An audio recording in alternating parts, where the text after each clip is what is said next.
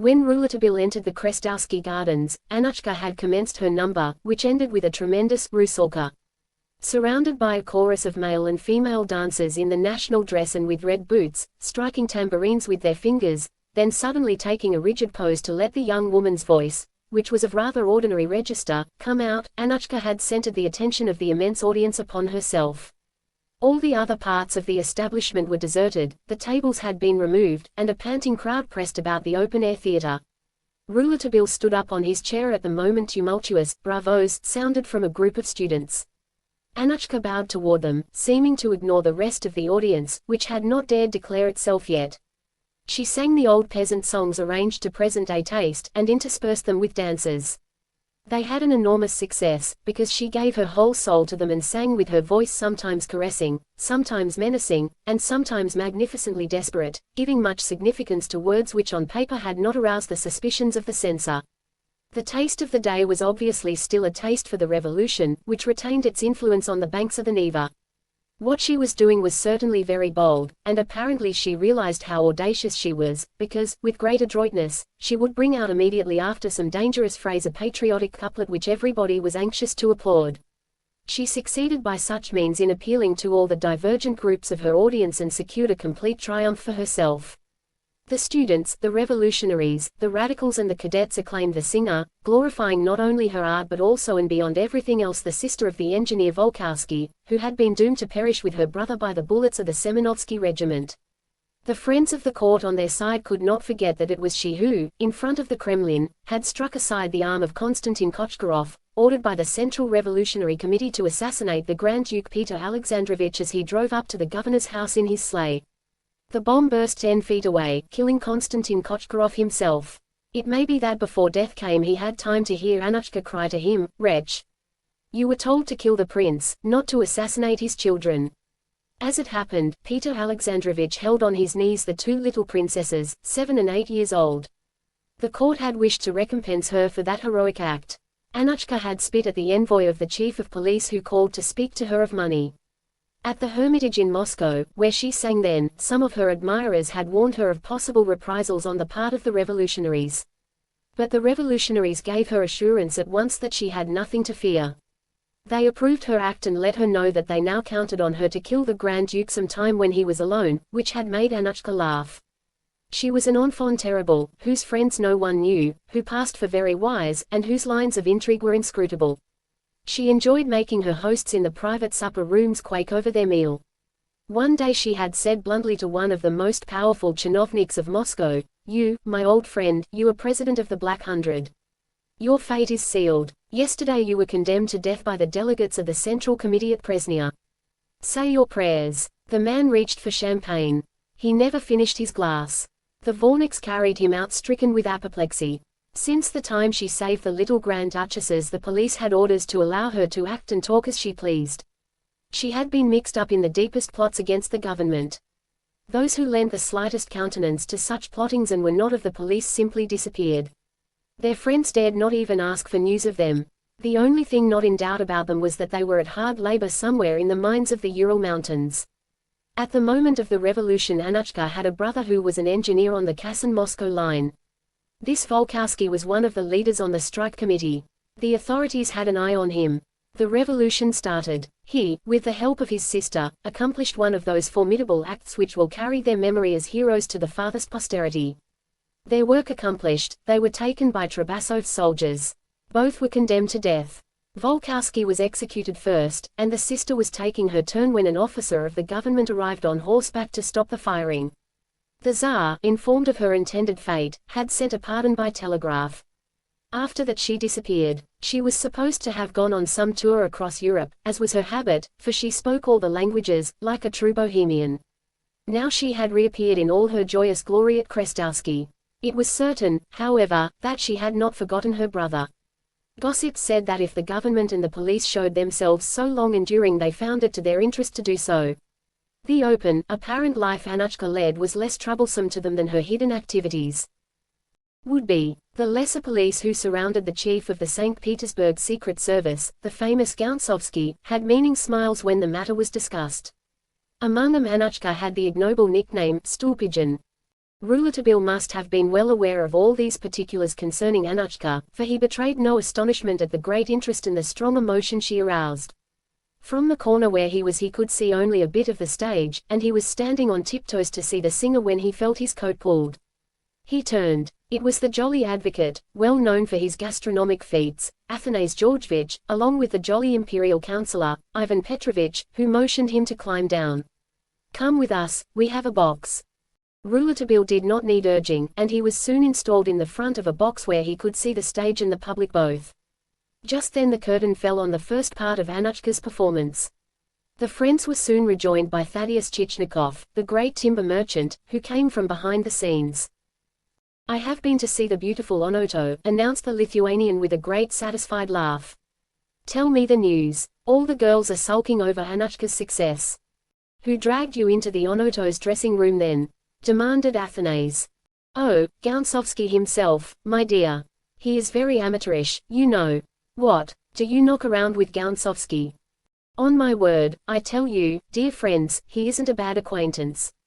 He did me a little service at Baku last year.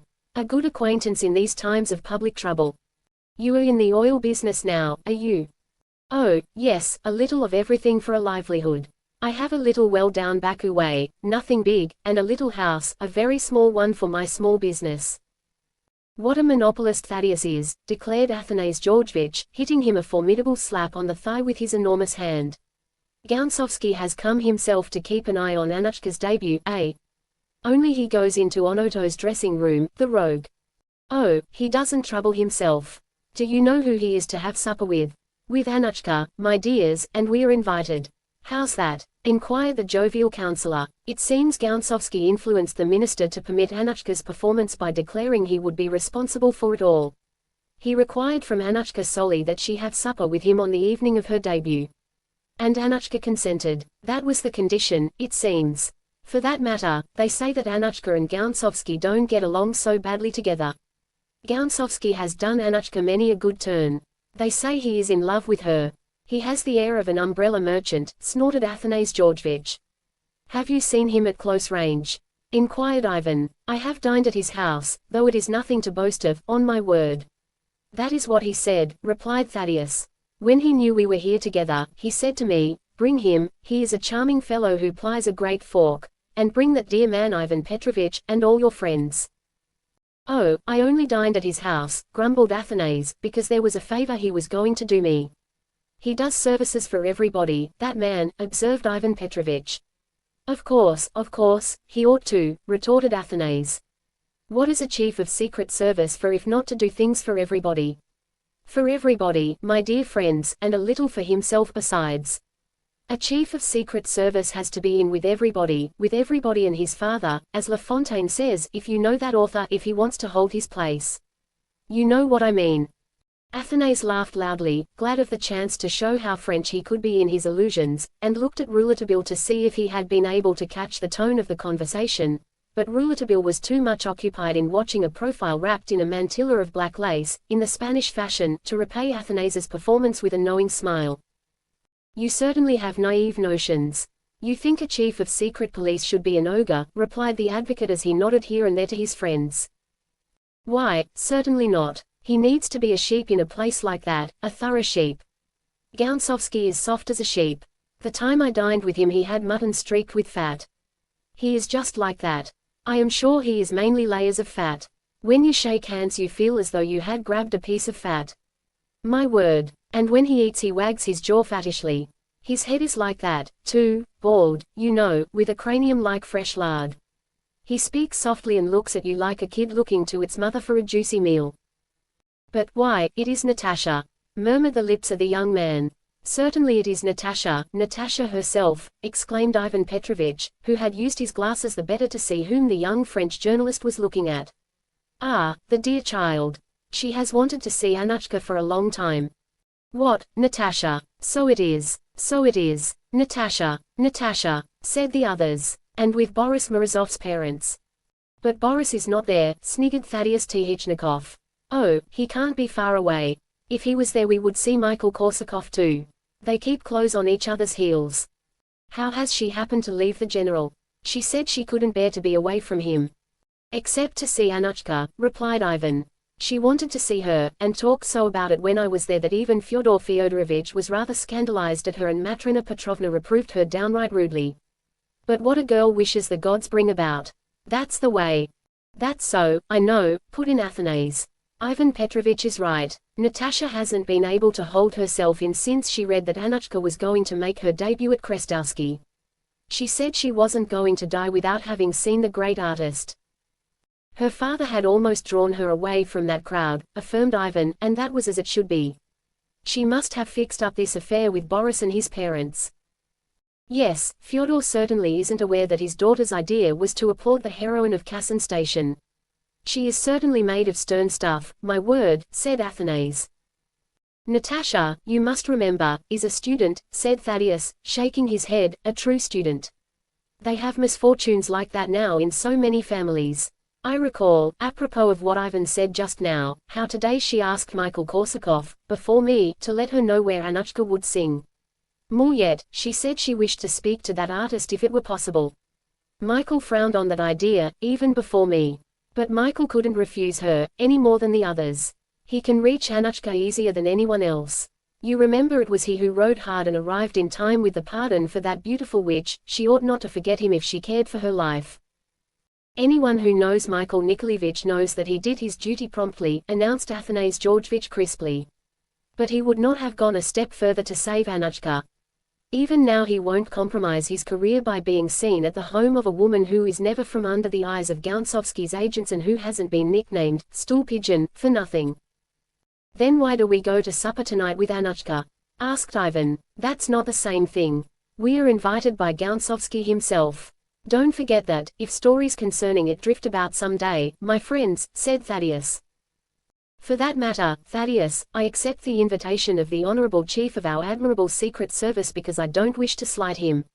I have dined at his house already. By sitting opposite him at a public table here I feel that I return that politeness. What do you say to that?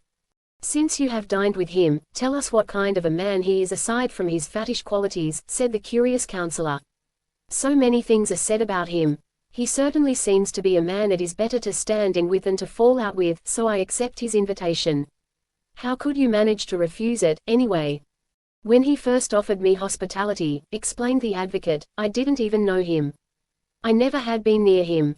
One day a police agent came and invited me to dinner by command, or, at least, I understood it wasn't wise to refuse the invitation, as you said, Ivan Petrovich. When I went to his house I thought I was entering a fortress, and inside I thought it must be an umbrella shop. There were umbrellas everywhere, and galoshes. True, it was a day of pouring rain. I was struck by there being no guard with a big revolver in the antechamber. He had a little, timid Schwitzer there, who took my umbrella, murmuring, "Barin," and bowing over and over again. He conducted me through very ordinary rooms quite unguarded to an average sitting room of a common kind. We dined with Madame Gounsovsky, who appeared fattish like her husband, and 3 or 4 men whom I had never seen anywhere. One servant waited on us. My word. At dessert Gounsovsky took me aside and told me I was unwise to argue that way. I asked him what he meant by that. He took my hands between his fat hands and repeated, "No, no, it is not wise to argue like that." I couldn't draw anything else out of him. For that matter, I understood him, and, you know, since that day I have cut out certain side passages unnecessary in my general law pleadings that had been giving me a reputation for rather too free opinions in the papers. None of that at my age. Ah, the great Gounsovsky. Over our coffee I asked him if he didn't find the country in pretty strenuous times. He replied that he looked forward with impatience to the month of May, when he could go for a rest to a little property with a small garden that he had bought at Asnieres, near Paris. When he spoke of their house in the country Madame Gounsovsky heaved a sigh of longing for those simple country joys. The month of May brought tears to her eyes. Husband and wife looked at one another with real tenderness. They had not the air of thinking for one second, tomorrow or the day after, before our country happiness comes, we may find ourselves stripped of everything. No, they were sure of their happy vacation and nothing seemed able to disquiet them under their fat. Gounsovsky has done everybody so many services that no one really wishes him ill, poor man. Besides, have you noticed, my dear old friends, that no one ever tries to work harm to chiefs of secret police? One goes after heads of police, prefects of police, ministers, grand dukes, and even higher, but the chiefs of secret police are never attacked. They can promenade tranquilly in the streets or in the gardens of Krestowski or breathe the pure air of the Finland country or even the country around Paris. They have done so many little favors for this one and that, here and there, that no one wishes to do them the least injury. Each person always thinks, too, that others have been less well served than he. That is the secret of the thing, my friends, that is the secret. What do you say? The others said, the good Gaunsovsky. He knows. Certainly, except his supper. With Annushka it will be fun. Messieurs, asked Rouletabille, who continued to make discoveries in the audience, do you know that officer who is seated at the end of a row down there in the orchestra seats? See, he is getting up. Why, that is Prince Galich, who was one of the richest lords of the North Country. Now he is practically ruined. Thanks, gentlemen, certainly it is he. I know him, said Rouletabille, seating himself and mastering his emotion. They say he is a great admirer of Annushka, hazarded Thaddeus. Then he walked away from the box. The prince has been ruined by women, said Athanase Georgievich, who pretended to know the entire chronicle of gallantries in the empire. He also has been on good terms with Gaunsovsky, continued Thaddeus. He passes at court, though, for an unreliable. He once made a long visit to Tolstoy. Gaunsovsky must have rendered some signal service to that imprudent prince, concluded Athanase. But for yourself, Thaddeus, you haven't said what you did with Gaunsovsky at Baku. Rouletabille did not lose a word of what was being said around him, although he never lost sight of the profile hidden in the black mantle nor of Prince Galich, his personal enemy, who reappeared, it seemed to him, at a very critical moment. As told in The Lady in Black. I was returning from Balakani in a drozhki, said Thaddeus Chichnikov, and I was drawing near Baku after having seen the debris of my oil shafts that had been burned by the Tartars, when I met Gaunsovsky in the road, who, with two of his friends, found themselves badly off with one of the wheels of their carriage broken. I stopped. He explained to me that he had a Tartar coachman, and that this coachman, having seen an Armenian on the road before him, could find nothing better to do than run full tilt into the Armenian's equipage. He had reached over and taken the reins from him, but a wheel of the carriage was broken. Rouletabille quivered, because he caught a glance of communication between Prince Galich and Natasha, who was leaning over the edge of her box. So I offered to take Gaunsovsky and his friends into my carriage, and we rode all together to Baku after Gaunsovsky, who always wishes to do a service, as Athanase Georgievich says, had warned his Tartar coachman not to finish the Armenian. Prince Galich, at the moment the orchestra commenced the introductory music for Annushka's new number, took advantage of all eyes being turned toward the rising curtain to pass near Natasha's seat. This time he did not look at Natasha, but Rouletabille was sure that his lips had moved as he went by her. Thaddeus continued, it is necessary to explain that at Baku my little house is one of the first before you reach the quay. I had some Armenian employees there. When arrived, what do you suppose I saw? A file of soldiers with cannon, yes, with a cannon, on my word, turned against my house and an officer saying quietly, there it is. Fire. Rouletabille made yet another discovery, 3 discoveries. Nearby, standing back of Natasha's seat, was a figure not unknown to the young reporter, and there, in one of the orchestra chairs, were 2 other men whose faces he had seen that same morning in Kuprian's barracks. Here was where a memory for faces stood him in good stead. He saw that he was not the only person keeping close watch on Natasha. When I heard what the officer said, Thaddeus went on, I nearly dropped out of the drozhki. I hurried to the police commissioner. He explained the affair promptly, and I was quick to understand. During my absence one of my Armenian employees had fired at a Tartar who was passing. For that matter, he had killed him. The governor was informed and had ordered the house to be bombarded, for an example, as had been done with several others. I found Gaunsovsky and told him the trouble in 2 words. He said it wasn't necessary for him to interfere in the affair, that I had only to talk to the officer. Give him a good present, 100 rubles, and he will leave your house. I went back to the officer and took him aside. He said he wanted to do anything that he could for me, but that the order was positive to bombard the house. I reported his answer to Gaunsovsky, who told me, tell him then to turn the muzzle of the cannon the other way and bombard the building of the chemist across the way, then he can always say that he mistook which house was intended. I did that, and he had them turn the cannon. They bombarded the chemist's place, and I got out of the whole thing for the 100 rubles. Gounsovsky, the good fellow, may be a great lump of fat and be like an umbrella. Merchant, but I have always been grateful to him from the bottom of my heart, you can understand, Athanase Georgevich. What reputation has Prince Galich at the court? Inquired Rouletabille all at once. Oh, laughed the others. Since he went so openly to visit Tolstoy he doesn't go to the court anymore. And, his opinions? What are his opinions? Oh, the opinions of everybody are so mixed nowadays, nobody knows. Ivan Petrovich said, he passes among some people as very advanced and very much compromised. Yet they don't bother him? Inquired Rouletabille. Pooh, replied the gay Councillor of Empire, it is rather he who tries to mix with them. Thaddeus stooped down and said, they say that he can't be reached because of the hold he has over a certain great personage in the court, and it would be a scandal, a great scandal. Be quiet, Thaddeus, interrupted Athanase Georgevich, roughly.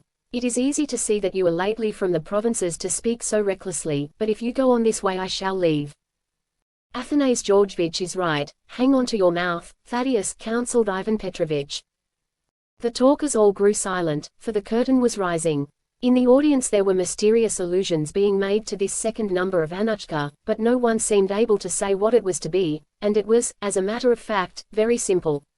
After the whirlwind of dances and choruses and all the splendor with which she had been accompanied the first time, Annushka appeared as a poor Russian peasant in a scene representing the barren steppes, and very simply she sank to her knees and recited her evening prayers.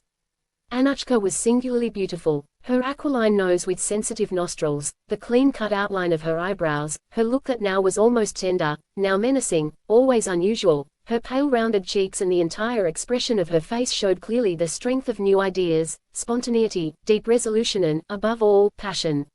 The prayer was passionate. She had an admirable contralto voice which affected the audience strangely from its very first notes. She asked God for daily bread for everyone in the immense Russian land, daily bread for the flesh and for the spirit, and she stirred the tears of everyone there, to whichever party they belonged. And when, as her last note sped across the desolate steppe and she rose and walked toward the miserable hut, frantic bravos from a delirious audience told her the prodigious emotions she had aroused. Little Rouletabille, who, not understanding the words, nevertheless caught the spirit of that prayer, wept. Everybody wept. Ivan Petrovich, Athanase Georgevich, Thaddeus Chichnikov were standing up, stamping their feet and clapping their hands like enthusiastic boys. The students, who could be easily distinguished by the uniform green edging they wore on their coats, uttered insensate cries. And suddenly there rose the first strains of the national hymn. There was hesitation at first, a wavering. But not for long. Those who had been dreading some counter-demonstration realized that no objection could possibly be raised to a prayer for the Tsar. All heads uncovered and the Bodya Tara Kreri mounted, unanimously, toward the stars. Through his tears the young reporter never gave up his close watch on Natasha. She had half risen, and, sinking back, leaned on the edge of the box. She called, time and time again, a name that Rouletabille could not hear in the uproar, but that he felt sure was Annushka. Annushka, the reckless girl, murmured Rouletabille, and, profiting by the general excitement, he left the box without being noticed. He made his way through the crowd toward Natasha, whom he had sought futilely since morning. The audience, after clamoring in vain for a repetition of the prayer by Annushka, commenced to disperse, and the reporter was swept along with them for a few moments. When he reached the range of boxes he saw that Natasha and the family she had been with were gone.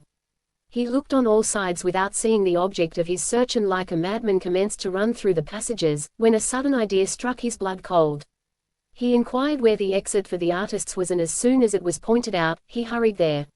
He was not mistaken. In the front line of the crowd that waited to see Annushka come out he recognized Natasha, with her head enveloped in the black mantle so that none should see her face.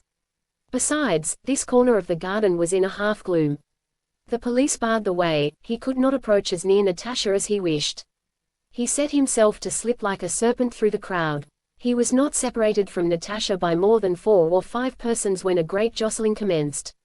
Annushka was coming out. Cries rose, Annushka, Annushka. Rouletabille threw himself on his knees and on all fours succeeded in sticking his head through into the way kept by the police for Annushka's passage. There, wrapped in a great red mantle, his hat on his arm, was a man Rouletabille immediately recognized. It was Prince Galich. They were hurrying to escape the impending pressure of the crowd. But Annushka as she passed near Natasha stopped just a second, a movement that did not escape Rouletabille, and, turning toward her said just the one word, Karako. Then she passed on. Rouletabille got up and forced his way back, having once more lost Natasha. He searched for her. He ran to the carriageway and arrived just in time to see her seated in a carriage with the Morozov family. The carriage started at once in the direction of the Dacha des Isles. The young man remained standing there, thinking. He made a gesture as though he were ready now to let luck take its course. In the end, said he, it will be better so, perhaps, and then, to himself, now to supper, my boy. He turned in his tracks and soon was established in the glaring light of the restaurant. Officers standing, glass in hand, were saluting from table to table and waving 1,000 compliments with grace that was almost feminine. He heard his name called joyously, and recognized the voice of Ivan Petrovich. The three boon companions were seated over a bottle of champagne resting in its ice bath and were being served with tiny plates while they waited for the supper hour, which was now near. Rouletabille yielded to their invitation readily enough, and accompanied them when the head waiter informed Thaddeus that the gentlemen were desired in a private room. They went to the first floor and were ushered into a large apartment whose balcony opened on the hall of the Winter Theatre, empty now. But the apartment was already occupied. Before a table covered with a shining service Gounsovsky did the honors. He received them like a servant, with his head down, an obsequious smile, and his back bent, bowing several times as each of the guests were presented to him. Athanase had described him accurately enough, a mannequin in fat. Under the vast bent brow one could hardly see his eyes, behind the blue glasses that seemed always ready to fall as he inclined too far his fat head with its timid and yet all-powerful glance. When he spoke in his falsetto voice, his chin dropped in a fold over his collar, and he had a steady gesture with the thumb and index finger of his right hand to retain the glasses from sliding down his short, thick nose. Behind him there was the fine, haughty silhouette of Prince Galich. He had been invited by Annushka, for she had consented to risk this supper only in company with 3 or 4 of her friends, officers who could not be further compromised by this affair, as they were already under the eye of the Okhrana secret police despite their high birth. Gounsovsky had seen them come with a sinister chuckle and had lavished upon them his marks of devotion. He loved Annushka. It would have sufficed to have surprised just once the jealous glance he sent from beneath his great blue glasses when he gazed at the singer to have understood the sentiments that actuated him in the presence of the beautiful daughter of the Black Land. Annushka was seated, or, rather, she lounged, Oriental fashion, on the sofa which ran along the wall behind the table. She paid attention to no one. Her attitude was forbidding, even hostile. She indifferently allowed her marvelous black hair that fell in 2 tresses over her shoulder to be caressed by the perfumed hands of the beautiful Onoto, who had heard her this evening for the first time and had thrown herself with enthusiasm into her arms after the last number. Onoto was an artist too, and the pique she felt at first over Annushka's success could not last after the emotion aroused by the evening prayer before the hut. "Come to supper," Annushka had said to her. "With whom?" inquired the Spanish artist. "With Gounsovsky." "Never. Do come. You will help me pay my debt and perhaps he will be useful to you as well." "He is useful to everybody." Decidedly Onoto did not understand this country, where the worst enemies sup together. Rouletabille had been monopolized at once by Prince Galich, who took him into a corner and said, "What are you doing here?" "Do I inconvenience you?" asked the boy. The other assumed the amused smile of the great lord. "While there is still time," he said, "believe me, you ought to start, to quit this country. Haven't you had sufficient notice?" "Yes," replied the reporter. "And you can dispense with any further notice from this time on." He turned his back. "Why, it is the little Frenchman from the Trabasov villa," commenced the falsetto voice of Gounsovsky as he pushed a seat towards the young man and begged him to sit between him and Athanase Georgevitch, who was already busy with the hors d'oeuvre. "How do you do, monsieur?" said the beautiful, grave voice of Annushka. Rouletabille saluted. "I see that I am in a country of acquaintances," he said, without appearing disturbed. He addressed a lively compliment to Annushka, who threw him a kiss. "Rouletabille," cried La Belle Onoto. "Why, then, he is the little fellow who solved the mystery of the Yellow Room." "Himself. What are you doing here?" "He came to save the life of General Trabasov," sniggered Gounsovsky. "He is certainly a brave little young man." "The police know everything," said Rouletabille coldly. And he asked for champagne, which he never drank. The champagne commenced its work. While Thaddeus and the officers told each other stories of Baku or paid compliments to the women, Gounsovsky, who was through with raillery, leaned toward Rouletabille and gave that young man fatherly counsel with great unction. You have undertaken, young man, a noble task and one all the more difficult because General Trabasov is condemned not only by his enemies but still more by the ignorance of Kuprian. Understand me thoroughly, Kuprian is my friend and a man whom I esteem very highly. He is good, brave as a warrior, but I wouldn't give a kopeck for his police.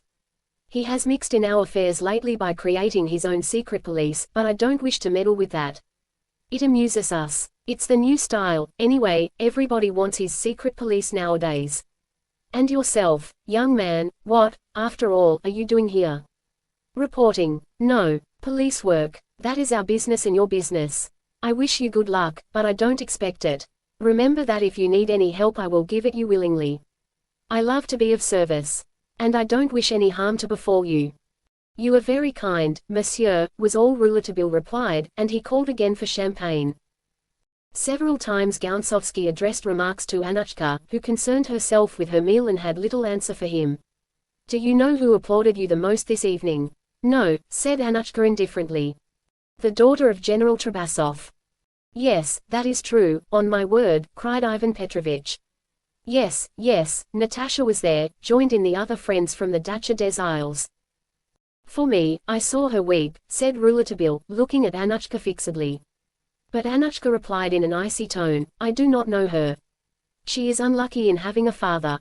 Prince Galich commenced. Prince, no politics, or let me take my leave, clucked Gounsovsky. Your health, dear Annushka. Your health, Gounsovsky. But you have no worry about that. Why? Demanded Thaddeus Chichnikov in equivocal fashion. Because he is too useful to the government, cried Ivan Petrovich. No, replied Annushka, to the revolutionaries. All broke out laughing. Gounsovsky recovered his slipping glasses by his usual quick movement and sniggered softly, insinuatingly, like fat boiling in the pot, so they say. And it is my strength. His system is excellent, said the prince. As he is in with everybody, everybody is in with the police, without knowing it. They say, they say. Athanase was choking over a little piece of toast that he had soaked in his soup. They say that he has driven away all the hooligans and even all the beggars of the Church of Kassan. Thereupon they commenced to tell stories of the hooligans, street thieves who since the recent political troubles had infested St. Petersburg and whom nobody could get rid of without paying for it. Athanase Georgevich said, there are hooligans that ought to have existed even if they never have. One of them stopped a young girl before Varsovie station. The girl, frightened, immediately held out her purse to him, with 2 rubles and 50 kopecks in it. The hooligan took it all. Goodness, cried she, I have nothing now to take my train with. How much is it? Asked the hooligan. 60 kopecks. 60 kopecks. Why didn't you say so? And the bandit, hanging on to the 2 rubles, returned the 50 kopeck piece to the trembling child and added a 10 kopeck piece out of his own pocket. Something quite as funny happened to me 2 winters ago, at Moscow, said La Belle en Auto. I had just stepped out of the door when I was stopped by a hooligan. Give me 20 kopecks, said the hooligan. I was so frightened that I couldn't get my purse open. Quicker, said he. Finally I gave him 20 kopecks. Now, said he then, kiss my hand. And I had to kiss it, because he held his knife in the other. Oh, they are quick with their knives, said Thaddeus. As I was leaving Gastanidva once I was stopped by a hooligan who stuck a huge carving knife under my nose. You can have it for 1.5 rubles, he said. You can believe that I bought it without any haggling. And it was a very good bargain. It was worth at least 3 rubles. Your health, Belle en Auto. I always take my revolver when I go out, said Athanase. It is more prudent. I say this before the police. But I would rather be arrested by the police than stabbed by the hooligans. There's no place any more to buy revolvers, declared Ivan Petrovich. All such places are closed. Gounsovsky settled his glasses, rubbed his fat hands and said, there are some still at my locksmith's place. The proof is that today in the little Karniush my locksmith, whose name is Smith, went into the house of the grocer at the corner and wished to sell him a revolver. It was a Browning, an arm of the greatest reliability, he said to him, which never misses fire and which works very easily. Having pronounced these words, the locksmith tried his revolver and lodged a ball in the grocer's lung. The grocer is dead, but before he died he bought the revolver. You were right, he said to the locksmith, it is a terrible weapon. And then he died. The others laughed heartily. They thought it very funny. Decidedly this great Gounsovsky always had a funny story. Who would not like to be his friend? Annushka had deigned to smile. Gounsovsky, in recognition, extended his hand to her like a mendicant. The young woman touched it with the end of her fingers, as if she were placing a 20-kopeck piece in the hand of a hooligan, and withdrew from it with disgust. Then the doors opened for the Bohemians. Their swarthy troop soon filled the room. Every evening men and women in their native costumes came from Old Derevnia, where they lived all together in a sort of ancient patriarchal community, with customs that had not changed for centuries.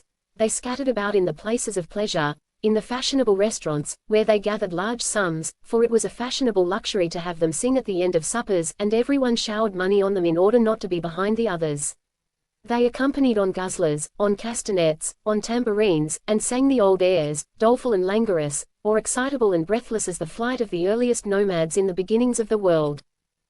When they had entered, those present made place for them, and Rouletabille, who for some moments had been showing marks of fatigue and of a giddiness natural enough in a young man who isn't in the habit of drinking the finest champagnes, profited by the diversion to get a corner of the sofa not far from Prince Galich, who occupied the place at Annushka's right.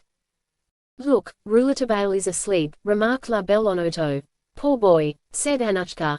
And, turning toward Gounsovsky, aren't you soon going to get him out of our way? I heard some of our brethren the other day speaking in a way that would cause pain to those who care about his health. Oh, that, said Gounsovsky, shaking his head, is an affair I have nothing to do with. Apply to Kuprian. Your health, Belle Annushka. But the Bohemians swept some opening chords for their songs, and the singers took everybody's attention, everybody excepting Prince Galich and Annushka, who, half turned toward one another, exchanged some words on the edge of all this musical uproar. As for Rouletabille, he certainly must have been sleeping soundly not to have been waked by all that noise, melodious as it was. It is true that he had, apparently, drunk a good deal and, as everyone knows, in Russia drink lays out those who can't stand it. When the Bohemians had sung 3 times, Gounsovsky made a sign that they might go to charm other ears, and slipped into the hands of the chief of the band a 25-ruble note. But Onoto wished to give her mite, and a regular collection commenced. Each one threw rubles into the plate held out by a little swarthy Bohemian girl with crow-black hair, carelessly combed, falling over her forehead, her eyes and her face, in so droll a fashion that one would have said the little thing was a weeping willow soaked in ink. The plate reached Prince Galich, who futilely searched his pockets. "Bah," said he, with a lordly air, "I have no money. But here is my pocketbook, I will give it to you for a souvenir of me, Katharina." Thaddeus and Athanase exclaimed at the generosity of the prince, but Annushka said, "The prince does as he should, for my friends can never sufficiently repay the hospitality that little thing gave me in her dirty hut when I was in hiding, while your famous department was deciding what to do about me, my dear Gounsovsky." Replied Gounsovsky, "I let you know that all you had to do was to take a fine apartment in the city." Annushka spat on the ground like a teamster, and Gounsovsky from yellow turned green. "But why did you hide yourself that way, Annushka?" asked Onoto as she caressed the beautiful tresses of the singer. "You know I had been condemned to death, and then pardoned. I had been able to leave Moscow, and I hadn't any desire to be retaken here and sent to taste the joys of Siberia." "But why were you condemned to death?" "Why, she doesn't know anything," exclaimed the others. "Good Lord, I'm just back from London and Paris, how should I know anything? But to have been condemned to death. That must have been amusing." "Very amusing," said Annushka icily. "And if you have a brother whom you love, Onoto, think how much more amusing it must be to have him shot before you." "Oh, my love, forgive me. So you may know and not give any pain to your Annushka in the future, I will tell you, madam, what happened to our dear friend," said Prince Galich. "We would do better to drive away such terrible memories," ventured Gounsovsky, lifting his eyelashes behind his glasses, but he bent his head as Annushka sent him a blazing glance. "Speak, Galich." The prince did as she said. Annushka had a brother, Vlasov, an engineer on the Kasan line, whom the strike committee had ordered to take out a train as the only means of escape for the leaders of the revolutionary troops when Trubasov's soldiers, aided by the Semenovsky regiment, had become masters of the city. The last resistance took place at the station. It was necessary to get started. All the ways were guarded by the military. There were soldiers everywhere. Vlasov said to his comrades, "I will save you," and his comrades saw him mount the engine with a woman. That woman was, well, there she sits. Vlasov's fireman had been killed the evening before, on a barricade. It was Annushka who took his place. They busied themselves and the train started like a shot. On that curved line, discovered at once, easy to attack, under a shower of bullets, Vlasov developed a speed of 90 versts an hour. He ran the indicator up to the explosion point. The lady over there continued to pile coal into the furnace. The danger came to be less from the military and more from an explosion at any moment. In the midst of the balls, Vlasov kept his usual coolness. He sped not only with the firebox open but with the forced draft. It was a miracle that the engine was not smashed against the curve of the embankment. But they got past. Not a man was hurt. Only a woman was wounded. She got a ball in the chest. "There!" cried Annushka. With a magnificent gesture she flung open her white and heaving chest, and put her finger on a scar that Gansovsky, whose fat began to melt in heavy drops of sweat about his temples, dared not look at. 15 days later, continued the prince, Vlasov entered an inn at Lubitsy. He didn't know it was full of soldiers. His face never altered. They searched him. They found a revolver and papers on him. They knew whom they had to do with. He was a good prize. Vlasov was taken to Moscow and condemned to be shot. His sister, wounded as she was, learned of his arrest and joined him. "I do not wish," she said to him, "to leave you to die alone." She also was condemned. Before the execution the soldiers offered to bandage their eyes, but both refused, saying they preferred to meet death face to face. The orders were to shoot all the other condemned revolutionaries first, then Vlasov, then his sister. It was in vain that Vlasov asked to die last. Their comrades in execution sank to their knees, bleeding from their death wounds. Vlasov embraced his sister and walked to the place of death. There he addressed the soldiers, "Now you have to carry out your duty according to the oath you have taken. Fulfill it honestly as I have fulfilled mine. Captain, give the order." The volley sounded. Vlasov remained erect, his arms crossed on his breast, safe and sound. Not a ball had touched him. The soldiers did not wish to fire at him. He had to summon them again to fulfill their duty and obey their chief. Then they fired again, and he fell. He looked at his sister with his eyes full of horrible suffering. Seeing that he lived, and wishing to appear charitable, the captain, upon Annushka's prayers, approached and cut short his sufferings by firing a revolver into his ear. Now it was Annushka's turn. She knelt by the body of her brother, kissed his bloody lips, rose and said, "I am ready." As the guns were raised, an officer came running, bearing the pardon of the Tsar. She did not wish it, and she whom they had not bound when she was to die had to be restrained when she learned she was to live. Prince Galich, amid the anguished silence of all there, started to add some words of comment to his sinister recital, but Annushka interrupted. "The story is ended," said she. "Not a word, Prince. If I asked you to tell it in all its horror, if I wished you to bring back to us the atrocious moment of my brother's death, it is so that Monsieur," her fingers pointed to Gansovsky, "shall know well, once for all, that if I have submitted for some hours now to this promiscuous company that has been imposed upon me, now that I have paid the debt by accepting this abominable supper, I have nothing more to do with this purveyor of bagnios and of hangman's ropes who is here." "She is mad," he muttered. "She is mad. What has come over her? What has happened? Only today she was so amiable." And he stuttered, desolately, with an embarrassed laugh, "Ah, the women, the women. Now what have I done to her? What have you done to me, wretch? Where are Belikov, Bartowsky and Strasov? And Pierre Sluch? All the comrades who swore with me to revenge my brother? Where are they? On what gallows did you have them hung? What mine have you buried them in? And still you follow your slavish task. And my friends, my other friends, the poor comrades of my artist life, the inoffensive young men who have not committed any other crime than to come to see me too often when I was lively, and who believed they could talk freely in my dressing room, where are they? Why have they left me, one by one? Why have they disappeared? It is you, wretch, who watched them, who spied on them, making me, I haven't any doubt, your horrible accomplice, mixing me up in your beastly work, you dog. You knew what they call me. You have known it for a long time, and you may well laugh over it. But I never knew until this evening, I never learned until this evening all I owe to you. Stool pigeon, horror, you dog, you dog. Your mother, when you were brought into the world, your mother." Here she hurled at him the most offensive insult that a Russian can offer a man of that race. She trembled and sobbed with rage, spat in fury, and stood up ready to go, wrapped in her mantle like a great red flag. She was the statue of hate and vengeance. She was horrible and terrible. She was beautiful. At the final supreme insult, Gounsovsky started and rose to his feet as though he had received an actual blow in the face.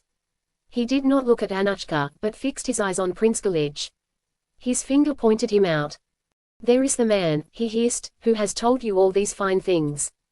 "Yes, it is I," said the prince, tranquilly. "Karako," barked Gounsovsky, instantaneously regaining his coolness.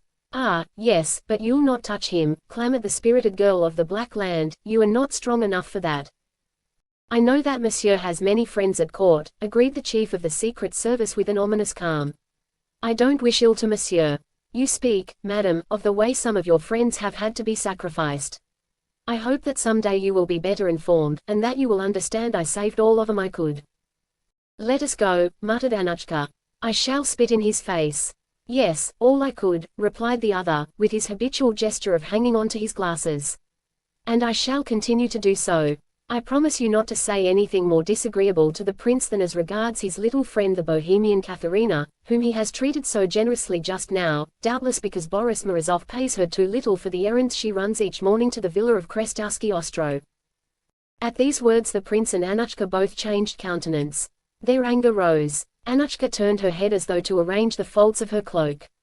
Galich contented himself with shrugging his shoulders impatiently and murmuring, "Still some other abomination that you are concocting, monsieur, and that we don't know how to reply to." After which he bowed to the supper party, took Annushka's arm and had her move before him. Gounsovsky bowed, almost bent in two. When he rose he saw before him the three astounded and horrified figures of Thaddeus Chichnikov, Ivan Petrovich and Athanase Georgevich. "Messieurs," he said to them, in a colorless voice which seemed not to belong to him, "the time has come for us to part. I need not say that we have supped as friends and that, if you wish it to be so, we can forget everything that has been said here." The three others, frightened, at once protested their discretion. He added, roughly this time, "Service of the Tsar," and the three stammered, "God save the Tsar." After which he saw them to the door. When the door had closed after them, he said, "My little Annushka, you mustn't reckon without me." He hurried toward the sofa, where Rouletabille was lying forgotten, and gave him a tap on the shoulder. "Come, get up. Don't act as though you were asleep. Not an instant to lose. They are going to carry through the Trabasov affair this evening." Rouletabille was already on his legs. "Oh, monsieur," said he, "I didn't want you to tell me that. Thanks all the same, and good evening." He went out. Gounsovsky rang. A servant appeared. "Tell them they may now open all the rooms on this corridor, I'll not hold them any longer." Thus had Gounsovsky kept himself protected. Left alone, the head of the Secret Service wiped his brow and drank a great glass of iced water which he emptied at a draught. Then he said, "Kuprian will have his work cut out for him this evening, I wish him good luck. As to them, whatever happens, I washed my hands of them." And he rubbed his hands. A drama in the night. At the door of the Krestowski Rouletabille, who was in a hurry for a conveyance, jumped into an open carriage where La Belle Onoto was already seated. The dancer caught him on her knees. "To Eliaguin, fast as you can," cried the reporter for all explanation. "Scan, scan, quickly, quickly," repeated Onoto. She was accompanied by a vague sort of person to whom neither of them paid the least attention. "What a supper! You waked up at last, did you?" quizzed the actress. But Rouletabille, standing up behind the enormous coachman, urged the horses and directed the route of the carriage. They bolted along through the night at a dizzy pace. At the corner of a bridge he ordered the horses stopped, thanked his companions and disappeared. "What a country! What a country! Caramba!" said the Spanish artist. The carriage waited a few minutes, then turned back toward the city. Rouletabille got down the embankment and slowly, taking infinite precautions not to reveal his presence by making the least noise, made his way to where the river is widest. Seen through the blackness of the night the blacker mass of the Trabasov villa loomed like an enormous blot. He stopped. Then he glided like a snake through the reeds, the grass, the ferns. He was at the back of the villa, near the river, not far from the little path where he had discovered the passage of the assassin, thanks to the broken cobwebs. At that moment the moon rose and the birch trees, which just before had been like great black staffs, now became white tapers which seemed to brighten that sinister solitude. The reporter wished to profit at once by the sudden luminance to learn if his movements had been noticed and if the approaches to the villa on that side were guarded. He picked up a small pebble and threw it some distance from him along the path. At the unexpected noise 3 or 4 shadowy heads were outlined suddenly in the white light of the moon, but disappeared at once, lost again in the dark tufts of grass. He had gained his information. The reporter's acute ear caught a gliding in his direction, a slight swish of twigs, then all at once a shadow grew by his side and he felt the cold of a revolver barrel on his temple. He said Kuprian, and at once a hand seized his and pressed it. The night had become black again. He murmured, "How is it you are here in person?" The prefect of police whispered in his ear, "I have been informed that something will happen tonight." Natasha went to Krestovsky and exchanged some words with Annushka there. "Prince Galich is involved, and it is an affair of state." "Natasha has returned?" inquired Rouletabille. "Yes, a long time ago. She ought to be in bed. In any case she is pretending to be abed. The light from her chamber, in the window over the garden, has been put out." "Have you warned Matrena Petrovna?" "Yes, I have let her know that she must keep on the sharp lookout tonight." "That's a mistake. I shouldn't have told her anything. She will take such extra precautions that the others will be instantly warned. I have told her she should not go to the ground floor at all this night, and that she must not leave the general's chamber." "That is perfect, if she will obey you. You see I have profited by all your information. I have followed your instructions. The road from the Krestovsky is under surveillance. Perhaps too much. How are you planning?" "We will let him enter. I don't know whom I have to deal with. I want to strike a sure blow. I shall take him in the act. No more doubt after this, you trust me. Adieu." "Where are you going?" "To bed. I have paid my debt to my host. I have the right to some repose now. Good luck." But Kuprian had seized his hand. "Listen." With a little attention they detected a light stroke on the water. If a boat was moving at this time for this bank of the Neva and wished to remain hidden, the right moment had certainly been chosen. A great black cloud covered the moon, the wind was light. The boat would have time to get from one bank to the other without being discovered. Rouletabille waited no longer. On all fours he ran like a beast, rapidly and silently, and rose behind the wall of the villa, where he made a turn, reached the gate, aroused the Vorniks and demanded Ermolai, who opened the gate for him. "The Barinia," he said. Ermolai pointed his finger to the bedroom floor. "Karako." Rouletabille was already across the garden and had hoisted himself by his fingers to the window of Natasha's chamber, where he listened. He plainly heard Natasha walking about in the dark chamber. He fell back lightly onto his feet, mounted the veranda steps and opened the door, then closed it so lightly that Ermolai, who watched him from outside not 2 feet away, did not hear the slightest grinding of the hinges. Inside the villa Rouletabille advanced on tiptoe. He found the door of the drawing room open. The door of the sitting room had not been closed, or else had been reopened. He turned in his tracks, felt in the dark for a chair and sat down, with his hand on his revolver in his pocket, waiting for the events that would not delay long now. Above he heard distinctly from time to time the movements of Matrena Petrovna. And this would evidently give a sense of security to those who needed to have the ground floor free this night. Rouletabille imagined that the doors of the rooms on the ground floor had been left open so that it would be easier for those who would be below to hear what was happening upstairs. And perhaps he was not wrong. Suddenly there was a vertical bar of pale light from the sitting room that overlooked the Neva. He deduced 2 things. First, that the window was already slightly open, then that the moon was out from the clouds again. The bar of light died almost instantly, but Rouletabille's eyes, now used to the obscurity, still distinguished the open line of the window. There the shade was less deep. Suddenly he felt the blood pound at his temples, for the line of the open window grew larger, increased, and the shadow of a man gradually rose on the balcony. Rouletabille drew his revolver. The man stood up immediately behind one of the shutters and struck a light blow on the glass. Placed as he was now he could be seen no more. His shadow mixed with the shadow of the shutter. At the noise on the glass Natasha's door had opened cautiously, and she entered the sitting room. On tiptoe she went quickly to the window and opened it. The man entered. The little light that by now was commencing to dawn was enough to show Rouletabille that Natasha still wore the toilette in which he had seen her that same evening at Krestovsky. As for the man, he tried in vain to identify him. He was only a dark mass wrapped in a mantle. He leaned over and kissed Natasha's hand. She said only one word, "Scan." Quickly. But she had no more than said it before. Under a vigorous attack, the shutters and the two halves of the window were thrown wide, and silent shadows jumped rapidly onto the balcony and sprang into the villa. Natasha uttered a shrill cry in which Rouletabille believed still he heard more of despair than terror, and the shadows threw themselves on the man, but he, at the first alarm, had thrown himself upon the carpet and had slipped from him between their legs. He regained the balcony and jumped from it as the others turned toward him. At least, it was so that Rouletabille believed he saw the mysterious struggle go in the half-light, amid most impressive silence, after that frightened cry of Natasha's. The whole affair had lasted only a few seconds, and the man was still hanging over the balcony, when from the bottom of the hall a new person sprang. It was Matrena Petrovna. Warned by Kuprian that something would happen that night, and foreseeing that it would happen on the ground floor where she was forbidden to be, she had found nothing better to do than to make her faithful maid go secretly to the bedroom floor, with orders to walk about there all night, to make all think she herself was near the general, while she remained below, hidden in the dining room. Matrena Petrovna now threw herself out onto the balcony, crying in Russian, "Shoot!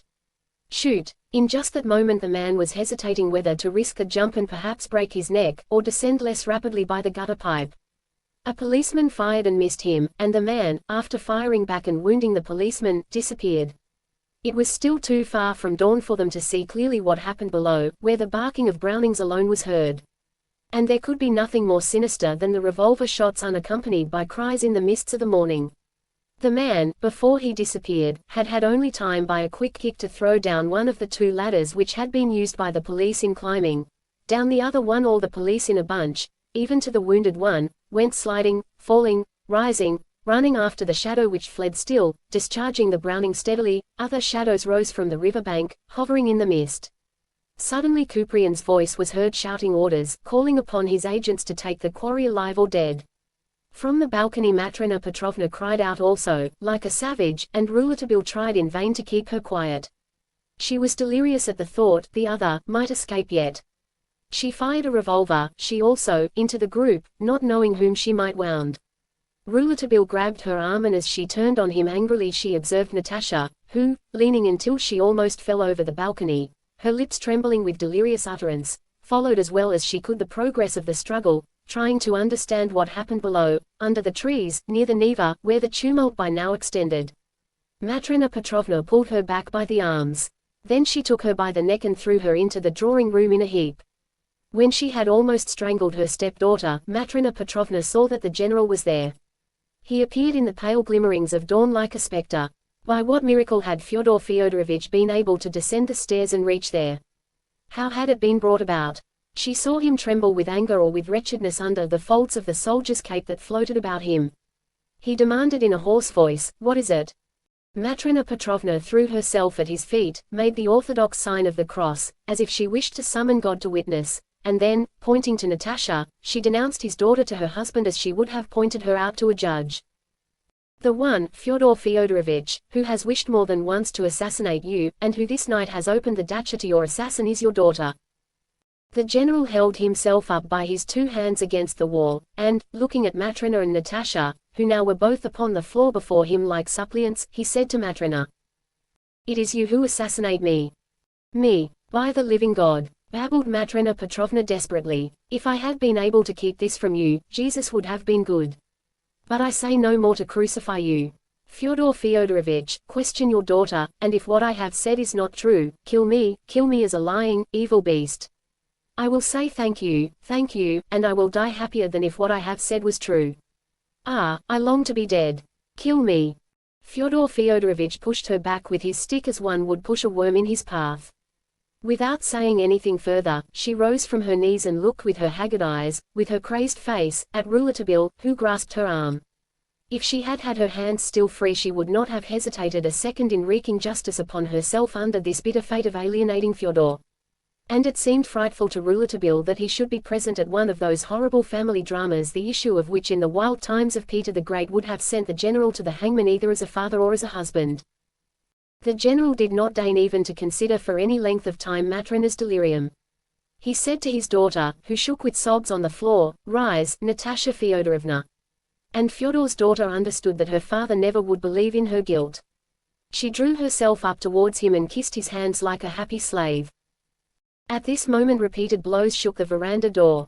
Matrena, the watchdog, anxious to die after Fyodor's reproach, but still at her post, ran toward what she believed to be a new danger. But she recognized Kuprian's voice, which called on her to open. She let him in herself. "What is it?" she implored. "Well, he is dead." A cry answered him. Natasha had heard. "But who?" questioned Matrena breathlessly. Kuprian went over to Fyodor and grasped his hands. "General," he said, "there was a man who had sworn your ruin and who was made an instrument by your enemies. We have just killed that man." "Do I know him?" demanded Fyodor. "He is one of your friends, you have treated him like a son." "His name?" "Ask your daughter, General." Fyodor turned toward Natasha, who burned Kuprian with her gaze, trying to learn what this news was he brought, the truth or a ruse. "You know the man who wished to kill me, Natasha?" "No," she replied to her father, in accents of perfect fury. "No, I don't know any such man." "Mademoiselle," said Kuprian, in a firm, terribly hostile voice, "you have yourself, with your own hands, opened that window tonight, and you have opened it to him many other times besides. While everyone else here does his duty and watches that no person shall be able to enter at night the house where sleeps General Trabasov, governor of Moscow, condemned to death by the Central Revolutionary Committee now reunited at Presnia, this is what you do, it is you who introduce the enemy into this place. Answer, Natasha, tell me, yes or no, whether you have let anybody into this house by night." "Father, it is true." Fyodor roared like a lion. "His name?" "Monsieur will tell you himself," said Natasha, in a voice thick with terror, and she pointed to Kuprian. "Why does he not tell you himself the name of that person? He must know it, if the man is dead." "And if the man is not dead," replied Fyodor, who visibly held on to himself, "if that man, whom you helped to enter my house this night, has succeeded in escaping, as you seem to hope, will you tell us his name?" "I could not tell it, father." "And if I prayed you to do so?" Natasha desperately shook her head. "And if I order you?" "You can kill me, father, but I will not pronounce that name." "Wretch!" He raised his stick toward her. Thus Ivan the Terrible had killed his son with a blow of his boar spear. But Natasha, instead of bowing her head beneath the blow that menaced her, turned toward Kuprian and threw at him in accents of triumph. "He is not dead. If you had succeeded in taking him, dead or alive, you would already have his name." Kuprian took 2 steps toward her, put his hand on her shoulder and said, "Michael Nikolaevich." "Michael Korsakov," cried the general. Matrena Petrovna, as if revolted by that suggestion, stood upright to repeat, "Michael Korsakov." The general could not believe his ears, and was about to protest when he noticed that his daughter had turned away and was trying to flee to her room. He stopped her with a terrible gesture. "Natasha, you are going to tell us what Michael Korsakov came here to do tonight." "Fyodor Fyodorovich, he came to poison you." It was Matrena who spoke now and whom nothing could have kept silent, for she saw in Natasha's attempt at flight the most sinister confession. Like a vengeful fury she told over with cries and terrible gestures what she had experienced, as if once more stretched before her the hand armed with the poison, the mysterious hand above the pillow of her poor invalid, her dear, rigorous tyrant. She told them about the preceding night and all her terrors, and from her lips, by her voluble staccato utterance that ominous recital had grotesque emphasis. Finally she told all that she had done, she and the little Frenchman, in order not to betray their suspicions to the other, in order to take finally in their own trap all those who for so many days and nights schemed for the death of Fyodor Fyodorovich. As she ended she pointed out Rouletabille to Fyodor and cried, "There is the one who has saved you." Natasha, as she listened to this tragic recital, restrained herself several times in order not to interrupt, and Rouletabille, who was watching her closely, saw that she had to use almost superhuman efforts in order to achieve that. All the horror of what seemed to be to her as well as to Fyodor a revelation of Michael's crime did not subdue her, but seemed, on the contrary, to restore to her in full force all the life that a few seconds earlier had fled from her. Matrena had hardly finished her cry, "There is the one who has saved you," before Natasha cried in her turn, facing the reporter with a look full of the most frightful hate, "There is the one who has been the death of an innocent man." She turned to her father. "Ah, Papa, let me say that Michael Nikolaevich, who came here this evening, I admit, and whom, it is true, I let into the house, that Michael Nikolaevich did not come here yesterday, and that the man who has tried to poison you is certainly someone else." At these words Rouletabille turned pale, but he did not let himself lose self-control. He replied simply, "No, mademoiselle, it was the same man." And Kuprian felt compelled to add, "Anyway, we have found the proof of Michael Nikolaievitch's relations with the revolutionaries." "Where have you found that?" questioned the young girl, turning toward the chief of police, a face ravished with anguish. "At Krestowski, mademoiselle." She looked a long time at him as though she would penetrate to the bottom of his thoughts. "What proofs?" she implored. "A correspondence which we have placed under seal." "Was it addressed to him?" "What kind of correspondence?" "If it interests you, we will open it before you." My God," she gasped. "Where have you found this correspondence?" "Where? Tell me where." "I will tell you. At the villa, in his chamber. We forced the lock of his bureau." She seemed to breathe again, but her father took her brutally by the arm. "Come, Natasha, you are going to tell us what that man was doing here tonight." "In her chamber," cried Matrena Petrovna. Natasha turned toward Matrena. "What do you believe, then? Tell me now." "And I, what ought I to believe?" muttered Fyodor. "You have not told me yet. You did not know that man had relations with my enemies. You are innocent of that, perhaps. I wish to think so. I wish it, in the name of heaven I wish it. But why did you receive him? Why did you bring him in here, as a robber or as a—" "Oh, Papa, you know that I love Boris, that I love him with all my heart, and that I would never belong to anyone but him." Then, speak." The young girl had reached the crisis. "Ah, father, do not question me. You above all, do not question me now. I can say nothing. There is nothing I can tell you. Excepting that I am sure, you understand, that Michael Nikolaevich did not come here last night." "He did come," insisted Rouletabille in a slightly troubled voice. "He came here with poison. He came here to poison your father, Natasha," moaned Matrena Petrovna, who twined her hands in gestures of sincere and naive tragedy. "And I," replied the daughter of Fyodor ardently, with an accent of conviction which made everyone there vibrate, and particularly Rouletabille, "and I tell you it was not he, that it was not he, that it could not possibly be he. I swear to you it was another. But then, this other, did you let him in as well?" said Kuprian. "Ah, yes. It was I who left the window and blinds open.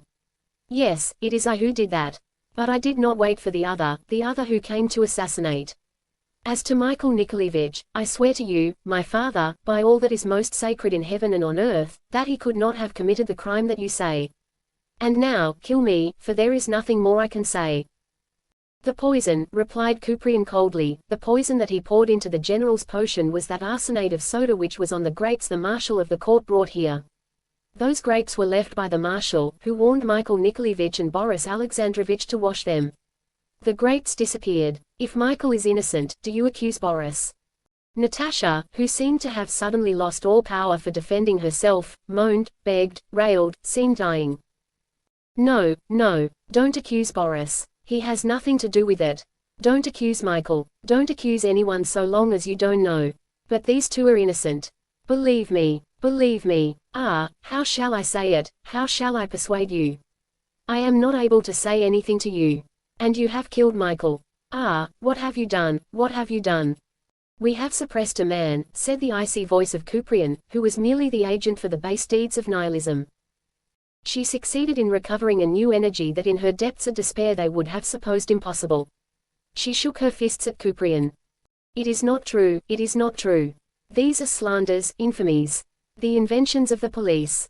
Papers devised to incriminate him. There is nothing at all of what you said you found at his house. It is not possible. It is not true. Where are those papers? Demanded the curt voice of Fyodor. Bring them here at once, Kuprian, I wish to see them. Kuprian was slightly troubled, and this did not escape Natasha, who cried. Yes, let him give us them, let him bring them if he has them. But he hasn't, she clamored with a savage joy. He has nothing. You can see, Papa, that he has nothing. He would already have brought him out. He has nothing. I tell you he has nothing. Ah, he has nothing. And she threw herself on the floor, weeping, sobbing, he has nothing. She seemed to weep for joy. Is that true? Demanded Fyodor Fyodorovich, with his most somber manner. Is it true, Kuprian, that you have nothing? It is true, General, that we have found nothing. Everything had already been carried away. But Natasha uttered a veritable torrent of glee. He has found nothing. Yet he accuses him of being allied with the revolutionaries. Why? Why? Because I let him in. But am I a revolutionary? Tell me, have I sworn to kill Papa? He doesn't know what to say. You see for yourself, Papa, he is silent. He has lied. He has lied. Why have you made this false statement, Kuprian? Oh, we have suspected Michael for some time, and truly, after what has just happened, we cannot have any doubt. Yes, but you declared you had papers, and you have not. That is abominable procedure, Kuprian, replied Fyodor sternly. I have heard you condemn such expedients many times. General, we are sure, you hear, we are absolutely sure that the man who tried to poison you yesterday and the man today who is dead are one and the same. And what reason have you for being so sure? It is necessary to tell it, insisted the general, who trembled with distress and impatience. Yes, let him tell now. Ask monsieur, said Kuprian. They all turned to Rouletabille. The reporter replied, affecting a coolness that perhaps he did not entirely feel. I am able to state to you, as I already have before monsieur the prefect of police, that one, and only one, person has left the traces of his various climbings on the wall and on the balcony. Idiot, interrupted Natasha, with a passionate disdain for the young man. And that satisfies you. The general roughly seized the reporter's wrist. Listen to me, monsieur. A man came here this night. That concerns only me. No one has any right to be astonished excepting myself. I make it my own affair, an affair between my daughter and me. But you have just told us that you are sure that man is an assassin. Then, you see, that calls for something else. Proofs are necessary, and I want the proofs at once. You speak of traces, very well, we will go and examine those traces together. And I wish for your sake, monsieur, that I shall be as convinced by them as you are. Rouletabille quietly disengaged his wrist and replied with perfect calm, Now, monsieur, I am no longer able to prove anything to you. Why? Because the ladders of the police agents have wiped out all my proofs, monsieur. So now there remains for us only your word, only your belief in yourself. And if you are mistaken? He would never admit it, Papa, cried Natasha. It is he who deserves the fate Michael Nikolaevich has met just now. Isn't it so? Don't you know it? And that will be your eternal remorse. Isn't there something that always keeps you from admitting that you were mistaken? You have had an innocent man killed. Now, you know well enough, you know well that I would not have admitted Michael Nikolaevich here if I had believed he was capable of wishing to poison my father. Mademoiselle, replied Rouletabille, not lowering his eyes under Natasha's thunderous regard, I am sure of that. He said it in such a tone that Natasha continued to look at him with incomprehensible anguish in her eyes. The baffling of those two regards, the mute scene between those two young people, one of whom wished to make himself understood and the other afraid beyond all other things of being thoroughly understood. Natasha murmured. How he looks at me. See, he is the demon, yes, the little domovoi, the little domovoi. But look out, poor wretch, you don't know what you have done. She turned brusquely toward Kuprian. Where is the body of Michael Nikolaevich? Said she. I wish to see it. I must see it. Fyodor Fyodorovich had fallen, as though asleep, upon a chair. Matrona Petrovna dared not approach him. The giant appeared hurt to the death, disheartened forever. What neither bombs, nor bullets, nor poison had been able to do, the single idea of his daughter's cooperation in the work of horror plotted about him, or rather the impossibility he faced of understanding Natasha's attitude, her mysterious conduct, the chaos of her explanations, her insensate cries, her protestations of innocence, her accusations, her menaces, her prayers and all her disorder, the avowed fact of her share in the tragic nocturnal adventure where Michael Nikolaevich found his death, had knocked over Fyodor Fyodorovich like a straw. One instant he sought refuge in some vague hope that Kuprian was less assured than he pretended of the orderly's guilt. But that, after all, was only a detail of no importance in his eyes. What alone mattered was the significance of Natasha's act, and the unhappy girl seemed not to be concerned over what he would think of it. She was there to fight against Kuprian, Rouletabille and Matrona Petrovna, defending her Michael Nikolaevich, while he, the father, after having failed to overawe her just now, was there in a corner suffering agonizedly. Kuprian walked over to him and said, Listen to me carefully, Fyodor Fyodorovich. He who speaks to you is head of the police by the will of the Tsar, and your friend by the grace of God. If you do not demand before us, who are acquainted with all that has happened and who know how to keep any necessary secret, if you do not demand of your daughter the reason for her conduct with Michael Nikolaevich, and if she does not tell you in all sincerity, there is nothing more for me to do here. My men have already been ordered away from this house as unworthy to guard the most loyal subject of His Majesty. I have not protested, but now I in my turn ask you to prove to me that the most dangerous enemy you have had in your house is not your daughter." These words, which summed up the horrible situation, came as a relief for Fyodor. Yes, they must know. Kuprian was right. She must speak. He ordered his daughter to tell everything, everything. Natasha fixed Kuprian again with her look of hatred to the death, turned from him and repeated in a firm voice, "I have nothing to say." "There is the accomplice of your assassins," growled Kuprian then, his arm extended. Natasha uttered a cry like a wounded beast and fell at her father's feet. She gathered them within her supplicating arms. She pressed them to her breasts. She sobbed from the bottom of her heart. And he, not comprehending, let her lie there, distant, hostile, somber. Then she moaned, distractedly, and wept bitterly, and the dramatic atmosphere in which she thus suddenly enveloped Fyodor made it all sound like those cries of an earlier time when the all-powerful, punishing father appeared in the women's apartments to punish the culpable ones.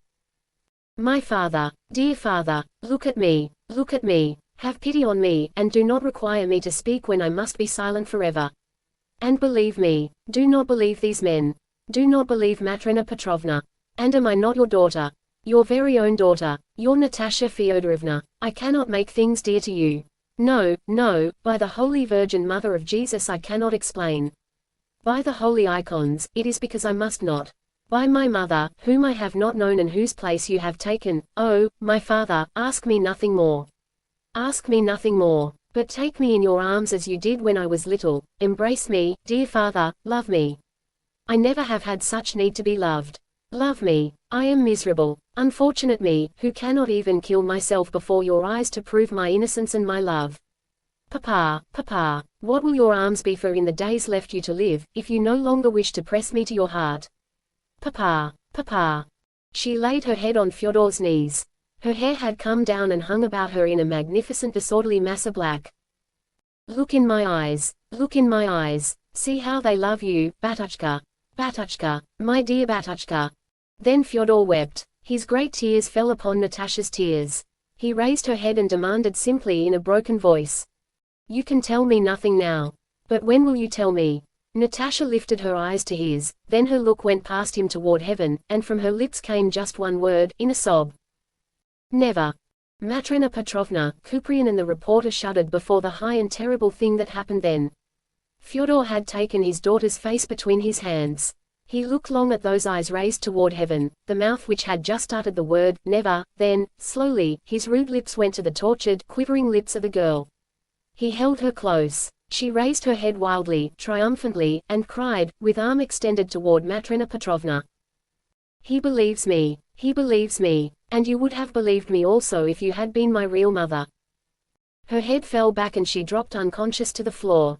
Fyodor fell to his knees, tending her, deploring her, motioning the others out of the room. "Go away, all of you, go. All, you, too, Matrena Petrovna. Go away." They disappeared, terrified by his savage gesture. In the little dacha across the river at Krestovsky there was a body. Secret Service agents guarded it while they waited for their chief. Michael Nikolaevich had come there to die, and the police had reached him just at his last breath. They were behind him as, with the death rattle in his throat, he pulled himself into his chamber and fell in a heap. Katharina the Bohemian was there. She bent her quick-witted, puzzled head over his death agony.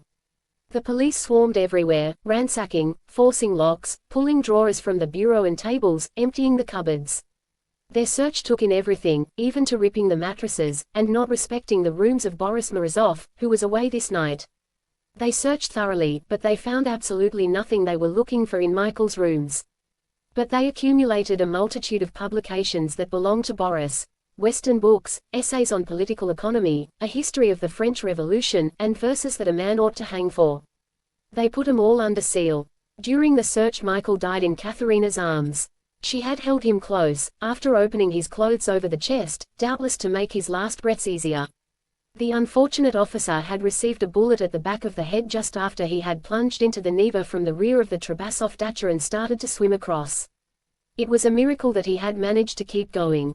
Doubtless he hoped to die in peace if only he could reach his own house. He apparently had believed he could manage that once he had broken through his human bloodhounds. He did not know he was recognized and his place of retreat therefore known. Now the police had gone from cellar to garret. Kuprian came from the Trabasov villa and joined them. Rouletabille followed him. The reporter could not stand the sight of that body, that still had a lingering warmth, of the great open eyes that seemed to stare at him, reproaching him for this violent death. He turned away in distaste, and perhaps a little in fright. Kuprian caught the movement. "Regrets?" he queried. "Yes," said Rouletabille. "A death always must be regretted. Nonetheless, he was a criminal. But I'm sincerely sorry he died before he had been driven to confess, even though we are sure of it." "Being in the pay of the Nihilists, you mean? That is still your opinion?" asked Kuprian. "Yes. You know that nothing has been found here in his rooms. The only compromising papers that have been found belong to Boris Morozov." "Why do you say that?" "Oh, nothing." Kuprian questioned his men further. They replied categorically, "No, nothing had been found that directly incriminated anybody," and suddenly Rouletabille noted that the conversation of the police and their chief had grown more animated. Kuprian had become angry and was violently reproaching them. They excused themselves with vivid gesture and rapid speech.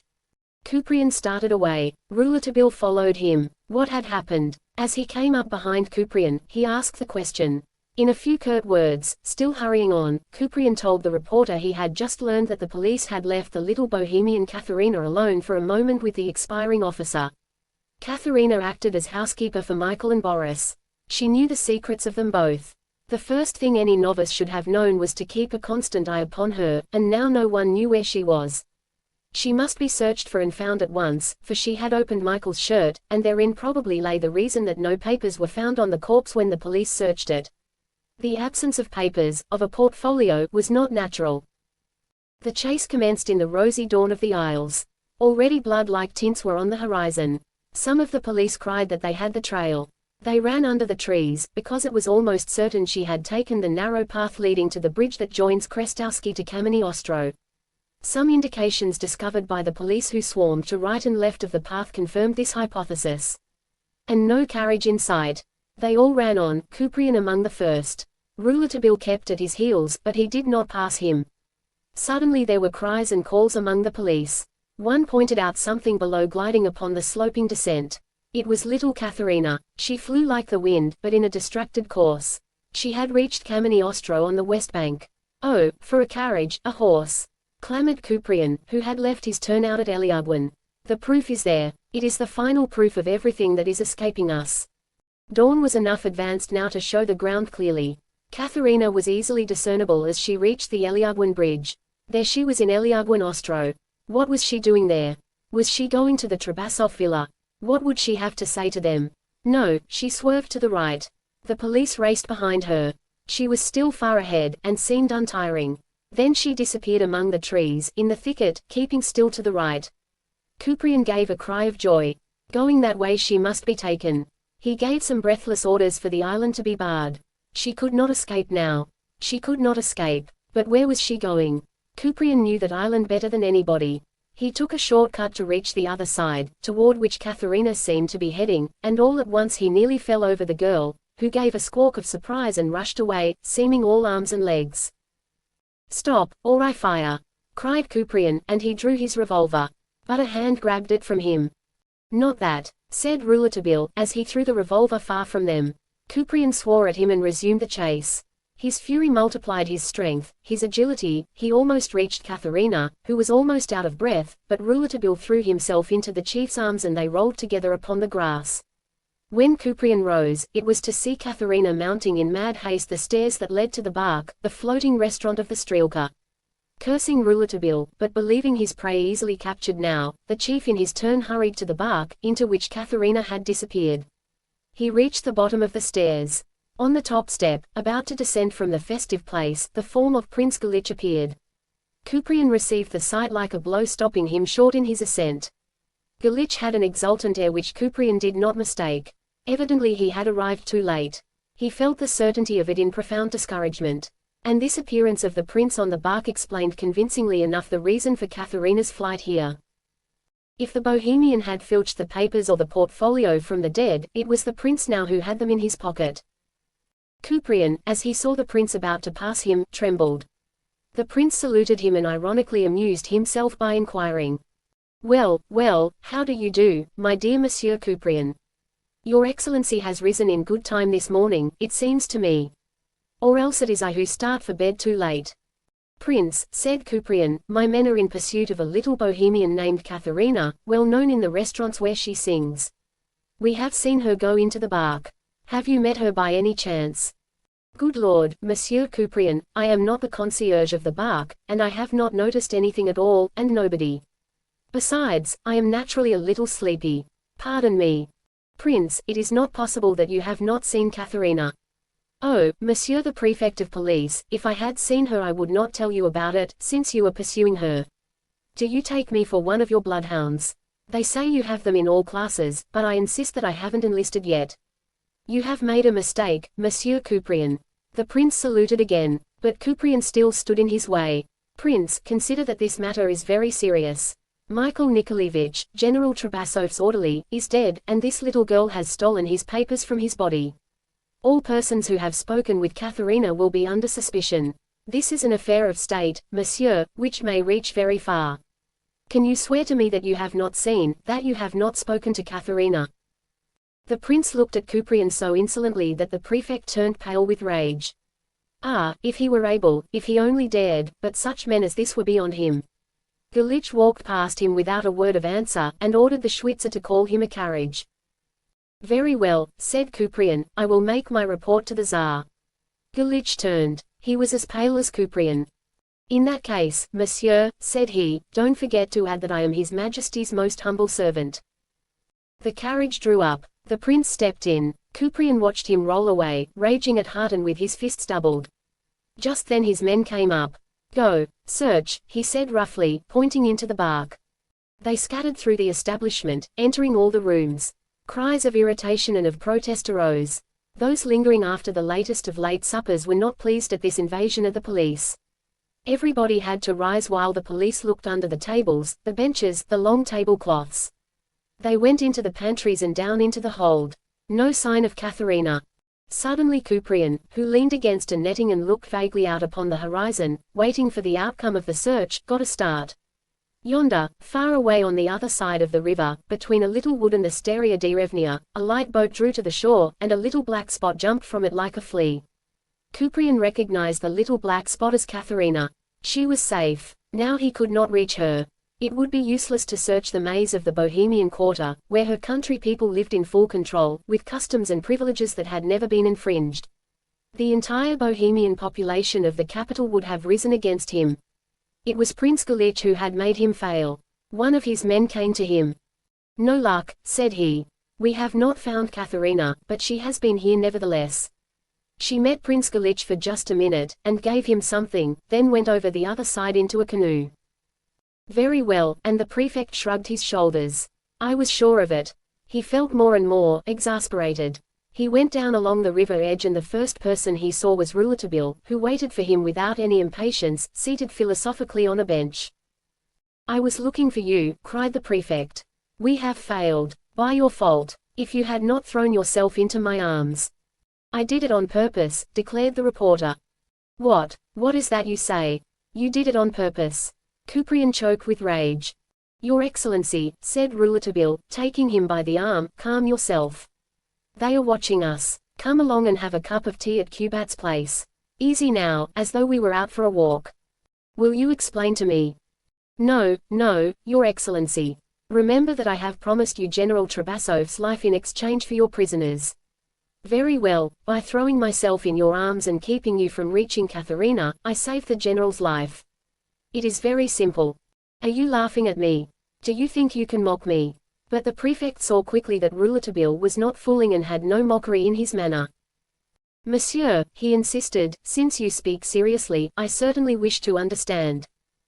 "It is useless," said Rouletabille. "It is very necessary that you should not understand. But at least, no, I can't tell you anything. When, then, will you tell me something to explain your unbelievable conduct?" Rouletabille stopped in his tracks and declared solemnly, "Monsieur Kuprian, recall what Natasha Feodorovna, as she raised her lovely eyes to heaven, replied to her father, when he, also, wished to understand, never." The poison continues. At 10 o'clock that morning Rouletabille went to the Trabasov villa, which had its guard of secret agents again, a double guard, because Kuprian was sure the Nihilists would not delay in avenging Michael's death. Rouletabille was met by Ermolai, who would not allow him to enter. The faithful servant uttered some explanation in Russian, which the young man did not understand, or, rather, Rouletabille understood perfectly from his manner that henceforth the door of the villa was closed to him. In vain he insisted on seeing the general, Matrona Petrovna and Mademoiselle Natasha. Ermolai made no reply but "Niet, niet, niet."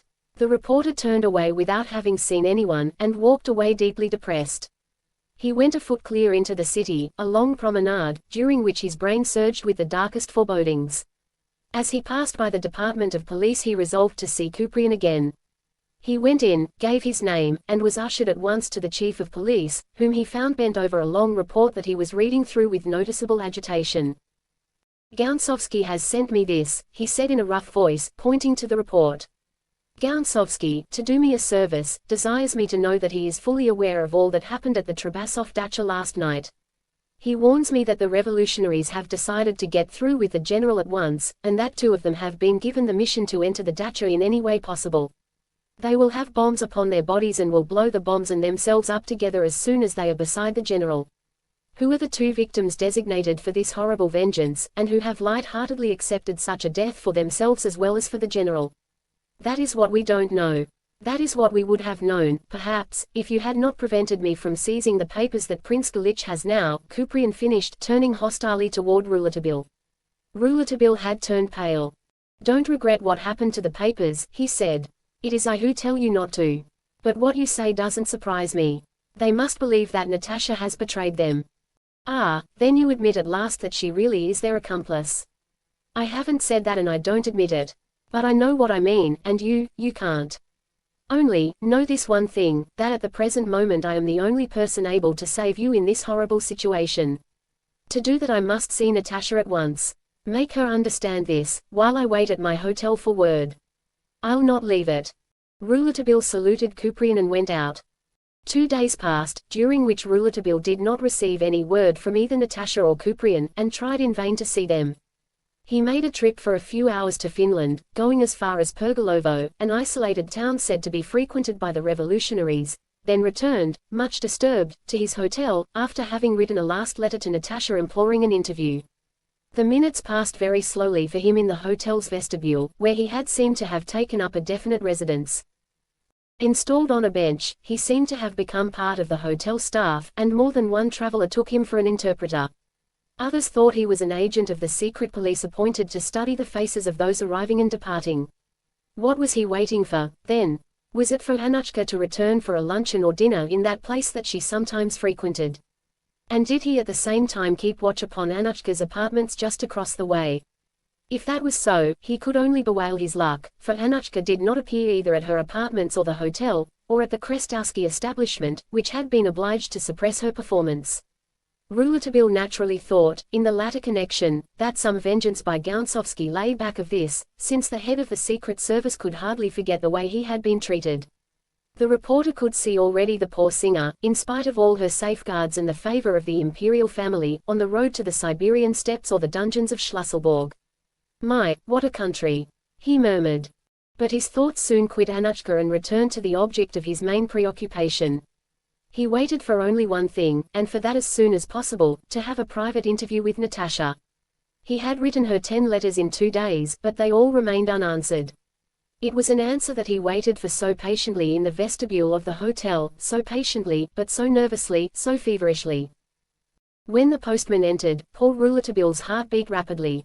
On that answer he waited for depended the formidable part he meant to play before quitting Russia. He had accomplished nothing up to now, unless he could play his part in this later development. But the letter did not come. The postman left, and the Schwitzer, after examining all the mail, made him a negative sign. Ah, the servants who entered, and the errand boys, how he looked at them! But they never came for him.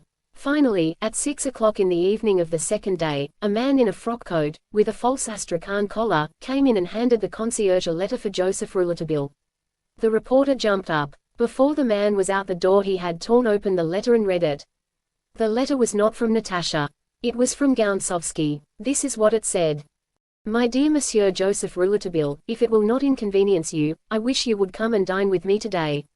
I will look for you within 2 hours. Madame Gounsovsky will be pleased to make your acquaintance. Believe me, your devoted Gounsovsky. Rouletabille considered, and decided. I will go. He ought to have wind of what is being plotted, and as for me, I don't know where Annushka has gone. I have more to learn from him than he has from me. Besides, as Athanase Georgevich said, one may regret not accepting the head of the Okhrana's pleasant invitation. From 6 o'clock to 7 he still waited vainly for Natasha's response. At 7 o'clock, he decided to dress for the dinner. Just as he rose, a messenger arrived. There was still another letter for Joseph Rouletabille. This time it was from Natasha, who wrote him. General Trabasov and my stepmother will be very happy to have you come to dinner today. As for myself, monsieur, you will pardon me the order which has closed to you for a number of days, a dwelling where you have rendered services which I shall not forget all my life. The letter ended with a vague polite formula. With the letter in his hand the reporter sat in thought. He seemed to be asking himself, is it fish or flesh? Was it a letter of thanks or of menace? That was what he could not decide. Well, he would soon know, for he had decided to accept that invitation. Anything that brought him and Natasha into communication at the moment was a thing of capital importance to him. Half an hour later he gave the address of the villa to an izvozchik, and soon he stepped out before the gate where Ermolai seemed to be waiting for him. Rouletabille was so occupied by thought of the conversation he was going to have with Natasha that he had completely forgotten the excellent Monsieur Gounsovsky and his invitation.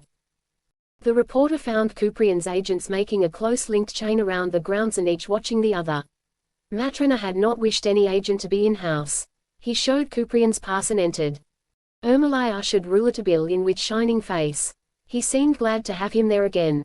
He bowed low before him and uttered many compliments, of which the reporter did not understand a word. Rouletabille passed on, entered the garden and saw Matrona Petrovna there walking with her stepdaughter. They seemed on the best of terms with each other. The grounds wore an air of tranquility and the residents seemed to have totally forgotten the somber tragedy of the other night. Matrona and Natasha came smilingly up to the young man, who inquired after the general. They both turned and pointed out Fyodor Fyodorovich, who waved to him from the height of the kiosk, where it seemed the table had been spread. They were going to dine out of doors this fine night. Everything goes very well indeed, dear little domovoi, said Matrona. How glad it is to see you and thank you. If you only knew how I suffered in your absence, I who know how unjust my daughter was to you. But dear Natasha knows now what she owes you. She doesn't doubt your word now, nor your clear intelligence, little angel. Michael Nikolaevich was a monster and he was punished as he deserved. You know the police have proof now that he was one of the Central Revolutionary Committee's most dangerous agents. And he an officer. Whom can we trust now? And Monsieur Boris Morozov, have you seen him since? Inquired Rouletabille. Boris called to see us today, to say goodbye, but we did not receive him, under the orders of the police. Natasha has written to tell him of Kuprian's orders. We have received letters from him, he is quitting St. Petersburg. What for?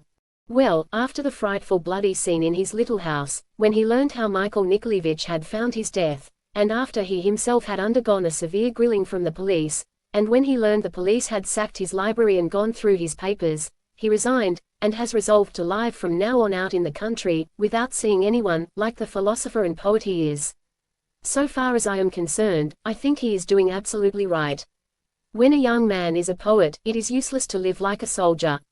Someone has said that, I don't know the name now, and when one has ideas that may upset other people, surely they ought to live in solitude. Rouletabille looked at Natasha, who was as pale as her white gown, and who added no word to her mother's outburst. They had drawn near the kiosk. Rouletabille saluted the general, who called to him to come up and, when the young man extended his hand, he drew him abruptly nearer and embraced him. To show Rouletabille how active he was getting again, Fyodor Fyodorovich marched up and down the kiosk with only the aid of a stick. He went and came with a sort of wild, furious gaiety. They haven't got me yet, the dogs. They haven't got me. And he was thinking of Michael, who saw me every day, was here just for that. Very well, I ask you where he is now. And yet here I am. An attack. I'm always here. But with a good eye, and I begin to have a good leg. We shall see. Why, I recollect how, when I was at Tiflis, there was an insurrection in the Caucasus. We fought. Several times I could feel the swish of bullets past my hair. My comrades fell around me like flies. But nothing happened to me, not a thing. And here now. They will not get me, they will not get me. You know how they plan now to come to me, as living bombs. Yes, they have decided on that. I can't press a friend's hand anymore without the fear of seeing him explode. What do you think of that? But they won't get me. Come, drink my health. A small glass of vodka for an appetizer. You see, young man, we are going to have Zakowskis here. What a marvelous panorama. You can see everything from here. If the enemy comes, he added with a singular loud laugh, we can't fail to detect him. Certainly the kiosk did rise high above the garden and was completely detached, no wall being near. They had a clear view. No branches of trees hung over the roof and no tree hid the view. The rustic table of rough wood was covered with a short cloth and was spread with Zakowskis. It was a meal under the open sky, a seat and a glass in the clear azure. The evening could not have been softer and clearer. And, as the general felt so gay, the repast would have promised to be most agreeable, if Rouletabille had not noticed that Matrona Petrovna and Natasha were uneasy and downcast. The reporter soon saw, too, that all the general's joviality was a little excessive. Anyone would have said that Fyodor Fyodorovich spoke to distract himself, to keep himself from thinking. There was sufficient excuse for him after the outrageous drama of the other night. Rouletabille noticed further that the general never looked at his daughter, even when he spoke to her. There was too formidable a mystery lying between them for restraint not to increase day by day. Rouletabille involuntarily shook his head, saddened by all he saw. His movement was surprised by Matrona Petrovna, who pressed his hand in silence. Well, now, said the general, well, now my children, where is the vodka? Among all the bottles which graced the table the general looked in vain for his flask of vodka. How in the world could he dine if he did not prepare for that important act by the rapid absorption of 2 or 3 little glasses of white wine, between 2 or 3 sandwiches of caviar? Ermolai must have left it in the wine chest, said Matrona. The wine closet was in the dining room. She rose to go there, but Natasha hurried before her down the little flight of steps, crying, Stay there, Mama. I will go. Don't you bother, either. I know where it is, cried Rouletabille, and hurried after Natasha. She did not stop. The 2 young people arrived in the dining room at the same time. They were there alone, as Rouletabille had foreseen. He stopped Natasha and planted himself in front of her. Why, mademoiselle, did you not answer me earlier? Because I don't wish to have any conversation with you. If that was so, you would not have come here, where you were sure I would follow. She hesitated, with an emotion that would have been incomprehensible to all others perhaps, but was not to Rouletabille. Well, yes, I wished to say this to you, don't write to me any more. Don't speak to me. Don't see me. Go away from here, monsieur, go away. They will have your life. And if you have found out anything, forget it. Ah, on the head of your mother, forget it, or you are lost. That is what I wished to tell you. And now, you go. She grasped his hand in a quick sympathetic movement that she seemed instantly to regret. You go away, she repeated. Rouletabille still held his place before her. She turned from him, she did not wish to hear anything further. Mademoiselle, said he, you are watched closer than ever. Who will take Michael Nikolaevich's place? Madman, be silent. Hush, I am here. He said this with such simple bravery that tears sprang to her eyes. Dear man, poor man, dear brave man, she did not know what to say. Her emotion checked all utterance. But it was necessary for her to enable him to understand that there was nothing he could do to help her in her sad straits. No, if they knew what you have just said, what you have proposed now, you would be dead tomorrow. Don't let them suspect. And above all, don't try to see me anywhere. Go back to Papa at once. We have been here too long. What if they learn of it, and they learn everything? They are everywhere, and have ears everywhere. Mademoiselle, just one word more, a single word. Do you doubt now that Michael tried to poison your father? Ah, I wish to believe it. I wish to believe it for your sake, my poor boy. Rouletabille desired something besides, I wish to believe it for your sake, my poor boy. He was far from being satisfied. She saw him turn pale. She tried to reassure him while her trembling hands raised the lid of the wine chest. What makes me think you are right is that I have decided myself that only one and the same person, as you said, climbed to the window of the little balcony. Yes, no one can doubt that, and you have reasoned well. But he persisted still.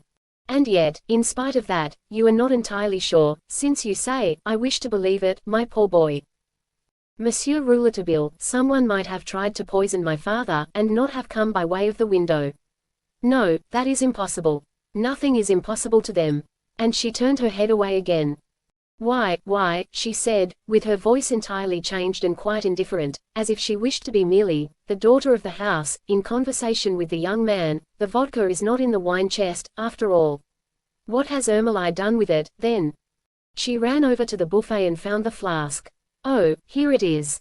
Papa shan't be without it, after all. Rouletabille was already into the garden. Again. If that is the only doubt she has, he said to himself, I can reassure her. No one could come, excepting by the window. And only one came that way. The young girl had rejoined him, bringing the flask. They crossed the garden together to the general, who was whiling away the time as he waited for his vodka, explaining to Matrona Petrovna the nature of the Constitution. He had spilt a box of matches on the table and arranged them carefully. Here, he cried to Natasha and Rouletabille. Come here and I will explain to you as well what this Constitution amounts to. The young people leaned over his demonstration curiously, and all eyes in the kiosk were intent on the matches. You see that match, said Fyodor Fyodorovich. It is the Emperor. And this other match is the Empress, this one is the Tsarevich, and that one is the Grand Duke Alexander, and these are the other Grand Dukes. Now, here are the ministers and they're the principal governors, and then the generals, these here are the bishops.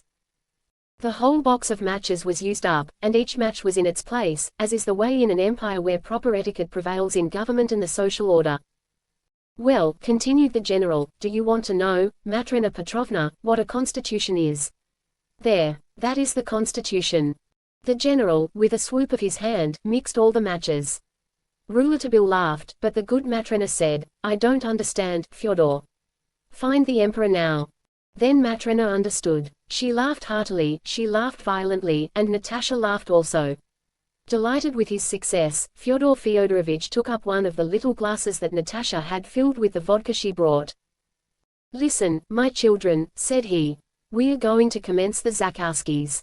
Kuprian ought to have been here before this. Saying this, holding still the little glass in his hand, he felt in his pocket with the other for his watch, and drew out a magnificent large watch whose ticking was easily heard. Ah, the watch has come back from the repairer, Rouletabille remarked smilingly to Matrona Petrovna. It looks like a splendid one. It has very fine works, said the general. It was bequeathed to me by my grandfather. It marks the seconds, and the phases of the moon, and sounds the hours and half-hours. Rouletabille bent over the watch, admiring it. You expect M. Kuprian for dinner? Inquired the young man, still examining the watch. Yes, but since he is so late, we'll not delay any longer. Your healths, my children, said the general as Rouletabille handed him back the watch and he put it in his pocket. Your health, Fyodor Fyodorovich, replied Matrona Petrovna, with her usual tenderness. Rouletabille and Natasha only touched their lips to the vodka, but Fyodor Fyodorovich and Matrona drank theirs in the Russian fashion, head back and all at a draught, draining it to the bottom and flinging the contents to the back of the throat. They had no more than performed this gesture when the general uttered an oath and tried to expel what he had drained so heartily. Matrona Petrovna spat violently also, looking with horror at her husband. What is it? What has someone put in the vodka? Cried Fyodor. What has someone put in the vodka? Repeated Matrona Petrovna in a thick voice, her eyes almost starting from her head. The two young people threw themselves upon the unfortunates. Fyodor's face had an expression of atrocious suffering. We are poisoned, cried the general, in the midst of his chokings. I am burning inside. Almost mad, Natasha took her father's head in her hands. She cried to him, Vomit, papa, vomit. We must find an emetic, cried Rouletabille, holding on to the general, who had almost slipped from his arms. Matrona Petrovna, whose gagging noises were violent, hurried down the steps of the kiosk, crossed the garden as though wildfire were behind her, and bounded into the veranda. During this time the general succeeded in easing himself, thanks to Rouletabille, who had thrust a spoon to the root of his tongue. Natasha could do nothing but cry, My God, my God, my God. Fyodor held onto his stomach, still crying, "I'm burning, I'm burning." The scene was frightfully tragic and funny at the same time. To add to the burlesque, the general's watch in his pocket struck 8 o'clock. Fyodor Fyodorovich stood up in a final supreme effort. "Oh, it is horrible." Matrona Petrovna showed a red, almost violet face as she came back. She distorted it, she choked, her mouth twitched, but she brought something, a little packet that she waved, and from which, trembling frightenedly, she shook a powder into the first 2 empty glasses, which were on her side of the table and were those she and the general had drained. She still had strength to fill them with water, while Rouletabille was almost overcome by the general, whom he still had in his arms, and Natasha concerned herself with nothing but her father, leaning over him as though to follow the progress of the terrible poison, to read in his eyes if it was to be life or death. "Ipecac," cried Matrona Petrovna, and she made the general drink it. She did not drink until after him. The heroic woman must have exerted superhuman force to go herself to find the saving antidote in her medicinechest, even while the agony pervaded her vitals. Some minutes later both could be considered saved. The servants, Ermolai at their head, were clustered about. Most of them had been at the lodge and they had not, it appeared, heard the beginning of the affair, the cries of Natasha and Rouletabille. Kuprian arrived just then. It was he who worked with Natasha in getting the two to bed. Then he directed one of his agents to go for the nearest doctors they could find. This done, the prefect of police went toward the kiosk where he had left Rouletabille. But Rouletabille was not to be found, and the flask of vodka and the glasses from which they had drunk were gone also. Ermolai was nearby, and he inquired of the servant for the young Frenchman. Ermolai replied that he had just gone away, carrying the flask and the glasses. Kuprian swore. He shook Ermolai and even started to give him a blow with the fist for permitting such a thing to happen before his eyes without making a protest. Ermolai, who had his own haughtiness, dodged Kuprian's fist and replied that he had wished to prevent the young Frenchman, but the reporter had shown him a police paper on which Kuprian himself had declared in advance that the young Frenchman was to do anything he pleased. Pere Alexis. Kuprian jumped into his carriage and hurried toward St. Petersburg. On the way he spoke to 3 agents who only he knew were posted in the neighborhood of Eliaguin. They told him the route Rouletabille had taken. The reporter had certainly returned into the city. He hurried toward Troitsky Bridge. There, at the corner of the Nabizhnaya, Kuprian saw the reporter in a hired conveyance. Rouletabille was pounding his coachman in the back, Russian fashion, to make him go faster, and was calling with all his strength one of the few words he had had time to learn, Naleva, Naleva, to the left. The driver was forced to understand at last, for there was no other way to turn than to the left. If he had turned to the right Naprava he would have driven into the river. The conveyance clattered over the pointed flints of a neighborhood that led to a little street, Aptikuski Pereulik, at the corner of the Catherine Canal. This alley of the pharmacists, as a matter of fact contained no pharmacists, but there was a curious sign of a herbarium, where Rouletabille made the driver stop. As the carriage rolled under the arch Rouletabille recognized Kuprian. He did not wait, but cried to him, "Ah, here you are. All right, follow me." He still had the flask and the glasses in his hands. Kuprian couldn't help noticing how strange he looked. He passed through a court with him, and into a squalid shop. "What," said Kuprian, "do you know Pere Alexis?" They were in the midst of a curious litter. Clusters of dried herbs hung from the ceiling, and all among them were clumps of old boots, shriveled skins, battered pans, scrap iron, sheepskins, useless tulips, and on the floor musty old clothes, moth-eaten furs, and sheepskin coats that even a mujik of the swamps would not have deigned to wear. Here and there were old teeth, ragged finery, dilapidated hats, and jars of strange herbs ranged upon some rickety shelving. Between the set of scales on the counter and a heap of little blocks of wood used for figuring the accounts of this singular business were ungilded icons, oxidized silver crosses, and Byzantine pictures representing scenes from the Old and New Testaments. Jars of alcohol with what seemed to be the skeletons of frogs swimming in them filled what space was left. In a corner of this large, murky room, under the vault of mossed stone, a small altar stood and the light burned in a hanging glass of oil before the holy images. A man was praying before the altar. He wore the costume of old Russia, the kaftan of green cloth, buttoned at the shoulder and tucked in at the waist by a narrow belt. He had a bushy beard and his hair fell to his shoulders. When he had finished his prayer he rose, perceived Rouletabille and came over to take his hand. He spoke French to the reporter. "Well, here you are again, lad. Do you bring poison again today? This will end by being found out, and the police Just then he discerned Kuprian's form in the shadow, drew close to make out who it was, and fell to his knees as he saw who it was. Rouletabille tried to raise him, but he insisted on prostrating himself. He was sure the prefect of police had come to his house to hang him. Finally he was reassured by Rouletabille's positive assertions and the great chief's robust laugh. The prefect wished to know how the young man came to be acquainted with the alchemist of the police. Rouletabille told him in a few words. Maître Alexis, in his youth, went to France afoot, to study pharmacy, because of his enthusiasm for chemistry. But he always remained countrified, very much a Russian peasant, a semi-oriental bear, and did not achieve his degree. He took some certificates, but the examinations were too much for him. For 50 years he lived miserably as a pharmacist's assistant in the back of a disreputable shop in the Notre Dame quarter. The proprietor of the place was implicated in the famous affair of the gold ingots, which started Rouletabille's reputation, and was arrested along with his assistant, Alexis.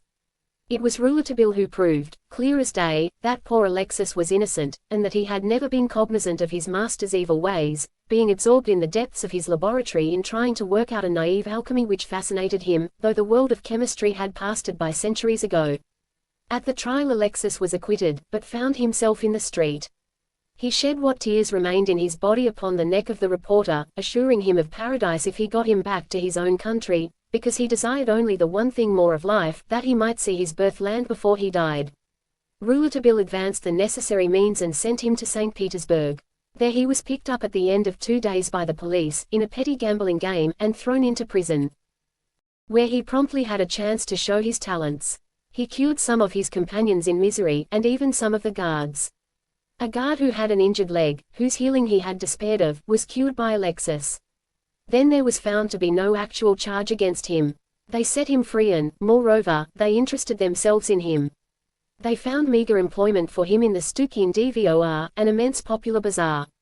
He accumulated a few rubles and installed himself on his own account at the back of a court in the Aptikarsky Pereulik, where he gradually piled up a heap of old odds and ends that no one wanted even in the Stukin Dvor.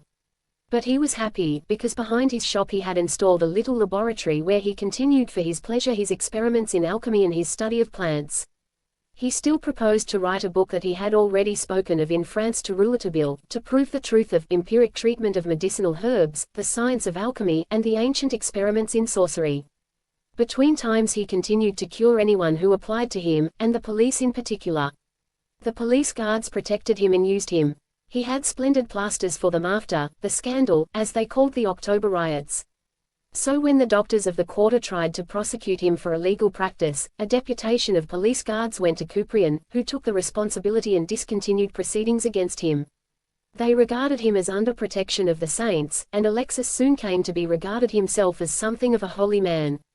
He never failed every Christmas and Easter to send his finest images to Rouletabille, wishing him all prosperity and saying that if ever he came to St. Petersburg he should be happy to receive him at Aptikarsky Pereulik, where he was established in honest labor. Pere Alexis, like all the true saints, was a modest man.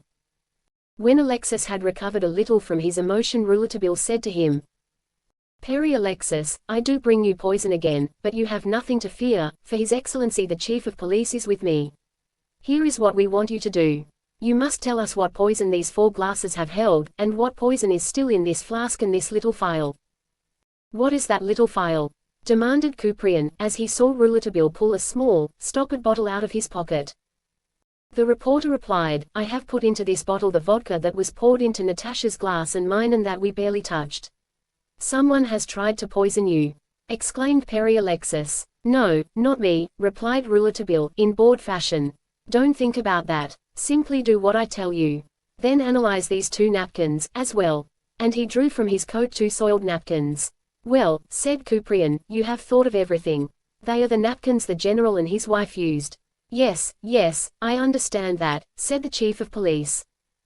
"And you, Alexis, do you understand?"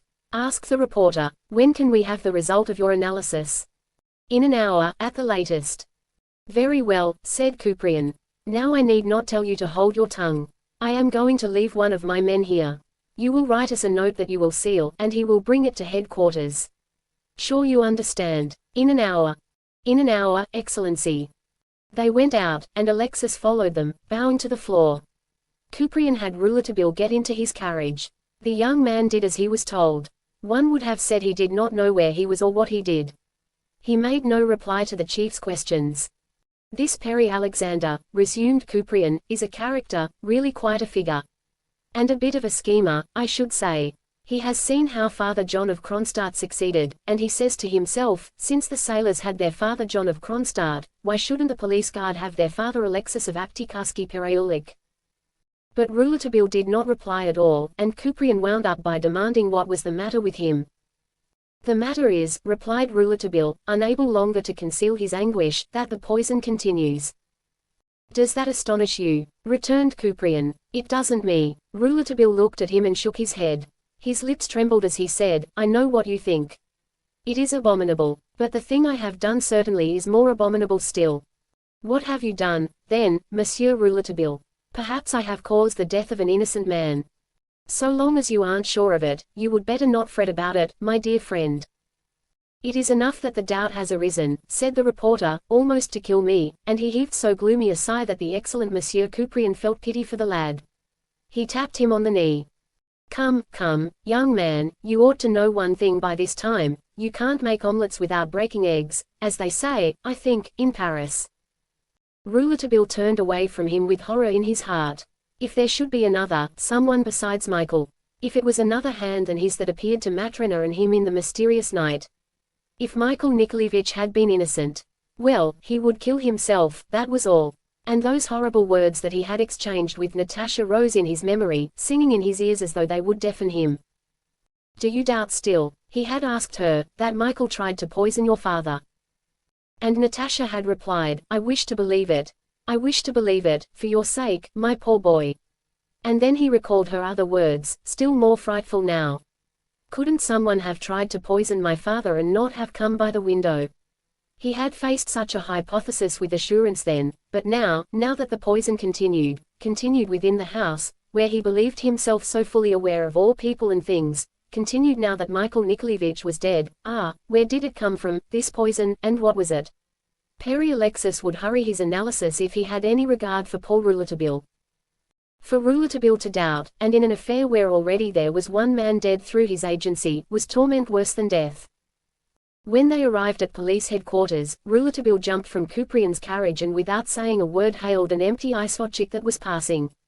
He had himself driven back to Perry Alexis. His doubt mastered his will, he could not bear to wait away.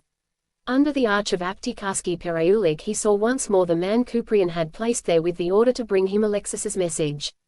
The man looked at him in astonishment. Rouletabille crossed the court and entered the dingy old room once more. Perry Alexis was not there, naturally, engaged as he was in his laboratory. But a person whom he did not recognize at first sight attracted the reporter's attention. In the half-light of the shop a melancholy shadow leaned over the icons on the counter. It was only when he straightened up, with a deep sigh, and a little light, deflected and yellow from passing through window panes that had known no touch of cleaning since they were placed there, fell faintly on the face, that Rouletabille ascertained he was face to face with Boris Morozov. It was indeed he, the erstwhile brilliant officer whose elegance and charm the reporter had admired as he saw him at beautiful Natasha's feet in the dacha at Eliabwen. Now, no more in uniform, he had thrown over his bowed shoulders a wretched coat, whose sleeves swayed listlessly at his sides, in accord with his mood of languid desperation. A felt hat with the rim turned down hid a little the misery in his face in these few days, these not many hours, how he was changed. But, even as he was, he still concerned Rouletabille. What was he doing there? Was he not going to go away, perhaps? He had picked up an icon from the counter and carried it over to the window to examine its oxidized silver, giving such close attention to it that the reporter hoped he might reach the door of the laboratory without being noticed. He already had his hand on the knob of that door, which was behind the counter, when he heard his name called. "It is you, Monsieur Rouletabille," said the low, sad voice of Boris. "What has brought you here, then?" Well, Monsieur Boris Morozov, unless I'm mistaken. I certainly didn't expect to find you here in Perry Alexis's place." "Why not, Monsieur Rouletabille? One can find anything here in Perry Alexis's stock. See, here are two old icons in wood, carved with sculptures, which came direct from Athos, and can't be equaled, I assure you, either at Gastini Dvor nor even at Stukin Dvor." Yes, that is possible," said Rouletabille, impatiently. "Are you an amateur of such things?" He added, in order to say something. Oh, like anybody else. But I was going to tell you, Monsieur Rouletabille, I have resigned my commission. I have resolved to retire from the world. I am going on a long voyage. Rouletabille thought, why not have gone at once? And before going, I have come here to supply myself with some little gifts to send those of my friends I particularly care for, although now, my dear Monsieur Rouletabille, I don't care much for anything. You look desolate enough, monsieur. Boris sighed like a child. How could it be otherwise? He said, I loved and believed myself beloved. But it proved to be nothing, alas. Sometimes one only imagines things, said Rouletabille, keeping his hand on the door. Oh, yes, said the other, growing more and more melancholy. So a man suffers. He is his own tormentor, he himself makes the wheel on which, like his own executioner, he binds himself. It is not necessary, monsieur, it is not necessary, counseled the reporter. Listen, implored Boris in a voice that showed tears were not far away. You are still a child, but still you can see things. Do you believe Natasha loves me? I am sure of it, Monsieur Boris, I am sure of it. I am sure of it, too. But I don't know what to think now. She has let me go, without trying to detain me, without a word of hope. And where are you going like that? I am returning to the Oral country, where I first saw her. That is good, very good, Monsieur Boris. At least there you are sure to see her again.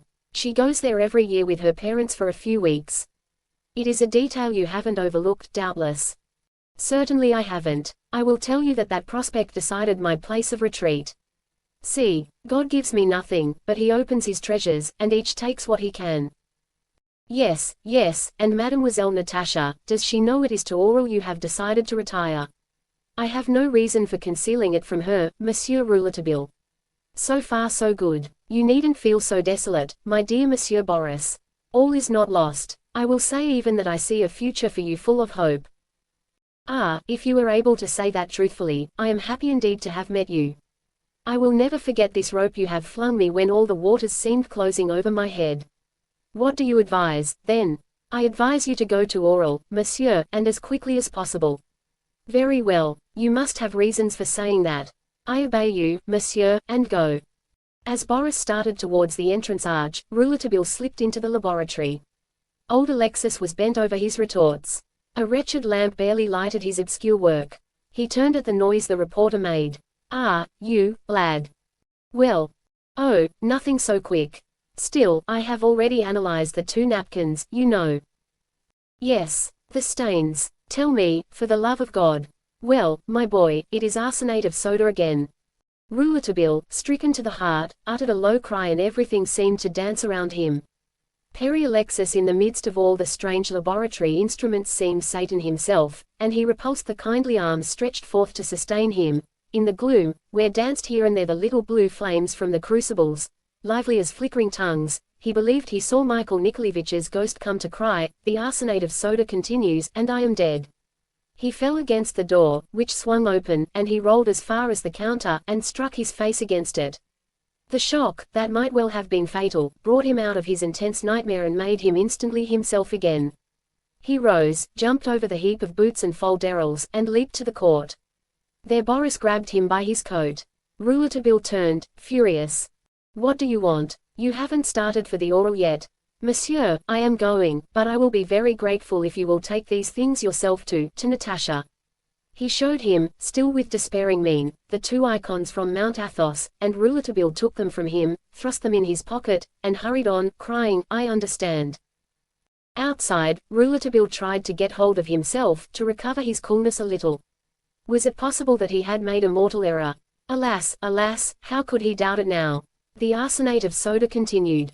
He made a superhuman effort to ward off the horror of that, even momentarily, the death of innocent Michael Nikolaevich, and to think of nothing except the immediate consequences, which must be carefully considered if he wished to avoid some new catastrophe. Ah, the assassin was not discouraged. And that time, what a piece of work he had tried. What a hecatomb if he had succeeded. The general, Matrona Petrovna, Natasha and Rouletabille himself, who almost regretted, so far as he was concerned, that it had not succeeded, and Couprian. Couprian, who should have been there for luncheon. What a bag for the nihilists. That was it, that was it. Rouletabille understood now why they had not hesitated to poison everybody at once. Kuprian was among them. Michael Nikolaevich would have been avenged. The attempt had failed this time, but what might they not expect now? From the moment he believed Michael Nikolaevich no longer guilty, as he had imagined, Rouletabille fell into a bottomless abyss. Where should he go? After a few moments he made the circuit of the rotunda, which serves as the market for this quarter and is the finest ornament of Aptikarsky Pereulek. He made the circuit without knowing it, without stopping for anything, without seeing or understanding anything. As a broken winded horse makes its way in the treadmill, so he walked around with the thought that he also was lost in a treadmill that led him nowhere. Rouletabille was no longer Rouletabille. The living bombs. At random, because now he could only act at random, he returned to the dacha. Great disorder reigned there. The guard had been doubled. The general's friends, summoned by Trabasov, surrounded the two poison sufferers and filled the house with their bustling devotion and their protestations of affection. However, an insignificant doctor from the common quarter of the Vasily Ostro, brought by the police, reassured everybody. The police had not found the general's household physician at home, but promised the immediate arrival of two specialists, whom they had found instead. In the meantime they had picked up on the way this little doctor, who was gay and talkative as a magpie. He had enough to do looking after Matrona Petrovna, who had been so sick that her husband, Fyodor Fyodorovich, still trembled, for the first time in his life, as the excellent Ivan Petrovich said. The reporter was astonished at not finding Natasha either in Matrona's apartment or Fyodor's. He asked Matrona where her stepdaughter was. Matrona turned a frightened face toward him. When they were alone, she said, "We do not know where she is. Almost as soon as you left she disappeared, and no one has seen her since. The general has asked for her several times. I have had to tell him Kuprian took her with him to learn the details from her of what happened." "She is not with Kuprian," said Rouletabille. "Where is she? This disappearance is more than strange at the moment we were dying, when her father, oh God! Leave me, my child, I am stifling, I am stifling." Rouletabille called the temporary doctor and withdrew from the chamber. He had come with the idea of inspecting the house room by room, corner by corner, to make sure whether or not any possibility of entrance existed that he had not noticed before. An entrance would be poisoners were continuing to use. But now a new fact confronted him and overshadowed everything, the disappearance of Natasha. How he lamented his ignorance of the Russian language, and not one of Kuprian's men knew French. He might draw something out of Ermolai. Ermolai said he had seen Natasha just outside the gate for a moment, looking up and down the road. Then he had been called to the general, and so knew nothing further. That was all the reporter could gather from the gestures rather than the words of the old servant. An additional difficulty now was that twilight drew on, and it was impossible for the reporter to discern Natasha's footprints. Was it true that the young girl had fled at such a moment, immediately after the poisoning, before she knew whether her father and mother were entirely out of danger?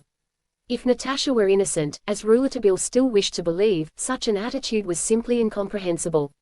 And the girl could not but be aware she would increase Kuprian's suspicions. The reporter had a vital reason for seeing her immediately, a vital reason for all concerned, above all in this moment when the nihilists were culminating their plans, a vital reason for her and for him, equally menaced with death, to talk with her and to renew the propositions he had made a few minutes before the poisoning and which she had not wished to hear him talk about, in fearful pity for him or in defiance of him. Where was Natasha? He thought maybe she was trying to rejoin Annushka, and there were reasons for that, both if she were innocent and if she were guilty. But where was Annushka? Who could say? Gounsovsky perhaps. Rouletabille jumped into an Izvo, returning from the point empty, and gave Gounsovsky's address. He deigned then to recall that he had been invited that same day to dine with the Gounsovskys. They would no longer be expecting him. He blamed himself. They received him, but they had long since finished dinner. Monsieur and Madame Gounsovsky were playing a game of draughts under the lamp. Rouletabille as he entered the drawing-room recognized the shining, fattish bald head of the terrible man. Gounsovsky came to him, bowing, obsequious, his fat hands held out. He was presented to Madame Gounsovsky, who was besprinkled with jewels over her black silk gown. She had a muddy skin and magnificent eyes. She also was tentatively effusive. "We waited for you, monsieur," she said, smirking timidly, with the careful charm of a woman a little along in years who relies still on infantine graces. As the recreant young man offered his apologies, "Oh, we know you are much occupied, Monsieur Rouletabille. My husband said that to me only a moment ago." But he knew you would come finally. In the end one always accepts my husband's invitation. She said this with a fat smile of importance. Rouletabille turned cold at this last phrase. He felt actual fear in the presence of these two figures, so atrociously commonplace, in their horrible, decent little drawing room. Madame continued. But you have had rather a bad dinner already, through that dreadful affair at General Trebassof's. Come into the dining room. Ah, so someone has told you, said Rouletabille. No, no, thanks, I don't need anything more. You know what has happened. If you had come to dinner, perhaps nothing would have happened at all, you know, said Gounsovski tranquilly, seating himself again on the cushions and considering his game of draughts through his glasses. Anyway, congratulations to Kuprian for being away from there through his fear. For Gounsovski there was only Kuprian. The life or death of Trebassov did not occupy his mind. Only the acts and movements of the prefect of police had power to move him. He ordered a waiting maid who glided into the apartment without making more noise than a shadow to bring a small stand loaded with Zakowskis and bottles of champagne close to the game table, and he moved one of his pawns, saying, "You will permit me. This move is mine. I don't wish to lose it." Rouletabille ventured to lay his hand on the oily, hairy fist which extended from a dubious cuff. "What is this you tell me? How could you have foreseen it?" "It was easy to foresee everything," replied Gounsovski, offering cigars, "to foresee everything from the moment Mathieu's place was filled by Primkov." "Well?" questioned Rouletabille, recalling with some inquietude the sight of the whipping in the guards' chapel. "Well, this Primkov, between ourselves," and he bent close to the reporter's ear, "is no better, as a police guard for Kuprian than Mathieu himself. Very dangerous. So when I learned that he took Mathieu's place at the Dacha des Isles, I thought there was sure to be some unfortunate happening. But it was no affair of mine, was it? Kuprian would have been able to say to me, 'Mind your own business.' I had gone far enough in warning him of the living bombs. They had been denounced to us by the same agency that enabled us to seize the two living bombs women, if you please, who were going to the military tribunal at Kronstadt after the rebellion in the fleet. Let him recall that. That ought to make him reflect. I am a brave man. I know he speaks ill of me, but I don't wish him any harm. The interests of the empire before all else between us. I wouldn't talk to you as I do if I didn't know the Tsar honors you with his favor. Then I invited you to dinner. As one dines one talks. But you did not come. And, while you were dining down there and while Primkov was on guard at the Dacha, that annoying affair Madame Gounsovski has spoken about happened." Rouletabille had not sat down, in spite of Madame Gounsovski's insistences. He took the box of cigars brusquely out of the hand of the chief of the Secret Service, who had continued tendering them, for this detail of hospitality only annoyed his mood, which had been dark enough for hours and was now deepened by what the other had just said. He comprehended only one thing, that a man named Primkov, whom he had never heard spoken of, as determined as Mathieu to destroy the general, had been entrusted by Kuprian with the guard of the Dacha des Isles. It was necessary to warn Kuprian instantly. "How is it that you have not done so already, yourself, Monsieur Gounsovski? Why wait to speak about it to me? It is unimaginable." Pardon, said Gounsovski, smiling softly behind his goggles, "it is not the same thing." No, it is not the same thing," seconded the lady with the black silk, brilliant jewels and flabby chin. "We speak here to a friend in the course of dinner talk, to a friend who is not of the police. We never denounce anybody. We must tell you. But sit down now," Gounsovski still insisted, lighting his cigar. "Be reasonable. They have just tried to poison him, so they will take time to breathe before they try something else. Then, too, this poison makes me think they may have given up the idea of living bombs. Then, after all, what is to be will be." Yes, approved the ample dame. "The police never have been able to prevent what was bound to happen. But, speaking of this Primkov, it remains between us, eh? Between just us. Yes, we must tell you now," Gounsovski slipped in softly, "that it will be much better not to let Kuprian know that you got the information from me. Because then, you understand, he would not believe you, or, rather, he would not believe me. That is why we take these precautions of dining and smoking a cigar. We speak of one thing and another and you do as you please with what we say. But, to make them useful, it is absolutely necessary, I repeat, to be silent about their source."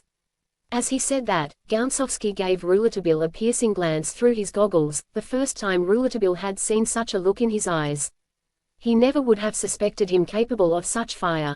Prinkov, continued Gounsovsky in a low voice, using his handkerchief vigorously, was employed here in my home and we separated on bad terms, through his fault, it is necessary to say. Then he got into Kuprian's confidence by saying the worst he could of us, my dear little monsieur. But what could he say? Servant stories. My dear little monsieur, repeated the fat dame, and rolled her great magnificent black eyes furiously. Stories that have been treated as they deserved at court, certainly. Madame Daquin, the wife of His Majesty's head cook, whom you certainly know, and the nephew of the second maid of honor to the Empress, who stands very well with his aunt, have told us so, servant stories that might have ruined us but have not produced any effect on His Majesty, for whom we would give our lives, Christ knows. Well, you understand now that if you were to say to Kuprian, Gaspadin Gounsovsky has spoken ill to me of Prinkov, he would not care to hear a word further. Still, Prinkov is in the scheme for the living bombs, that is all I can tell you, at least, he was before the affair of the poisoning. That poisoning is certainly very astonishing, between us. It does not appear to have come from without, whereas the living bombs will have to come from without. And Prinkov is mixed up in it. Yes, yes, approved Madame Gounsovsky again, he is committed to it. There have been stories about him, too. Other people as well as he can tell tales, it isn't hard to do. He has got to make some showing now if he is to keep in with Annushka's clique. Kuprian, our dear Kuprian, interrupted Gounsovsky, slightly troubled at hearing his wife pronounce Annushka's name. Kuprian ought to be able to understand that this time Prinkov must bring things off, or he is definitely ruined. Prinkov knows it well enough, replied Madame as she refilled the glasses, but Kuprian doesn't know it, that is all we can tell you. Is it enough? All the rest is mere gossip. It certainly was enough for Rouletabille, he had had enough of it. This idle gossip and these living bombs. These pinchbecks, these whispering tarantellas in their bourgeois, countrified setting, these politico-police combinations whose grotesque side was always uppermost, while the terrible side, the Siberian aspect, prisons, black holes, hangings, disappearances, exiles and deaths and martyrdoms remained so jealously hidden that no one ever spoke of them. All that weight of horror, between a good cigar and a little glass of anisette, monsieur, if you won't take champagne. Still, he had to drink before he left, touch glasses in a health, promised to come again, whenever he wished, the house was open to him. Rouletabille knew it was open to anybody who had a tale to tell, something that would send some other person to prison or to death and oblivion. No guard at the entrance to check a visitor, men entered Gounsovsky's house as the house of a friend, and he was always ready to do you a service, certainly. He accompanied the reporter to the stairs. Rouletabille was just about to risk speaking of Annushka to him, in order to approach the subject of Natasha, when Gounsovsky said suddenly, with a singular smile, by the way, do you still believe in Natasha Trabasov? I shall believe in her until my death, Rouletabille thrust back, but I admit to you that at this moment I don't know where she has gone. Watch the Bay of Lachtka, and come to tell me tomorrow if you will believe in her always, replied Gounsovsky, confidentially, with a horrid sort of laugh that made the reporter hurry down the stairs. And now here was Prinkov to look after. Prinkov after Matthew. It seemed to the young man that he had to contend against all the revolutionaries not only, but all the Russian police as well, and Gounsovsky himself, and Kuprian. Everybody. But most urgent was Prinkov and his living bombs.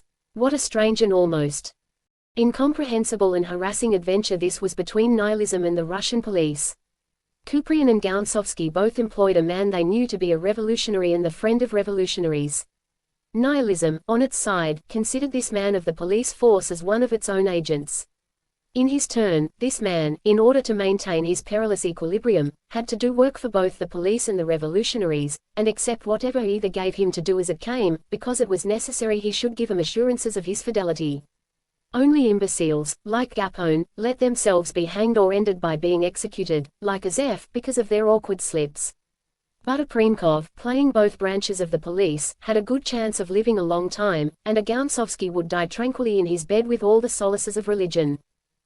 However, the young hearts hot with sincerity, sheathed with dynamite, are mysteriously moved in the atrocious darkness of Holy Russia, and they do not know where they will be sent, and it is all one to them, because all they ask is to die in a mad spiritual delirium of hate and love, living bombs. Asterisk. In the trial after the revolt at Kronstadt 2 young women were charged with wearing bombs as false bosoms. At the corner of Aptekarsky Pereulik, Rouletabille came in the way of Kuprian, who was leaving for Peri Alexis's place and, seeing the reporter, stopped his carriage and called that he was going immediately to the dacha. "You have seen Peri Alexis?" "Yes," said Kuprian, "and this time I have it on you. What I told you, what I foresaw, has happened. But have you any news of the sufferers? Apropos, rather a curious thing has happened. I met Kista on the Nevsky just now." "The physician?" "Yes, one of Trabasov's physicians whom I had sent an inspector to his house to fetch to the dacha, as well as his usual associate, Dr. Lichkov." Well, neither Lichkov nor he had been summoned. They didn't know anything had happened at the dacha. They had not seen my inspector. I hope he has met some other doctor on the way and, in view of the urgency, has taken him to the dacha. "That is what has happened," replied Rouletabille, who had turned very pale. "Still, it is strange these gentlemen had not been notified, because at the dacha the Trabasovs were told that the general's usual doctors were not at home, and so the police had summoned 2 others who would arrive at once." Kuprian jumped up in the carriage. But Kista and Lichkov had not left their houses. Kista, who had just met Lichkov, said so. "What does this mean?" "Can you tell me," asked Rouletabille, ready now for the thunderclap that his question invited, "the name of the inspector you ordered to bring them?" "Priemkov, a man with my entire confidence." Kuprian's carriage rushed toward the aisles. Late evening had come. Alone on the deserted route the horses seemed headed for the stars, the carriage behind seemed no drag upon them. The coachman bent above them, arms out, as though he would spring into the ether. Ah, the beautiful night, the lovely, peaceful night beside the Neva, marred by the wild gallop of these maddened horses. Priemkov, Priemkov, one of Gounsovsky's men. I should have suspected him, railed Kuprian after Rouletabille's explanations. But now, shall we arrive in time? They stood up in the carriage, urging the coachman, exciting the horses, scan. Scan. Faster, Duriak. Could they arrive before the living bombs? Could they hear them before they arrived? Ah, there was Eliagwin. They rushed from the one bank to the other as though there were no bridges in their insensate course. And their ears were strained for the explosion, for the abomination now to come, preparing slyly in the night so hypocritically soft under the cold glance of the stars. Suddenly, "Stop, stop!" Rouletabille cried to the coachman. "Are you mad?" shouted Kuprian. "We are mad if we arrive like madmen. That would make the catastrophe sure. There is still a chance. If we wish not to lose it, then we must arrive easily and calmly, like friends who know the general is out of danger. Our only chance is to arrive before the bogus doctors. Either they aren't there, or it already is all over. Priemkov must have been surprised at the affair of the poisoning, but he has seized the opportunity. Fortunately he couldn't find his accomplices immediately. Here is the dacha, anyway. In the name of heaven, tell your driver to stop the horses here. If the doctors are already there, it is we who shall have killed the general." "You are right." Kuprian moderated his excitement and that of his driver and horses, and the carriage stopped noiselessly, not far from the dacha. Ermolai came toward them. "Priemkov," faltered Kuprian. "He has gone again, Excellency." "How, gone again?" "Yes, but he has brought the doctors." Kuprian crushed Rouletabille's wrist. "The doctors were there. Madame Trabasov is better," continued Ermolai, who understood nothing of their emotion. "The general is going to meet him and take him to his wife himself." "Where are they?" "They are waiting in the drawing room." "Oh, Excellency, keep cool, and all is not lost," implored the reporter. Rouletabille and Kuprian slipped carefully into the garden. Ermolai followed them. "There?" inquired Kuprian. "There," Ermolai replied. From the corner where they were, and looking through the veranda, they could see the doctors, as they waited. They were seated in chairs side by side, in a corner of the drawing room from where they could see everything in the room and a part of the garden, which they faced, and could hear everything. A window of the first floor was open above their heads, so that they could hear any noise from there. They could not be surprised from any side, and they held every door in view. They were talking softly and tranquilly, looking straight before them. They appeared young. One had a pleasant face, pale but smiling, with rather long, curly hair, the other was more angular, with haughty bearing and grave face, an eagle nose and glasses. Both wore long black coats buttoned over their calm chests. Kuprian and the reporter, followed by Ermolai, advanced with the greatest precaution across the lawn. Screened by the wooden steps leading to the veranda and by the vine-clad balustrade, they got near enough to hear them.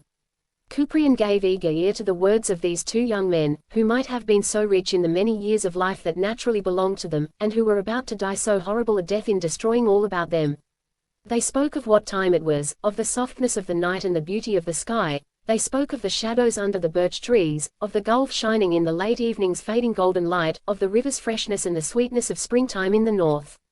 That is what they talked about. Kuprian murmured, the assassins. Now it was necessary to decide on action, and that necessity was horrible.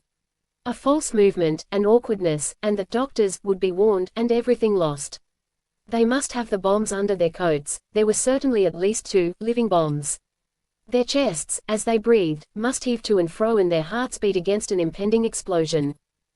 Above on the bedroom floor, they heard the rapid arranging of the room, steps on the floor and a confusion of voices. Shadows passed across the window space. Kuprian rapidly interrogated Ermolai and learned that all the general's friends were there.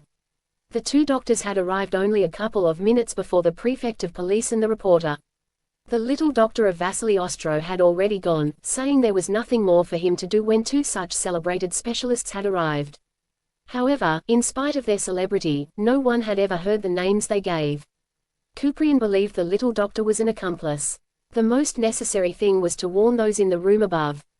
There was immediate danger that someone would come downstairs to find the doctors and take them to the general, or that the general would come down himself to meet them. Evidently that was what they were waiting for. They wished to die in his arms, to make sure that this time he did not escape them. Kuprian directed Ermolai to go into the veranda and speak in a commonplace way to them at the threshold of the drawing-room door, saying that he would go upstairs and see if he might now escort him to Madame Trebassov's room. Once in the room above, he could warn the others not to do anything but wait for Kuprian. Then Ermolai was to come down and say to the men, "In just a moment, if you please." Ermolai crept back as far as the lodge, and then came quite normally up the path, letting the gravel crunch under his countrified footsteps. He was an intelligent man, and grasped with extraordinary coolness the importance of the plan of campaign. Easily and naturally he mounted the veranda steps, paused at the threshold of the drawing-room, made the remark he had been told to make, and went upstairs. Kuprian and Rouletabille now watched the bedroom windows. The flitting shadows there suddenly became motionless. All moving about ceased, no more steps were heard, nothing. And that sudden silence made the 2 doctors raise their faces toward the ceiling. Then they exchanged an aroused glance. This change in the manner of things above was dangerous. Kuprian muttered, "The idiots." It was such a blow for those upstairs to learn they walked over a mine ready to explode that it evidently had paralyzed their limbs. Happily Ermolai came down almost immediately and said to the doctors in his very best domestic manner, "Just a second, messieurs, if you please." He did it still with utter naturalness. And he returned to the ledge before he rejoined Kuprian and Rouletabille by way of the lawn. Rouletabille, entirely cool, quite master of himself, as calm now as Kuprian was nervous, said to the prefect of police, "We must act now, and quickly. They are commencing to be suspicious. Have you a plan?" "Here is all I can see," said Kuprian. "Have the general come down by the narrow servant stairway, and slip out of the house from the window of Natasha's sitting room, with the aid of a twisted sheet. Matrona Petrovna will come to speak to them during this time. That will keep them patient until the general is out of danger. As soon as Matrona has withdrawn into the garden, I will call my men, who will shoot him from a distance. And the house itself, and the general's friends, let them try to get away, too, by the servants' stairway and jump from the window after the general. We must try something. Say that I have them at the muzzle of my revolver." "Your plan won't work," said Rouletabille, "unless the door of Natasha's sitting room that opens on the drawing room is closed. It is. I can see from here. And unless the door of the little passageway before that staircase that opens into the drawing room is closed also, and you cannot see it from here." "That door is open," said Ermolai. Kuprian swore, but he recovered himself promptly. "Madame Trebassov will close the door when she speaks to them." "It's impracticable," said the reporter. "That will arouse their suspicions more than ever. Leave it to me, I have a plan." "What?" "I have time to execute it, but not to tell you about it. They have already waited too long. I shall have to go upstairs, though. Ermolai will need to go with me, as with a friend of the family." "I'll go too. That would give the whole show away, if they saw you, the prefect of police." "Why, no. If they see me, and they know I ought to be there, as soon as I show myself to them they will conclude I don't know anything about it. You are wrong. It is my duty. I should be near the general to defend him until the last. Rouletabille shrugged his shoulders before this dangerous heroism, but he did not stop to argue. He knew that his plan must succeed at once, or in 5 minutes at the latest there would be only ruins, the dead and the dying in the Dacha des Isles. Still he remained astonishingly calm. In principle he had admitted that he was going to die. The only hope of being saved which remained to them rested entirely upon their keeping perfectly cool and upon the patience of the living bombs. Would they still have 3 minutes patience? Ermolai went ahead of Couperin and Rouletabille. At the moment they reached the foot of the veranda steps the servant said loudly, repeating his lesson. "Oh, the general is waiting for you, Excellency. He told me to have you come to him at once. He is entirely well and Madame Trabassoff also." When they were in the veranda, he added, "She is to see also, at once, these gentlemen, who will be able to tell her there is no more danger." And all three passed while Couperin and Rouletabille vaguely saluted the two conspirators in the drawing-room. It was a decisive moment. Recognizing Couperin, the two nihilists might well believe themselves discovered, as the reporter had said, and precipitate the catastrophe. However, Ermolai, Couperin and Rouletabille climbed the stairs to the bedroom like automatons, not daring to look behind them, and expecting the end each instant. But neither stirred. Ermolai went down again, by Rouletabille's order, normally, naturally, tranquilly. They went into Matrena Petrovna's chamber. Everybody was there. It was a gathering of ghosts. Here was what had happened above.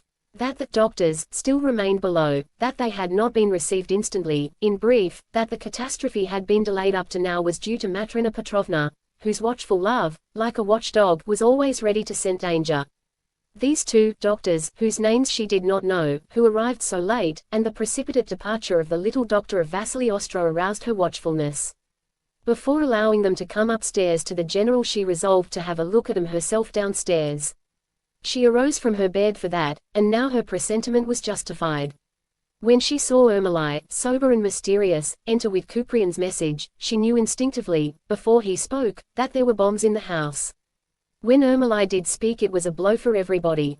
At first she, Matrena Petrovna, had been a frightened, foolish figure in the big flowered dressing gown belonging to Fyodor that she had wrapped about her in her haste.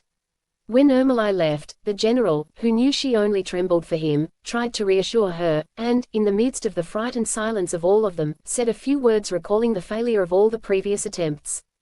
But she shook her head and trembled, shaking with fear for him, in agony at the thought that she could do nothing there above those living bombs but wait for them to burst. As to the friends, already their limbs were ruined, absolutely ruined, in very truth. For a moment they were quite incapable of moving. The jolly Councillor of Empire, Ivan Petrovich, had no longer a lively tale to tell, and the abominable prospect of this horrible mix-up, right at hand rendered him much less gay than in his best hours at Kubat's place. And poor Thaddeus Chichnikov was whiter than the snow that covers old Lithuania's fields when the winter's chase is on. Athanase Georgevich himself was not brilliant, and his sanguine face had quite changed, as though he had difficulty in digesting his last masterpiece with knife and fork. But, in justice to them, that was the first instantaneous effect. No one could learn like that, all of a sudden, that they were about to die in an indiscriminate slaughter without the heart being stopped for a little.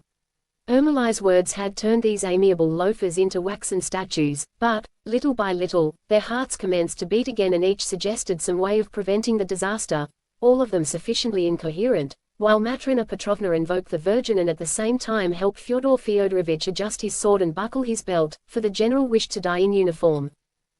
Athanase Georgevich, his eyes sticking out of his head and his body bent as though he feared the nihilists just below him might perceive his tall form, through the floor, no doubt, proposed that they should throw themselves out of the window, even at the cost of broken legs. The saddened Councillor of Empire declared that project simply idiotic, for as they fell they would be absolutely at the disposal of the nihilists, who would be attracted by the noise and would make a handful of dust of them with a single gesture through the window.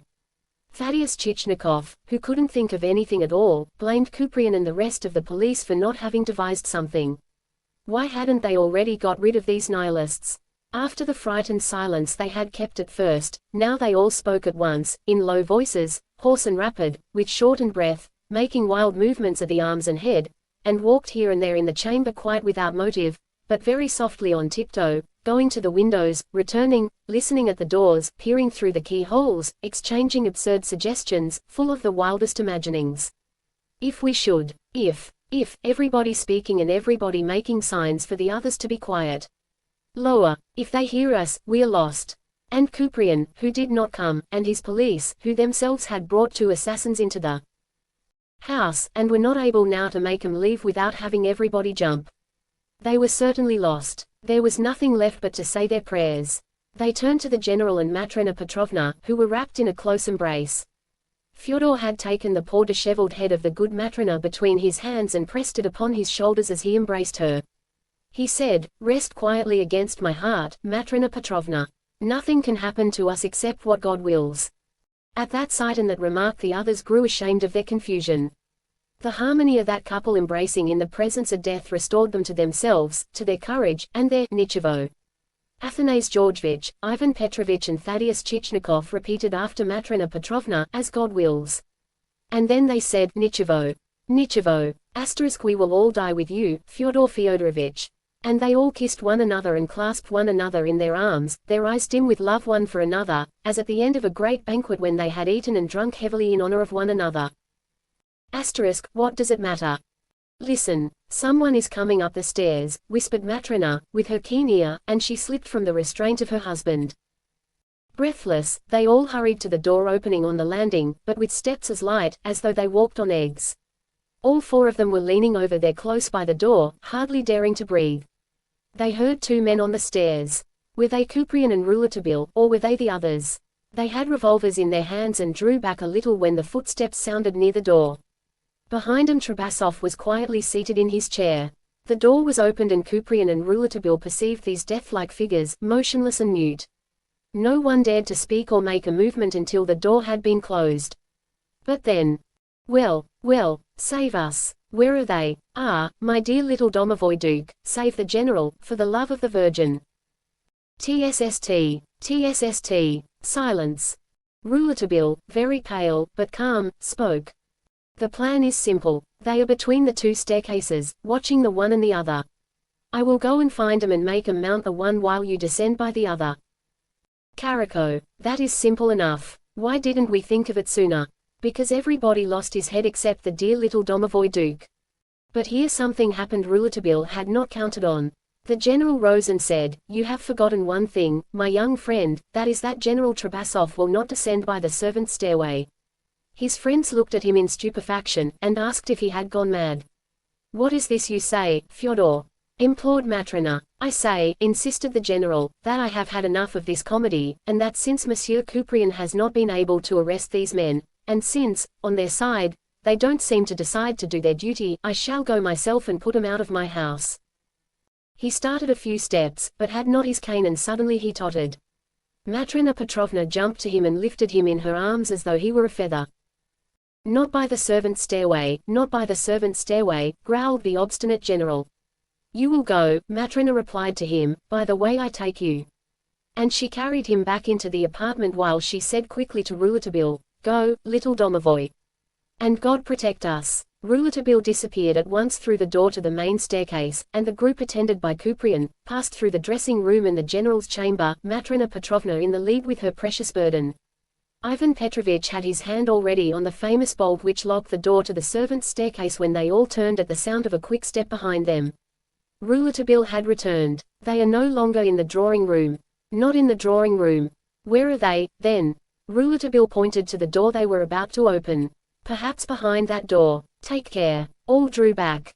"But Ermolai ought to know where they are," exclaimed Kuprian. "Perhaps they have gone, finding out they were discovered.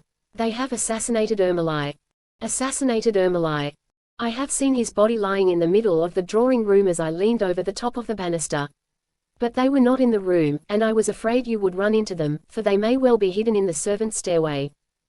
Then open the window, Kuprian, and call your men to deliver us." "I am quite willing," replied Kuprian coldly, "but it is the signal for our deaths."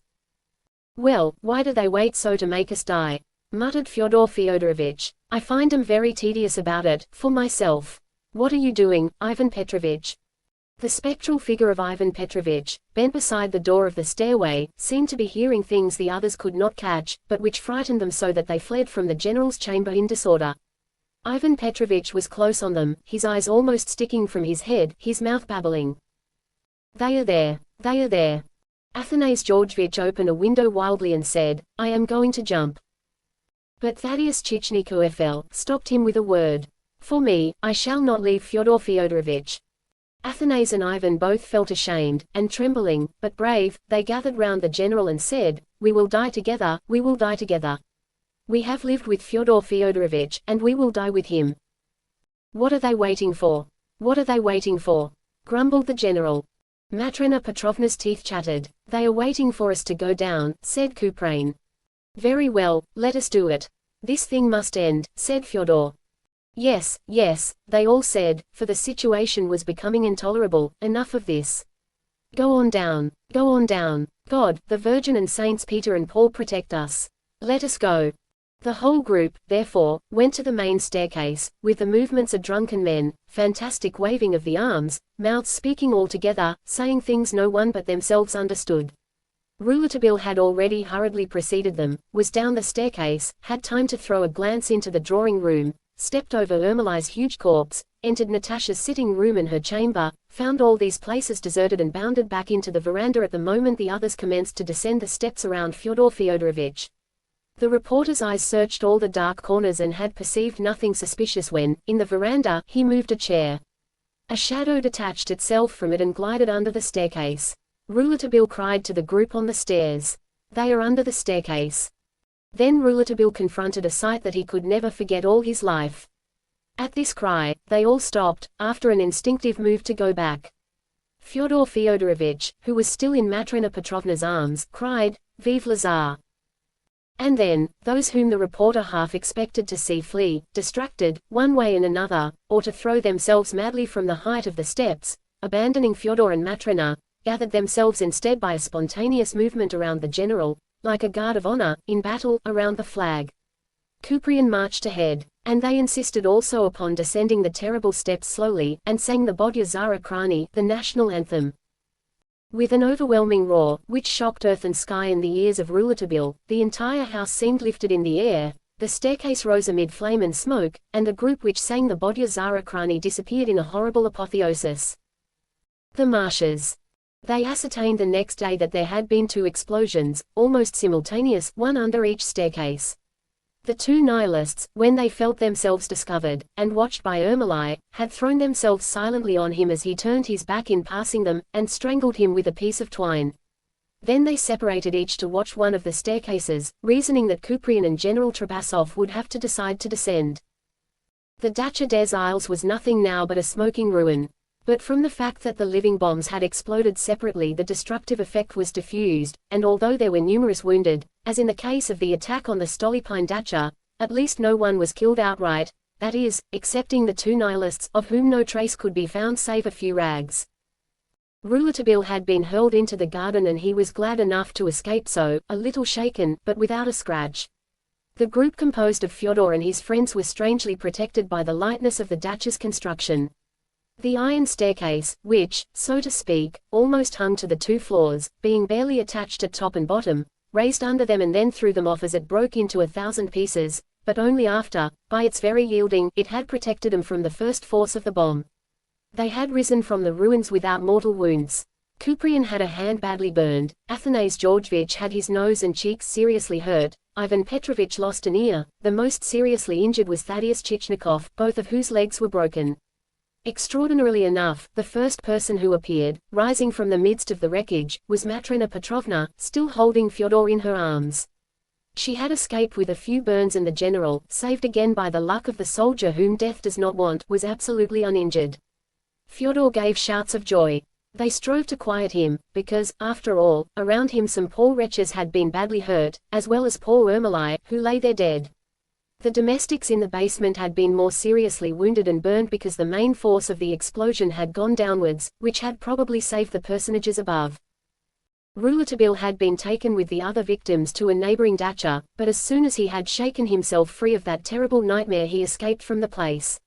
He really regretted that he was not dead. These successive waves of events had swamped him, and he accused himself alone of all this disaster. With acutest anxiety he had inquired about the condition of each of his victims. Fyodor had not been wounded, but now he was almost delirious, asking every other minute as the hours crept on for Natasha, who had not reappeared. That unhappy girl Rouletabille had steadily believed innocent. Was she a culprit? Ah, if she had only chosen to. If she had had confidence, he cried, raising anguished hands towards heaven, none of all this need have happened. No one would have attacked and no one would ever again attack the life of Trabasov. For I was not wrong in claiming before Kuprian that the general's life was in my hand, and I had the right to say to him, life for life. Give me Matthews and I will give you the general's. And now there has been one more fruitless attempt to kill Fyodor Fyodorovich, and it is Natasha's fault, that I swear, because she would not listen to me. And is Natasha implicated in it? Oh my God, Rouletabille asked this vain question of the divinity, for he expected no more help in answering it on earth. Natasha, innocent or guilty, where was she? What was she doing? To know that. To know if one were right or wrong, and if one were wrong, to disappear, to die. Thus the unhappy Rouletabille muttered as he walked along the bank of the Neva, not far from the ruins of the poor dacha, where the joyous friends of Fyodor Fyodorovich would have no more good dinners, never, so he soliloquized, his head on fire. And, all at once, he recovered trace of the young girl, that trace lost earlier, a trace left at her moment of flight, after the poisoning and before the explosion. And had he not in that a terrible coincidence? Because the poison might well have been only in preparation for the final attack, the pretext for the tragic arrival of the two false doctors. Natasha, Natasha, the living mystery surrounded already by so many dead. Not far from the ruins of the dacha, Rouletabille soon made sure that a group of people had been there the night before, coming from the woods nearby, and returning to them. He was able to be sure of this because the boundaries of the dacha had been guarded by troops and police as soon as the explosion took place, under orders to keep back the crowd that hurried to Eliabwen. He looked attentively at the grass, the ferns, the broken and trampled twigs. Certainly a struggle had occurred there. He could distinguish clearly in the soft earth of a narrow glade the prints of Natasha's two little boots among all the large footprints. He continued his search with his heart heavier and heavier. He had a presentiment that he was on the point of discovering a new misfortune. The footprints passed steadily under the branches along the side of the Neva. From a bush he picked a shred of white cloth, and it seemed to him a veritable battle had taken place there. Torn branches strewed the grass. He went on. Very close to the bank he saw by examination of the soil, where there was no more trace of tiny heels and little soles, that the woman who had been found there was carried, into a boat, of which the place of fastening to the bank was still visible. They have carried off Natasha, he cried in a surge of anguish. Bungler that I am, that is my fault too, all my fault, all my fault. They wished to avenge Michael Nikolaevich's death, for which they hold Natasha responsible, and they have kidnapped her. His eyes searched the great arm of the river for a boat. The river was deserted. Not a sail, nothing visible on the dead waters. What shall I do? What shall I do? I must save her. He resumed his course along the river. Who could give him any useful information? He drew near a little shelter occupied by a guard. The guard was speaking to an officer. Perhaps he had noticed something during his watch that evening along the river. That branch of the river was almost always deserted after the day was over. A boat plying between these shores in the twilight would certainly attract attention. Rouletabille showed the guard the paper Kuprian had given him in the beginning, and with the officer, who turned out to be a police officer, as interpreter, he asked his questions. As a matter of fact, the guard had been sufficiently puzzled by the doings and comings of a light boat which, after disappearing for an instant, around the bend of the river, had suddenly rowed swiftly out again and accosted a sailing yacht which appeared at the opening of the gulf. It was one of those small but rapid and elegant sailing craft such as are seen in the Lakhtka regattas. Lakhtka, the Bay of Lakhtka. The word was a ray of light for the reporter, who recalled now the counsel Gounsovsky had given him. Watch the Bay of Lakhtka, and tell me then if you still believe Natasha is innocent. Gounsovsky must have known when he said this that Natasha had embarked in company with the Nihilists, but evidently he was ignorant that she had gone with them under compulsion, as their prisoner. Was it too late to save Natasha? In any case, before he died, he would try in every way possible, so as at least to have kept her as much as he could from the disaster for which he held himself responsible. He ran to the bark, near the point. His voice was firm as he hailed the canoe of the floating restaurant where, thanks to him, Kuprian had been thwarted in impotent anger. He had himself taken to just below Steria Derevnia and jumped out at the spot where he saw little Katharina disappear a few days before. He landed in the mud and climbed on hands and knees up the slope of a roadway which followed the bank. This bank led to the Bay of Lakhtka, not far from the frontier of Finland. On Rouletabille's left lay the sea, the immense gulf with slight waves, to his right was the decaying stretch of the marsh. Stagnant water stretching to the horizon, coarse grass and reeds, an extraordinary tangle of water plants, small ponds whose greenish scum did not stir under the stiff breeze, water that was heavy and dirty. Along this narrow strip of land thrust thus between the marsh, the sky and the sea, he hurried, with many stumblings, his eyes fixed on the deserted gulf. Suddenly he turned his head at a singular noise. At first he didn't see anything, but heard in the distance a vague clamoring while a sort of vapor commenced to rise from the marsh. And then he noticed, nearer him, the high marsh grasses undulating. Finally he saw a countless flock rising from the bed of the marshes. Beasts, groups of beasts, whose horns one saw like bayonets, jostled each other trying to keep to the firm land. Many of them swam, and on the backs of some were naked men, stark naked, with hair falling to their shoulders and streaming behind them like manes. They shouted war cries and waved their clubs. Rouletabille stopped short before this prehistoric invasion. He would never have imagined that a few miles from the Nevsky Prospect he could have found himself in the midst of such a spectacle. These savages had not even a loincloth. Where did they come from with their herd? From what remote place in the world or in old and gone history had they emerged? What was this new invasion? What prodigious slaughter-house awaited these unruly herds? They made a noise like thunder in the marsh. Here were 1,000 unkempt haunches undulating in the marsh like the ocean as a storm approaches. The stark naked men jumped along the route, waving their clubs, crying gutturally in a way the beasts seemed to understand. They worked their way out from the marsh and turned toward the city, leaving behind, to swathe the view of them a while and then fade away, a pestilential haze that hung like an aura about the naked, long-haired men. It was terrible and magnificent. In order not to be shoved into the water, Rouletabille had climbed a small rock that stood beside the route, and had waited there as though petrified himself. When the barbarians had finally passed by he climbed down again, but the route had become a bog of trampled filth. Happily, he heard the noise of a primitive conveyance behind him. It was a telega. Curiously primitive, the telega is four-wheeled, with two planks thrown crudely across the axle trees.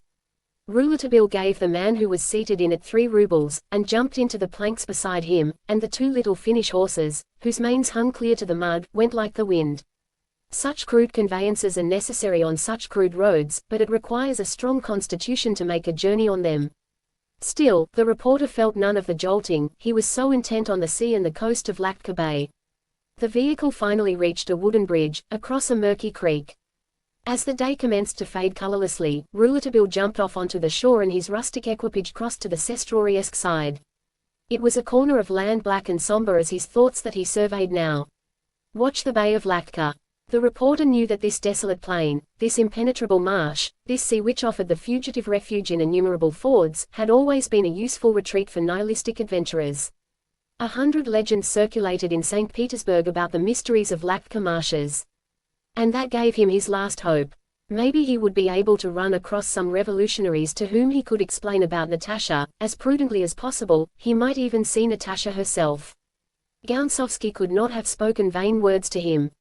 Between the Lakhtrinsky marsh and the strand he perceived on the edge of the forests which run as far as Sestroriesk a little wooden house whose walls were painted a reddish-brown, and its roof green.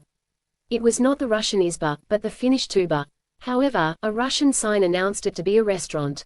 The young man had to take only a few steps to enter it. He was the only customer there. An old man, with glasses and a long grey beard, evidently the proprietor of the establishment, stood behind the counter, presiding over the Zakowskis. Rouletabille chose some little sandwiches which he placed on a plate. He took a bottle of pivo and made the man understand that later, if it were possible, he would like a good hot supper. The other made a sign that he understood and showed him into an adjoining room which was used for diners. Rouletabille was quite ready enough to die in the face of his failures, but he did not wish to perish from hunger. A table was placed beside a window looking out over the sea and over the entrance to the bay. It could not have been better and, with his eye now on the horizon, now on the estuary nearby, he commenced to eat with gloomy avidity. He was inclined to feel sorry for himself, to indulge in self-pity.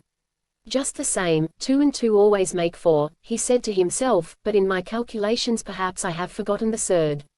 Ah, there was a time when I would not have overlooked anything. And even now I haven't overlooked anything, if Natasha is innocent.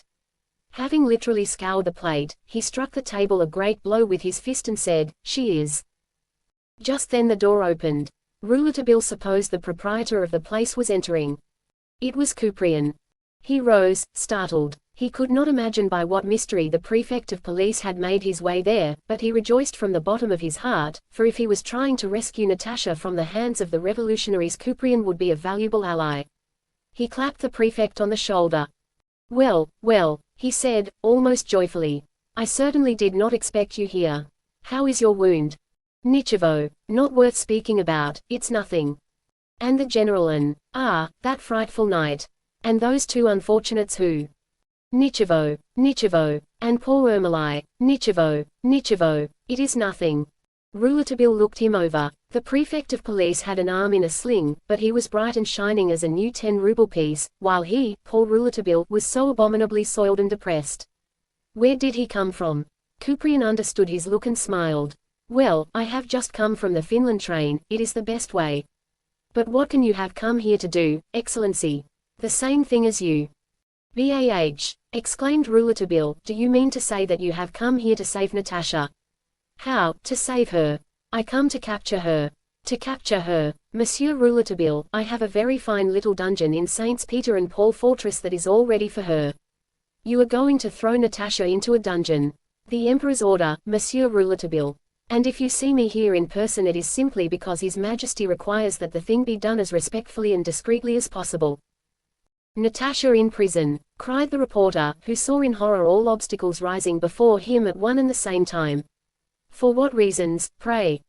"The reason is simple enough. Natasha Feodorovna is the last word in wickedness and doesn't deserve anybody's pity. She is the accomplice of the revolutionaries and the instigator of all the crimes against her father." "I am sure that you are mistaken, Excellency. But how have you been guided to her?" "Simply by you." "By me?" "Yes, we lost all trace of Natasha. But, as you had disappeared also, I made up my mind that you could only be occupied in searching for her, and that by finding you I might have the chance to lay my hands on her. But I haven't seen any of your men." "Why, one of them brought you here." "Me?" "Yes, you. Didn't you climb onto a telega?" "Ah, the driver." "Exactly. I had arranged to have him meet me at the Sestroriesk station. He pointed out the place where you dropped off, and here I am." The reporter bent his head, red with chagrin.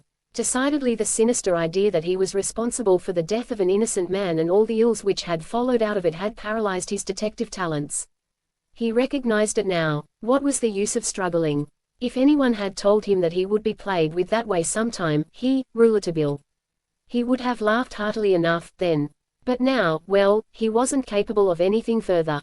He was his own most cruel enemy.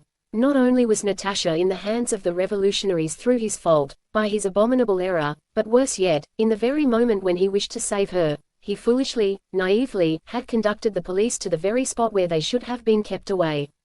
It was the depth of his humiliation. Couperin really pitied the reporter. "Come, don't blame yourself too much," said he. "We would have found Natasha without you. Gounsovsky notified us that she was going to embark in the Bay of Lachtka this evening with Primkov." "Natasha with Primkov!" exclaimed Rouletabille. "Natasha with the man who introduced the 2 living bombs into her father's house. If she is with him, Excellency, it is because she is his prisoner, and that alone will be sufficient to prove her innocence. I thank the heaven that has sent you here." Couperin swallowed a glass of vodka, poured another after it, and finally deigned to translate his thought. "Natasha is the friend of these precious men, and we will see them disembark hand in hand." "Your men, then, haven't studied the traces of the struggle that, these precious men, have had on the banks of the Neva before they carried away Natasha?" "Oh, they haven't been hoodwinked. As a matter of fact, the struggle was quite too visible not to have been done for appearance's sake. What a child you are! Can't you see that Natasha's presence in the dacha had become quite too dangerous for that charming young girl after the poisoning of her father and stepmother failed, and at the moment when her comrades were preparing to send General Trabasov a pleasant little gift of dynamite, she arranged to get away and yet to appear kidnapped? It is too simple." Rouletabille raised his head. "There is something simpler still to imagine than the culpability of Natasha. It is that Primkov's scheme to pour the poison into the flask of vodka, saying to himself that if the poison didn't succeed at least it would make the occasion for introducing his dynamite into the house in the pockets of the doctors that they would go to find." Couperin seized Rouletabille's wrist and threw some terrible words at him, looking into the depths of his eyes. It was not Prinkov who poured the poison, because there was no poison in the flask. Rouletabille, as he heard this extraordinary declaration, rose, more startled than he had ever been in the course of this startling campaign. If there was no poison in the flask, the poison must have been poured directly into the glasses by a person who was in the kiosk. Now, there were only 4 persons in the kiosk, the 2 who were poisoned and Natasha and himself, Rouletabille. And that kiosk was so perfectly isolated that it was impossible for any other persons than the 4 who were there to pour poison upon the table. But it is not possible, he cried. It is so possible that it is so. Pere Alexis declared that there is no poison in the flask, and I ought to tell you that an analysis I had made after his bears him out. There was no poison, either, in the small bottle you took to Pere Alexis and into which you yourself had poured the contents of Natasha's glass and yours, no trace of poison excepting in 2 of the 4 glasses. Arsenate of soda was found only on the soiled napkins of Trabasov and his wife and in the 2 glasses they drank from. Oh, that is horrible, muttered the stupefied reporter, that is horrible, for then the poisoner must be either Natasha or me. I have every confidence in you, declared Kuprian with a great laugh of satisfaction, striking him on the shoulder. And I arrest Natasha, and you who love logic ought to be satisfied now. Rouletabille hadn't a word more to say. He sat down again and let his head fall into his hands, like one sleep has seized. Ah, our young girls, you don't know them. They are terrible, terrible, said Kuprian, lighting a big cigar. Much more terrible than the boys. In good families the boys still enjoy themselves, but the girls, they read. It goes to their heads. They are ready for anything, they know neither father nor mother. Ah, you are a child, you cannot comprehend. 2 lovely eyes, a melancholy air, a soft, low voice, and you are captured, you believe you have before you simply an inoffensive, good little girl. Well, Rouletabille, here is what I will tell you for your instruction. There was the time of the Chapov attack. The revolutionaries who were assigned to kill Chapov were disguised as coachmen and footmen. Everything had been carefully prepared and it would seem that no one could have discovered the bombs in the place they had been stored. Well, do you know the place where those bombs were found? In the rooms of the governor, of Vladimir's daughter. Exactly, my little friend, just there. The rooms of the governor's daughter, Mademoiselle Alexeyev. Ah, these young girls. Besides, it was this same Mademoiselle Alexeyev who, so prettily, pierced the brain of an honest Swiss merchant who had the misfortune to resemble one of our ministers. If we had hanged that charming young girl earlier, my dear Monsieur Rouletabille, that last catastrophe might have been avoided. A good rope around the neck of all these little females, it is the only way, the only way. A man entered. Rouletabille recognized the driver of the Telegra. There were some rapid words between the chief and the agent. The man closed the shutters of the room, but through the interstices they would be able to see what went on outside. Then the agent left. Kuprian, as he pushed aside the table that was near the window, said to the reporter, "You had better come to the window, my man has just told me the boat is drawing near. You can watch an interesting sight. We are sure that Natasha is still aboard." The yacht, after the explosion at the Dacha, took up 2 men who put off to it in a canoe, and since then it has simply sailed back and forth in the Gulf. We have taken our precautions in Finland the same as here and it is here they are going to try to disembark. Keep an eye on them. Kuprian was at his post of observation. Evening slowly fell. The sky was growing grayish-black, a tint that blended with the slate-colored sea. To those on the bank, the sound of the men about to die came softly across the water. There was a sail far out. Between the strand and the tuba where Kuprian watched, was a ridge, a window, which, however, did not hide the shore or the bay from the prefect of police, because at the height where he was his glance passed at an angle above it. But from the sea this ridge entirely hid anyone who lay in ambush behind it. The reporter watched 50 mujiks flat on their stomachs crawling up the ridge, behind 2 of their number whose heads alone topped the ridge. In the line of gaze taken by those 2 heads was the white sail, looming much larger now.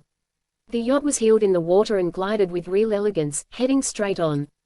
Suddenly, just when they supposed she was coming straight to shore, the sails fell and a canoe was dropped over the side. 4 men got into it, then a woman jumped lightly down a little gangway into the canoe. It was Natasha. Kuprian had no difficulty in recognizing her through the gathering darkness. "Ah, my dear Monsieur Rouletabille," said he, "see your prisoner of the Nihilists. Notice how she is bound. Her thongs certainly are causing her great pain. These revolutionaries surely are brutes." The truth was that Natasha had gone quite readily to the rudder and while the others rowed she steered the light boat to the place on the beach that had been pointed out to her. Soon the prow of the canoe touched the sands. There did not seem to be a soul about, and that was the conclusion the men in the canoe who stood up looking around, seemed to reach. They jumped out, and then it was Natasha's turn. She accepted the hand held out to her, talking pleasantly with the men all the time. She even turned to press the hand of one of them. The group came up across the beach. All this time the watchers in the little eating house could see the false mujiks, who had wriggled on their stomachs to the very edge of the ridge, holding themselves ready to spring. Behind his shutter, Kuprian could not restrain an exclamation of triumph. He gradually identified some of the figures in the group, and muttered, there is Prinkov himself and the others. Gounsovsky is right, and he certainly is well informed. His system is decidedly a good one. What a net fool. He hardly breathed as he watched the outcome.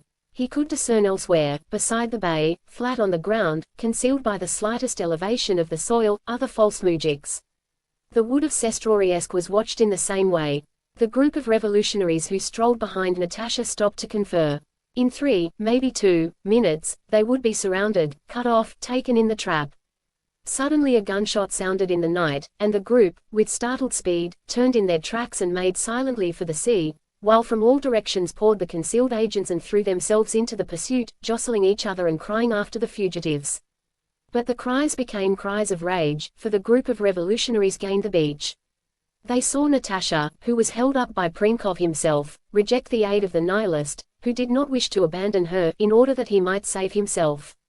She made him go, and seeing that she was going to be taken, stopped short and waited for the enemy stoically, with folded arms. Meanwhile, her 3 companions succeeded in throwing themselves into the canoe and plied the oars hard, while Kuprian's men, in the water up to their chests, discharged their revolvers at the fugitives. The men in the canoe, fearing to wound Natasha, made no reply to the firing. The yacht had sails up by the time they drew alongside, and made off like a bird toward the mysterious fords of Finland, audaciously hoisting the black flag of the revolution. Meantime, Kuprian's agents, trembling before his anger, gathered at the eating house.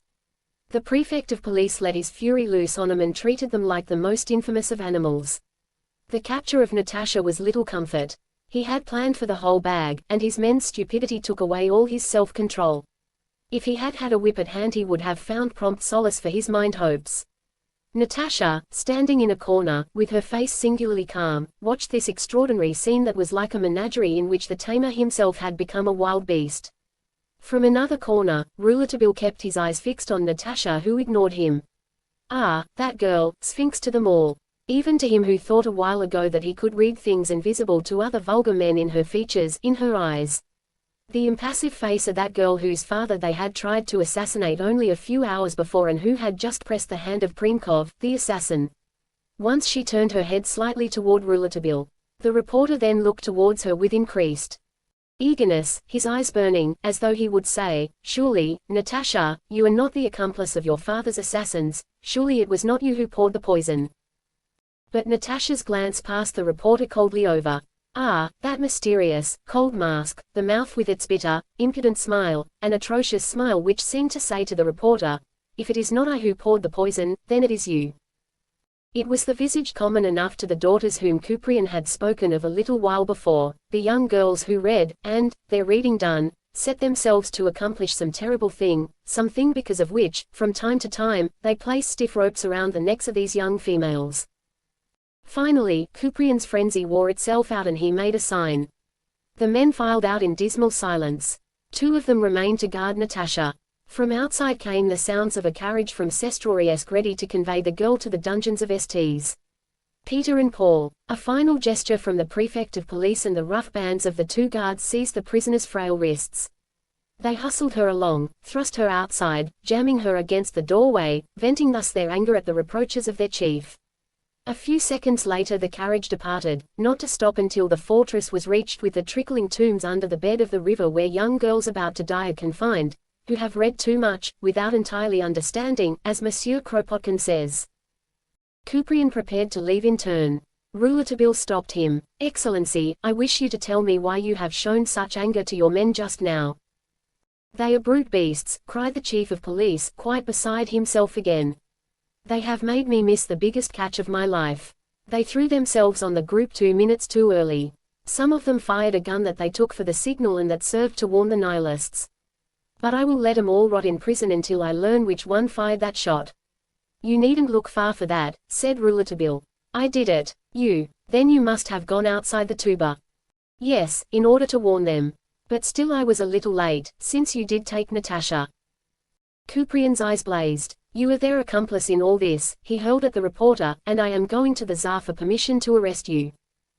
Hurry, then, Excellency, replied the reporter coldly, because the Nihilists, who also think they have a little account to settle with me, may reach me before you.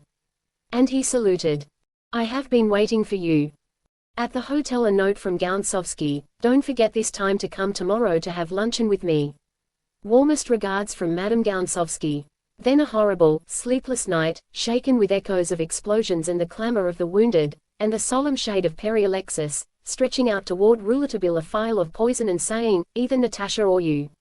Then, rising among the shades the bloody form of Michael Nikolaevich the Innocent. In the morning a note from the Marshal of the Court. Monsieur le Maréchal had no particular good news, evidently, for in terms quite without enthusiasm he invited the young man to luncheon for that same day, rather early, at midday, as he wished to see him once more before he left for France. I see, said Rouletabille to himself, Monsieur le Maréchal pronounces my expulsion from the country, and he forgot once more the Gounsovsky luncheon. The meeting place named was the great restaurant called the Bear. Rouletabille entered it promptly at noon. He asked the Schwitzer if the Grand Marshal of the court had arrived, and was told no one had seen him yet. They conducted him to the huge main hall, where, however, there was only one person. This man, standing before the table spread with Zakowskis, was stuffing himself. At the sound of Rouletabille's step on the floor this soul-famished patron turned and lifted his hands to heaven as he recognized the reporter. The latter would have given all the rubles in his pocket to have avoided the recognition. But he was already face to face with the advocate so celebrated for his table feats, the amiable Athanase Georgevitch, his head swathed in bandages and dressings from the midst of which one could perceive distinctly only the eyes and, above all, the mouth. How goes it, little friend? How are you? Oh, there is nothing the matter. In a week we shall have forgotten it. What a terrible affair, said the reporter, I certainly believed we were all dead men. No, it was nothing. Nichevo. And poor Thaddeus Chichnikov with his two poor legs broken. Nichevo. He has plenty of good solid splints that will make him two good legs again. Nichevo. Don't you think anything more about that? It is nothing. You have come here to dine. A very celebrated house this. Caraco. He busied himself to do the honors. One would have said the restaurant belonged to him. He boasted of its architecture and the cuisine, à la française. Do you know, he inquired confidently, a finer restaurant room anywhere in the world? In fact, it seemed to Rouletabille as he looked up into the high glass arch that he was in a railway station decorated for some illustrious traveler, for there were flowers and plants everywhere. But the visitor whom the ball awaited was the Russian eater, the ogre who never failed to come to eat at the Bear. Pointing out the lines of tables shining with their white cloths and bright silver, Athanase Georgevitch, with his mouth full, said, Ah, my dear little French monsieur, you should see it at supper time, with the women, and the jewels, and the music. There is nothing in France that can give you any idea of it, nothing. The gaiety, the champagne, and the jewels, monsieur, worth millions and millions of rubles. Our women wear them all, everything they have. They are decked like sacred shrines. All the family jewels, from the very bottom of the caskets. It is magnificent, thoroughly Russian, Muscovite. What am I saying? It is Asiatic. Monsieur, in the evening, at a fete, we are Asiatic. Let me tell you something on the quiet. You notice that this enormous dining hall is surrounded by those windowed balconies. Each of those windows belongs to a separate private room. Well, you see that window there? Yes, there, that is the room of a Grand Duke. Yes, he's the one I mean, a very gay Grand Duke. Do you know, one evening when there was a great crowd here, families, monsieur, family parties, high-born families, the window of that particular balcony was thrown open, and a woman stark naked, as naked as my hand, monsieur, was dropped into the dining hall and ran across at full speed. It was a wager, monsieur, a wager of the jolly Grand Dukes, and the demoiselle won it. But what a scandal! Ah, don't speak of it, that would be very bad form. But, sufficiently Asiatic, truly Asiatic. And, something much more unfortunate, you see that table. It happened the Russian New Year Eve, at supper. All the beauty, the whole capital, was here. Just at midnight the orchestra struck up the Bodya Zara Krani to inaugurate the joyful Russian New Year, and everybody stood up, according to custom, and listened in silence, as loyal subjects should. Well, at that table, accompanying his family, there was a young student, a fine fellow, very correct, and in uniform. This unhappy young student, who had risen like everybody else, to listen to the Bodya Zara Krani, inadvertently placed his knee on a chair. Truly that is not a correct attitude, monsieur, but really it was no reason for killing him, was it now? Certainly not. Well, a brute in uniform, an officer quite immaculately gotten up, drew a revolver from his pocket and discharged it at the student point blank. You can imagine the scandal, for the student was dead. There were Paris journalists there, besides, who had never been there before, you see. Monsieur Gaston Leroux was at that very table. What a scandal! They had a regular battle. They broke carafes over the head of the assassin, for he was neither more nor less than an assassin, a drinker of blood, an Asiatic. They picked up the assassin, who was bleeding all over, and carried him off to look after him. As to the dead man, he lay stretched out there under a tablecloth, waiting for the police, and those at the tables went on with their drinking. Isn't that Asiatic enough for you? Here, a naked woman, there, a corpse. And the jewels, and the champagne. What do you say to that? The Russian national anthem. His Excellency the Grand Marshal of the Court is waiting for you, monsieur. Rouletabille shook hands with Athanase Georgevitch, who returned to his Zakowskis, and followed the interpreter to the door of one of the private rooms. The high dignitary was there. With a charm in his politeness of which the high-born Russian possesses the secret over almost everybody else in the world, the marshal intimated to Rouletabille that he had incurred imperial displeasure. You have been denounced by Couprian, who holds you responsible for the checks he has suffered in this affair. Monsieur Couprian is right, replied Rouletabille, and His Majesty should believe him, since it is the truth. But don't fear anything from me, Monsieur le Grand Maréchal, for I shall not inconvenience Monsieur Couprian any further, nor anybody else. I shall disappear. I believe Couprian is already directed to vice your passport. He is very good, and he does himself much harm. All that is a little your fault, Monsieur Rouletabille. We believed we could consider you as a friend, and you have never failed, it appears, on each occasion to give your help to our enemies. Who says that? Couprian. Oh, it is necessary to be one with us. And you are not one with us. And if you are not for us you are against us. You understand that, I think. That is the way it has to be. The terrorists have returned to the methods of the nihilists, who succeeded altogether too well against Alexander II. When I tell you that they succeeded in placing their messages even in the imperial palace. Yes, yes, said Rouletabille, vaguely, as though he were already far removed from the contingencies of this world. I know that Tsar Alexander II sometimes found under his napkin a letter announcing his condemnation to death. Monsieur, at the chateau yesterday morning something happened that is perhaps more alarming than the letter found by Alexander II under his napkin. What can it be? Have bombs been discovered? No, it is a bizarre occurrence and almost unbelievable. The eider downs, all the eider down coverings belonging to the imperial family disappeared yesterday morning. Historically authentic. Surely not. It is just as I say. And it was impossible to learn what had become of them, until yesterday evening, when they were found again in their proper places in the chambers. That is the new mystery. Certainly. But how were they taken out? Shall we ever know? All we found was 2 feathers, this morning, in the boudoir of the Empress, which leads us to think that the eider downs were taken out that way. I am taking the 2 feathers to Couprian. Let me see them, asked the reporter. Rouletabille looked them over and handed them back. And what do you think the whole affair means? We are inclined to regard it as a threat by the revolutionaries. If they can carry away the eider downs, it would be quite as easy for them to carry away the imperial family. No, I don't think it is that. What do you mean, then? Nothing any more. Not only do I not think any more, but I don't wish to.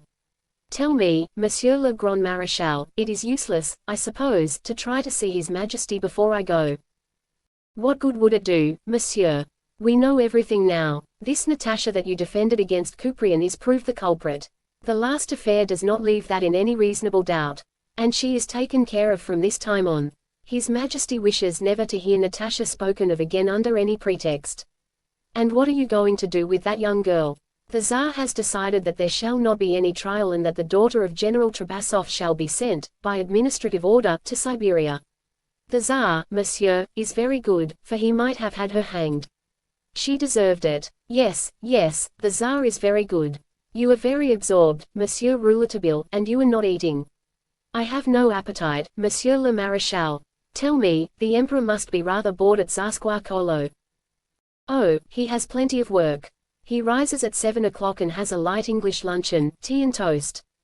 At 8 o'clock he starts and works till 10. From 10 to 11 he promenades. In the jail yard, asked Rouletabille innocently, what's that you say? Ah, you are an enfant terrible. Certainly we do well to send you away. Until 11 he promenades in a pathway of the park. From 11 to 1 he holds audience, luncheon at 1, then he spends the time until 2:30 with his family. What does he eat? Soup. His Majesty is wonderfully fond of soup. He takes it at every meal. After luncheon he smokes, but never a cigar, always cigarettes, gifts of the Sultan, and he only drinks one liqueur, maraschino. At 2:30 he goes out again for a little air, always in his park, then he sets himself to work until 8 o'clock. It is simply frightful work, with heaps of useless papers and numberless signatures. No secretary can spare him that ungrateful bureaucratic duty. He must sign, sign, sign, and read the reports. And it is work without any beginning or end. As soon as some reports go, others arrive. At 8 o'clock, dinner, and then more signatures, working right up to 11 o'clock. At 11 o'clock he goes to bed. And he sleeps to the rhythmical tramp of the guards on patrol, added Rouletabille, bluntly. Oh young man. Pardon me, Monsieur le Grand Maréchal, said the reporter, rising, I am, indeed, a disturbing spirit and I know that I have nothing more to do in this country. You will not see me any more, Monsieur le Grand Maréchal, but before leaving I ought to tell you how much I have been touched by the hospitality of your great nation. That hospitality is sometimes a little dangerous, but it is always magnificent. No other nation in the world knows like the Russians how to receive a man, Your Excellency. I speak as I feel, and that isn't affected by my manner of quitting you, for you know also how to put a man to the door. Adieu, then, without any rancor. My most respectful homage to His Majesty. Ah, just one word more. You will recall that Natasha Feodorovna was engaged to poor Boris Morozov, still another young man who has disappeared and who, before disappearing, charged me to deliver to General Trubasov's daughter this last token, these two little icons. I entrust you with this mission, Monsieur le Grand Maréchal. Your servant, Excellency. Rouletabille redescended the great Carnouche. Now, said he to himself, it is my turn to buy farewell presents. And he made his way slowly across La Place des Grandes Écuries and the bridge of the Catherine Canal. He entered Aptekarsky Pereoulik and pushed open Pere Alexis's door, under the arch, at the back of the obscure court. Health and prosperity, Alexis Hutch. Ah, you again, little man. Well, Couprian has let you know the result of my analyses. Yes. Tell me, Alexis Hutch, you are sure you are not mistaken? You don't think you might be mistaken? Think carefully before you answer. It is a question of life or death. For whom? For me. For you, good little friend. You want to make your old Pere Alexis laugh. Or weep. Answer me. No, I couldn't be mistaken.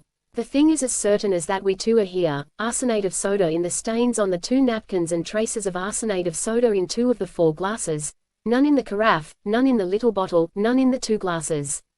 I say it before you and before God. So it is really true. Thank you, Alexis Hutch. Couprian has not tried to deceive me. There has been nothing of that sort. Well, do you know, Alexis Hutch, who has poured the poison? It is she or I, and as it is not I, it is she. And since it is she, well, I am going to die. You love her, then? Inquired Pere Alexis. No, replied Rouletabille, with a self-mocking smile. No, I don't love her. But if it is she who poured the poison, then it was not Michael Nikolaevich, and it is I who had Michael Nikolaevich killed. You can see now that therefore I must die. Show me your finest images. Ah, my little one, if you will permit your old Alexis to make you a gift, I would offer you these 2 poor icons that are certainly from the convent of Troitsa at its best period. See how beautiful they are, and old. Have you ever seen so beautiful a Mother of God? And this Saint Luke, would you believe that the hand had been mended, eh? 2 little masterpieces, little friend.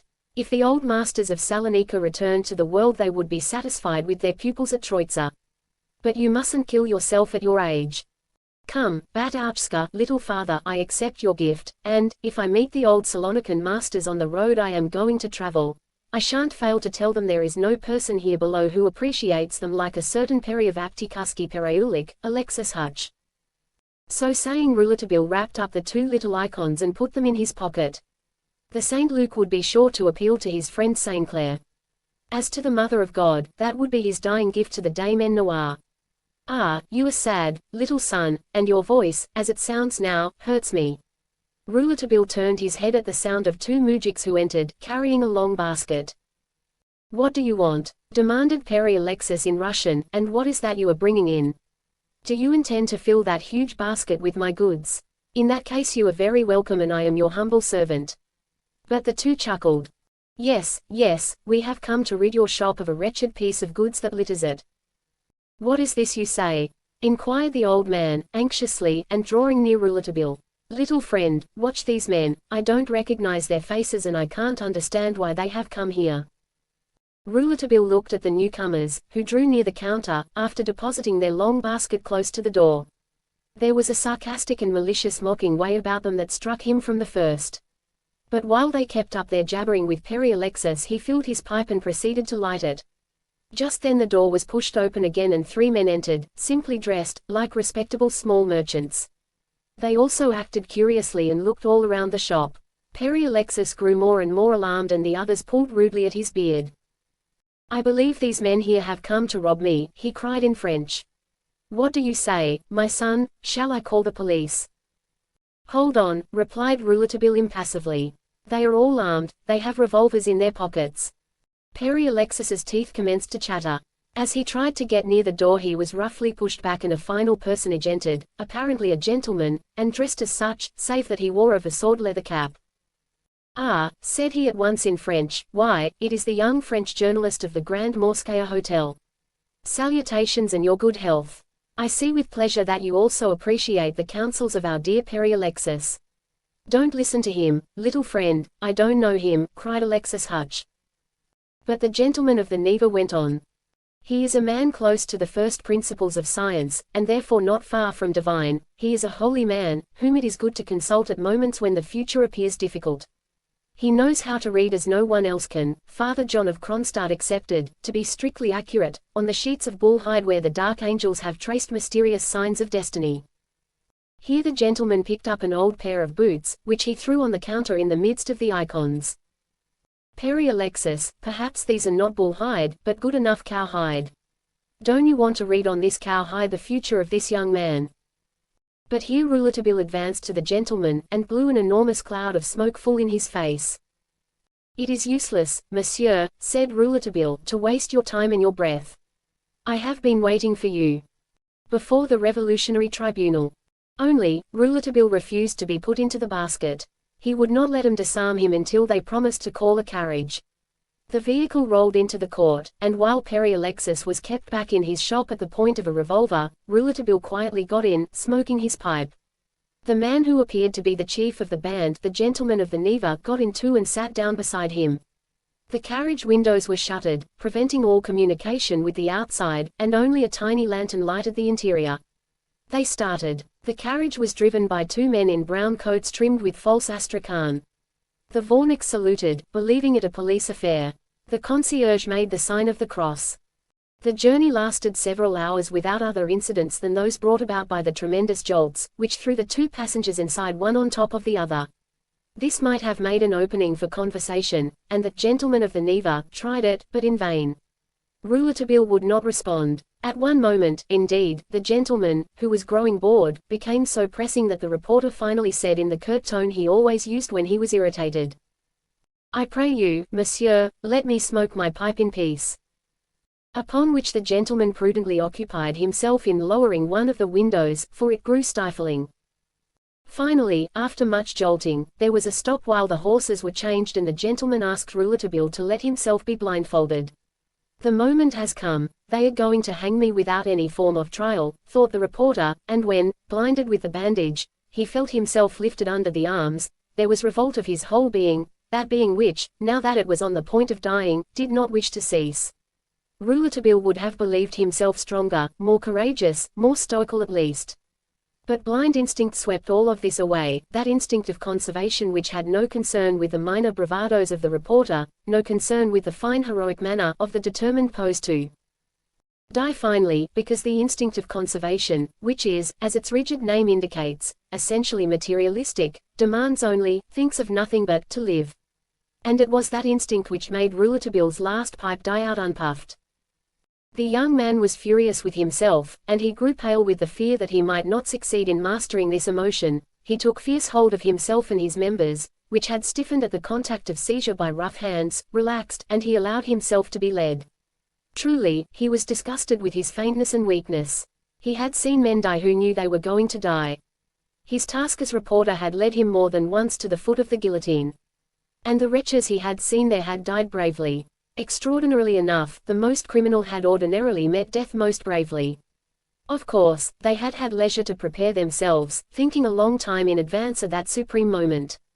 But they affronted death, came to it almost negligently, found strength even to say banal or taunting things to those around them. He recalled above all a boy of 18 years old who had cowardly murdered an old woman and 2 children in a backcountry farm, and had walked to his death without a tremor, talking reassuringly to the priest and the police official, who walked almost sick with horror on either side of him. Could he, then, not be as brave as that child? They made him mount some steps and he felt that he had entered the stuffy atmosphere of a closed room. Then someone removed the bandage. He was in a room of sinister aspect and in the midst of a rather large company. Within these naked, neglected walls there were about 30 young men, some of them apparently quite as young as Rouletabille, with candid blue eyes and pale complexions. The others, older men, were of the physical type of Christs, not the animated Christs of Occidental painters, but those that are seen on the panels of the Byzantine school or fastened on the icons, sculptures of silver or gold. Their long hair, deeply parted in the middle, fell upon their shoulders in curl-tipped golden masses. Some leant against the wall, erect, and motionless. Others were seated on the floor, their legs crossed. Most of them were in winter coats, bought in the bazaars. But there were also men from the country, with their skins of beasts, their sayans, their tulips. One of them had his legs laced about with cords and was shod with twined willow twigs. The contrast afforded by various ones of these grave and attentive figures showed that representatives from the entire revolutionary party were present.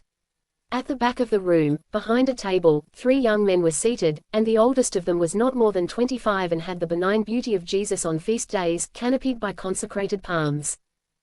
In the center of the room a small table stood, quite bare and without any apparent purpose. On the right was another table with paper, pens and inkstands. It was there that Rouletabille was conducted and asked to be seated. Then he saw that another man was at his side, who was required to keep standing. His face was pale and desperate, very drawn. His eyes burned somberly. In spite of the panic that deformed his features, Rouletabille recognized one of the unintroduced friends whom Gounsovski had brought with him to the supper at Krestowski. Evidently since then the always threatening misfortune had fallen upon him. They were proceeding with his trial. The one who seemed to preside over these strange sessions pronounced a name. Annushka. A door opened, and Annushka appeared. Rouletabille hardly recognized her, she was so strangely dressed, like the Russian poor, with her under-jacket of red flannel and the handkerchief which, knotted under her chin, covered all her beautiful hair. She immediately testified in Russian against the man, who protested until they compelled him to be silent. She drew from her pocket papers which were read aloud, and which appeared to crush the accused. He fell back onto his seat. He shivered. He hid his head in his hands, and Rouletabille saw the hands tremble. The man kept that position while the other witnesses were heard, their testimony arousing murmurs of indignation that were quickly checked. Annushka had gone to take her place with the others against the wall, in the shadows which more and more invaded the room, at this ending of a lugubrious day. 2 windows reaching to the floor let a wan light creep with difficulty through their dirty panes, making a vague twilight in the room. Soon nothing could be seen of the motionless figures against the wall, much as the faces fade in the frescoes from which the centuries have effaced the colors in the depths of Orthodox convents. Now someone from the depths of the shadow and the appalling silence read something, the verdict doubtless. The voice ceased. Then some of the figures detached themselves from the wall and advanced. The man who crouched near Rouletabille rose in a savage bound and cried out rapidly, wild words, supplicating words, menacing words. And then, nothing more but strangling gasps. The figures that had moved out from the wall had clutched his throat. The reporter said, "It is cowardly." Annushka's voice, low, from the depths of shadow, replied, "It is just." But Rouletabille was satisfied with having said that, for he had proved to himself that he could still speak. His emotion had been such, since they had pushed him into the center of this sinister and expeditious revolutionary assembly of justice, that he thought of nothing but the terror of not being able to speak to them, to say something to them, no matter what, which would prove to them that he had no fear. Well, that was over. He had not failed to say, "That is cowardly." And he crossed his arms. But he soon had to turn away his head in order not to see the use the table was put to that stood in the center of the room, where it had seemed to serve no purpose. They had lifted the man, still struggling, up onto the little table. They placed a rope about his neck. Then one of the judges, one of the blonde young men, who seemed no older than Rouletabille, climbed on the table and slipped the other end of the rope through a great ring bolt that projected from a beam of the ceiling. During this time the man struggled futilely, and his death rattle rose at last through the continued noise of his resistance and its overcoming. But his last breath came with so violent a shake of the body that the whole death apparatus, rope and ring bolt, separated from the ceiling, and rolled to the ground with the dead man. Rouletabille uttered a cry of horror. "You are assassins!" he cried. But was the man surely dead? It was this that the pale figures with the yellow hair set themselves to make sure of. He was. Then they brought 2 sacks and the dead man was slipped into one of them. Rouletabille said to them, "You are braver when you kill by an explosion, you know." He regretted bitterly that he had not died the night before in the explosion. He did not feel very brave. He talked to them bravely enough, but he trembled as his time approached. That death horrified him. He tried to keep from looking at the other sack. He took the 2 icons, of Saint Luke and of the Virgin, from his pocket and prayed to them. He thought of the lady in black and wept. A voice in the shadows said, "He is crying, the poor little fellow." It was Annushka's voice. Rouletabille dried his tears and said, "Messieurs, one of you must have a mother." But all the voices cried, "No, no, we have mothers no more." "They have killed them," cried some. "They have sent them to Siberia," cried others. "Well, I have a mother still," said the poor lad. "I will not have the opportunity to embrace her. It is a mother that I lost the day of my birth and that I have found again, but, I suppose it is to be said, on the day of my death. I shall not see her again. I have a friend, I shall not see him again either. I have 2 little icons here for them, and I am going to write a letter to each of them, if you will permit it. Swear to me that you will see these reach them." "I swear it," said, in French, the voice of Annushka. "Thanks, madam, you are kind. And now, messieurs, that is all I ask of you. I know I am here to reply to very grave accusations. Permit me to say to you at once that I admit them all to be well-founded. Consequently, there need be no discussion between us. I have deserved death and I accept it. So permit me not to concern myself with what will be going on here. I ask of you simply, as a last favor, not to hasten your preparations too much, so that I may be able to finish my letters." Upon which, satisfied with himself this time, he sat down again and commenced to write rapidly. They left him in peace, as he desired. He did not raise his head once, even at the moment when a murmur louder than usual showed that the hearers regarded Rouletabille's crimes with a special detestation. He had the happiness of having entirely completed his correspondence when they asked him to rise to hear judgment pronounced upon him. The supreme communion that he had just had with his friend Sainclair and with the dear lady in black restored all his spirit to him. He listened respectfully to the sentence which condemned him to death, though he was busy sliding his tongue along the gummed edge of his envelope. These were the counts on which he was to be hanged. 1. Because he had come to Russia and mixed in affairs that did not concern his nationality, and had done this in spite of warning to remain in France. 2. Because he had not kept the promises of neutrality he freely made to a representative of the Central Revolutionary Committee. 3. For trying to penetrate the mystery of the Trabasov dacha. 4. For having Comrade Mathieu Wipton imprisoned by Couprian. 5. For having denounced to Couprian the identity of the 2 doctors who had been assigned to kill General Trabasov. 6. For having caused the arrest of Natasha Fyodorovna. It was a list longer than was needed for his doom. Rouletabille kissed his icons and handed them to Annushka along with the letters. Then he declared, with his lips trembling slightly, and a cold sweat on his forehead, that he was ready to submit to his fate. The last cravat. The gentleman of the Neva said to him, "If you have nothing further to say, we will go into the courtyard." Rouletabille understood at last that hanging him in the room where judgment had been pronounced was rendered impossible by the violence of the prisoner just executed. Not only the rope and the ring bolt had been torn away, but part of the beam had splintered. "There is nothing more," replied Rouletabille.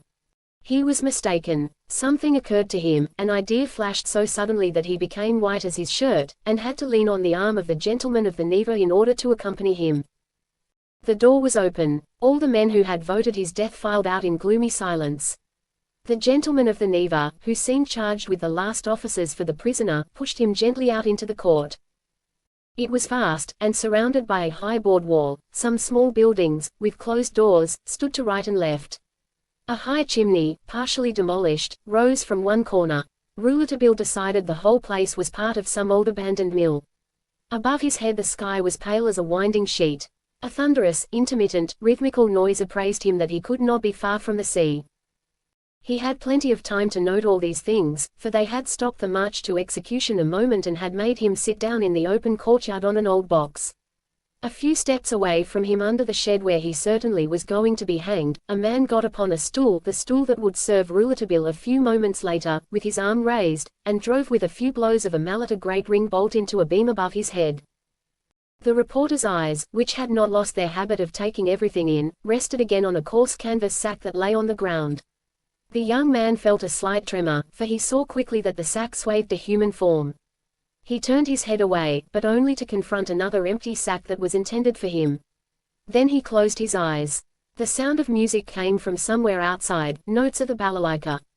He said to himself, "Well, we certainly are in Finland," for he knew that, if the guzzler is Russian the balalaika certainly is Finnish. It is a kind of accordion that the peasants pick plaintively in the doorways of their tubas. He had seen and heard them the afternoon that he went to Pergolovo, and also a little further away, on the Vibor line.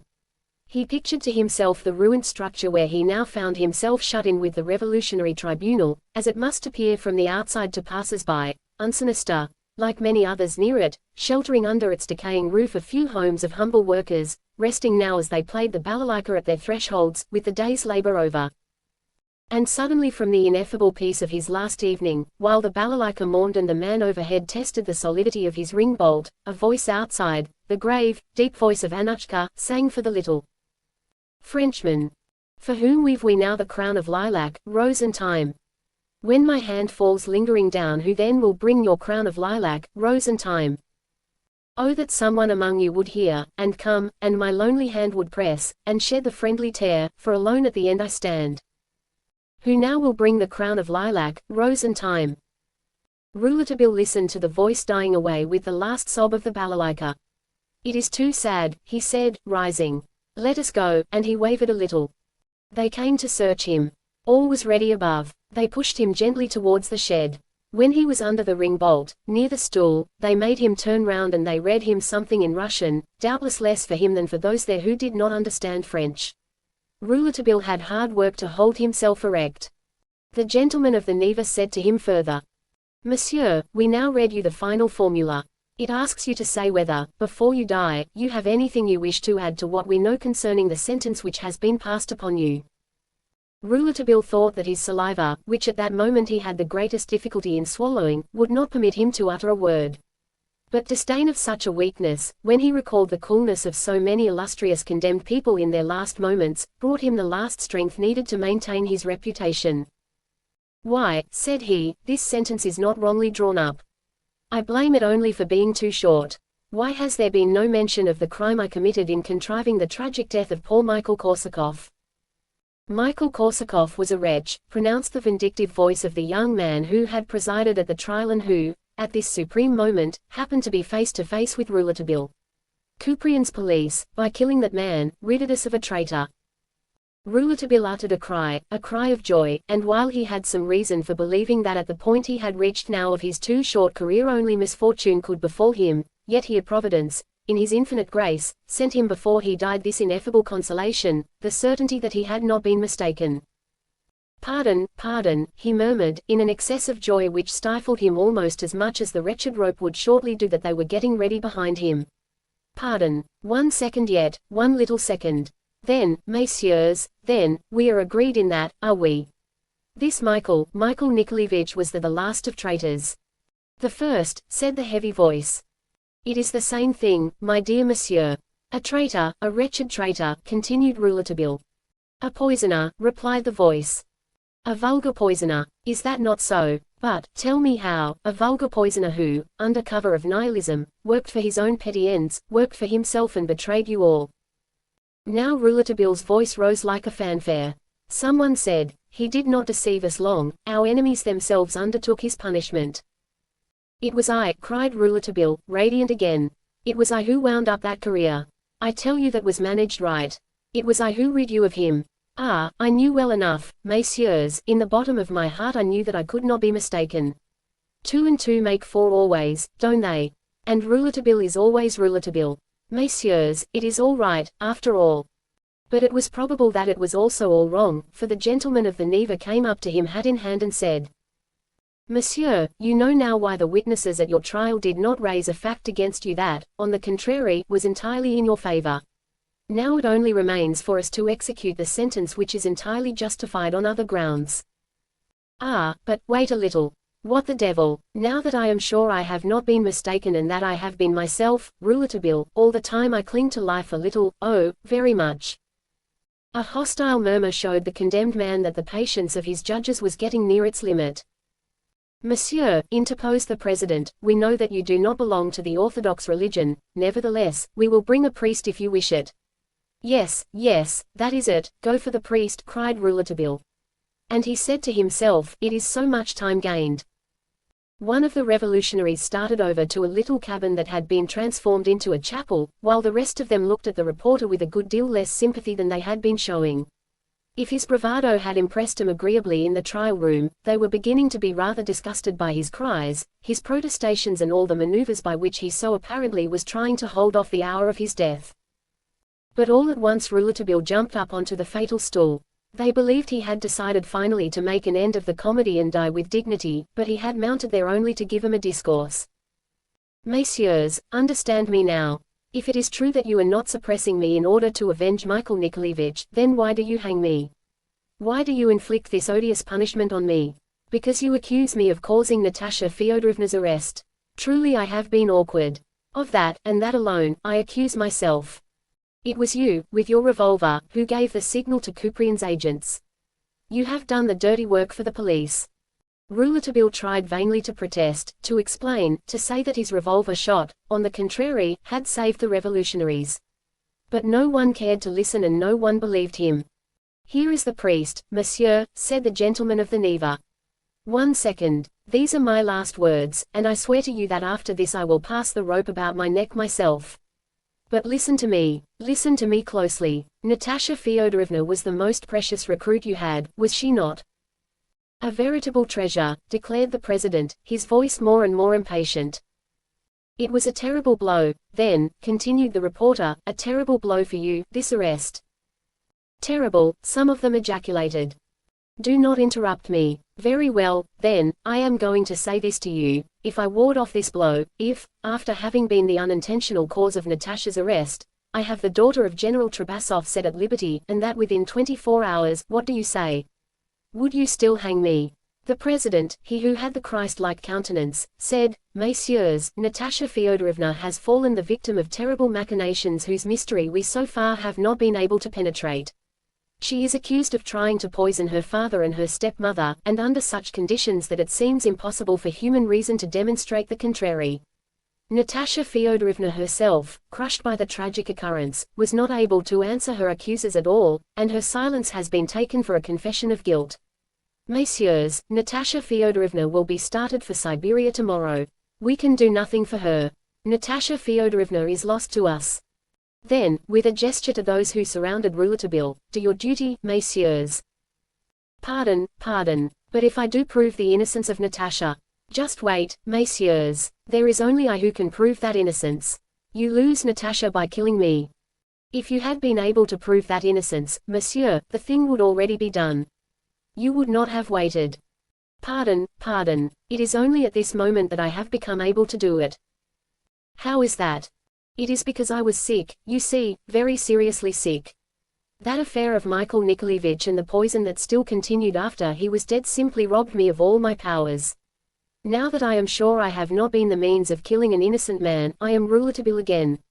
It is not possible that I shall not find the way, that I shall not see through this mystery. The terrible voice of the Christ-like figure said monotonously, "Do your duty, messieurs." Pardon, pardon. This is of great importance to you, and the proof is that you have not yet hanged me. You were not so procrastinating with my predecessor, were you? You have listened to me because you have hoped. Very well, let me think, let me consider. Oh, the devil! I was there myself at the fatal luncheon, and I know better than anyone else all that happened there. 5 minutes. I demand 5 minutes of you, it is not much. 5 little minutes.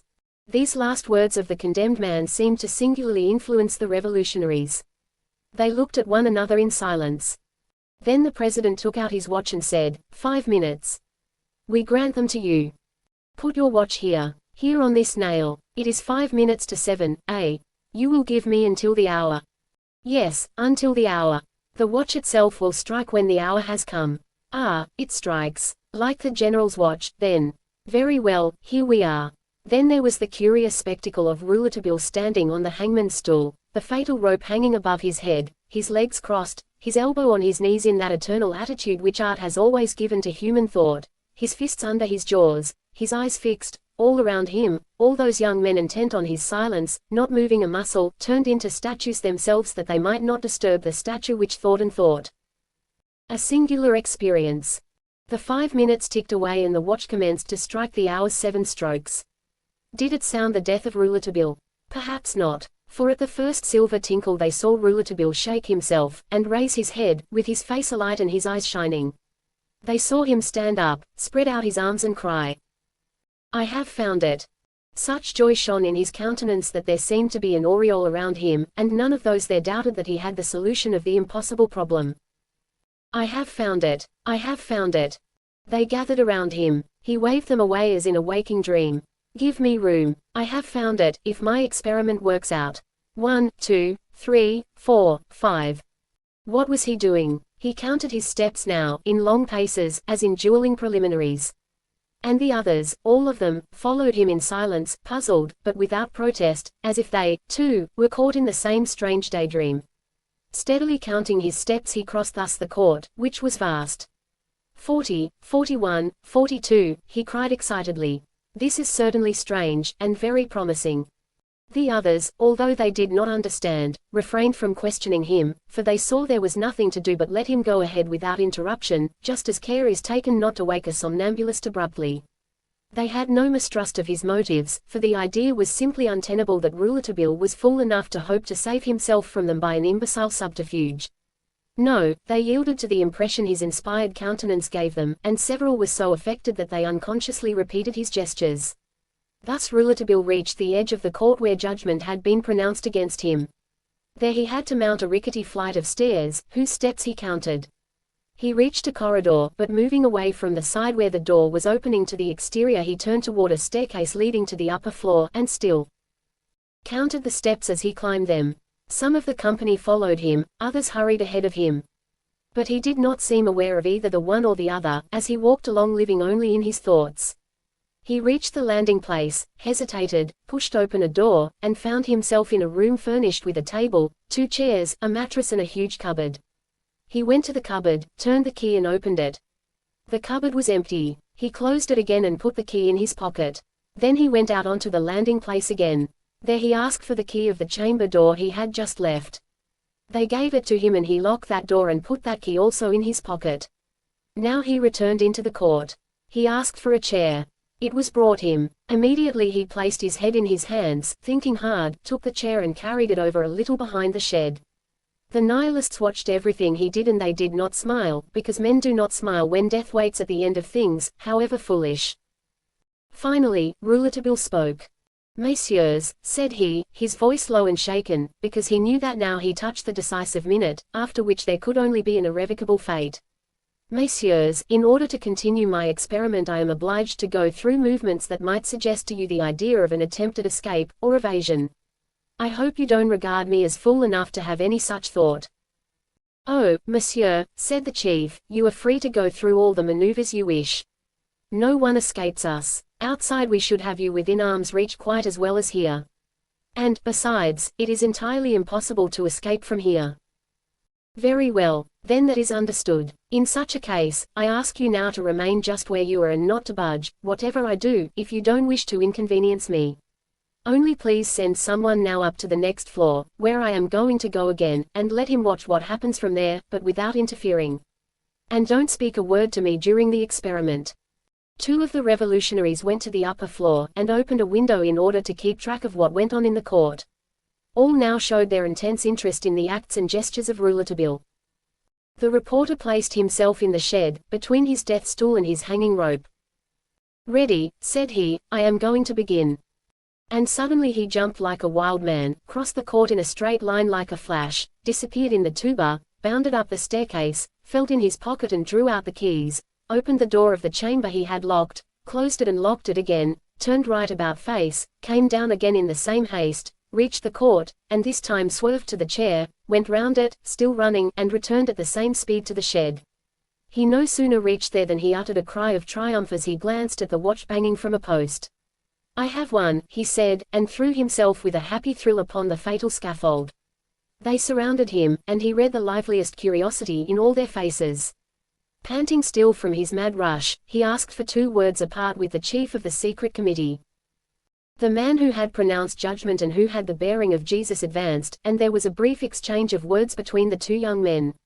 The others drew back and waited at a distance, in impressive silence, the outcome of this mysterious colloquy, which certainly would settle Rouletabille's fate. "Messieurs," said the chief, "the young Frenchman is going to be allowed to leave. We give him 24 hours to set Natasha Feodorovna free. In 24 hours, if he has not succeeded, he will return here to give himself up." A happy murmur greeted these words. The moment their chief spoke thus, they felt sure of Natasha's fate. The chief added, "As the liberation of Natasha Feodorovna will be followed, the young Frenchman says, by that of our companion Mathieu, we decide that, if these 2 conditions are fulfilled, M. Joseph Rouletabille is allowed to return in entire security to France, which he ought never to have left." 2 or 3 only of the group said, "That lad is playing with us, it is not possible." But the chief declared, "Let the lad try, he accomplishes miracles." The Tsar. "I have escaped by remarkable luck," cried Rouletabille, as he found himself, in the middle of the night, at the corner of the Catherine and the Aptikaski Pereoulik canals, while the mysterious carriage which had brought him there returned rapidly toward the Grande Écurie. What a country! What a country! He ran a little way to the Grande Morskaya, which was near, entered the hotel like a bomb, dragged the interpreter from his bed, demanded that his bill be made out and that he be told the time of the next train for Tsarskoye Selo. The interpreter told him that he could not have his bill at such an hour, that he could not leave town without his passport and that there was no train for Tsarskoye Selo, and Rouletabille made an outcry that woke the whole hotel. The guests, fearing always une scandale, kept close to their rooms. But Monsieur le Directeur came down, trembling. When he found all that it was about he was inclined to be peremptory, but Rouletabille, who had seen Michael Strogoff played, cried, "Service of the Tsar," which turned him submissive as a sheep. He made out the young man's bill and gave him his passport, which had been brought back by the police during the afternoon. Rouletabille rapidly wrote a message to Couprien's address, which the messenger was directed to have delivered without a moment's delay, under the pain of death. The manager humbly promised, and the reporter did not explain that by pain of death he referred to his own. Then, having ascertained that as a matter of fact the last train had left for Tsarskoye Selo, he ordered a carriage and hurried to his room to pack. And he, ordinarily so detailed, so particular in his affairs, threw things every which way, linen, garments, with kicks and shoves. It was a relief after the emotions he had gone through. What a country! He never ceased to ejaculate. What a country!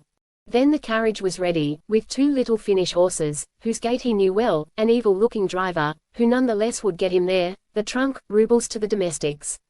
"Spacebo, Barin. Spacebo. Thank you, monsieur. Thank you." The interpreter asked what address he should give the driver. "The home of the Tsar."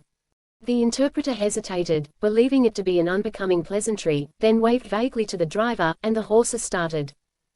What a curious trot! We have no idea of that in France, thought Rouletabille. France, France, Paris. Is it possible that soon I shall be back?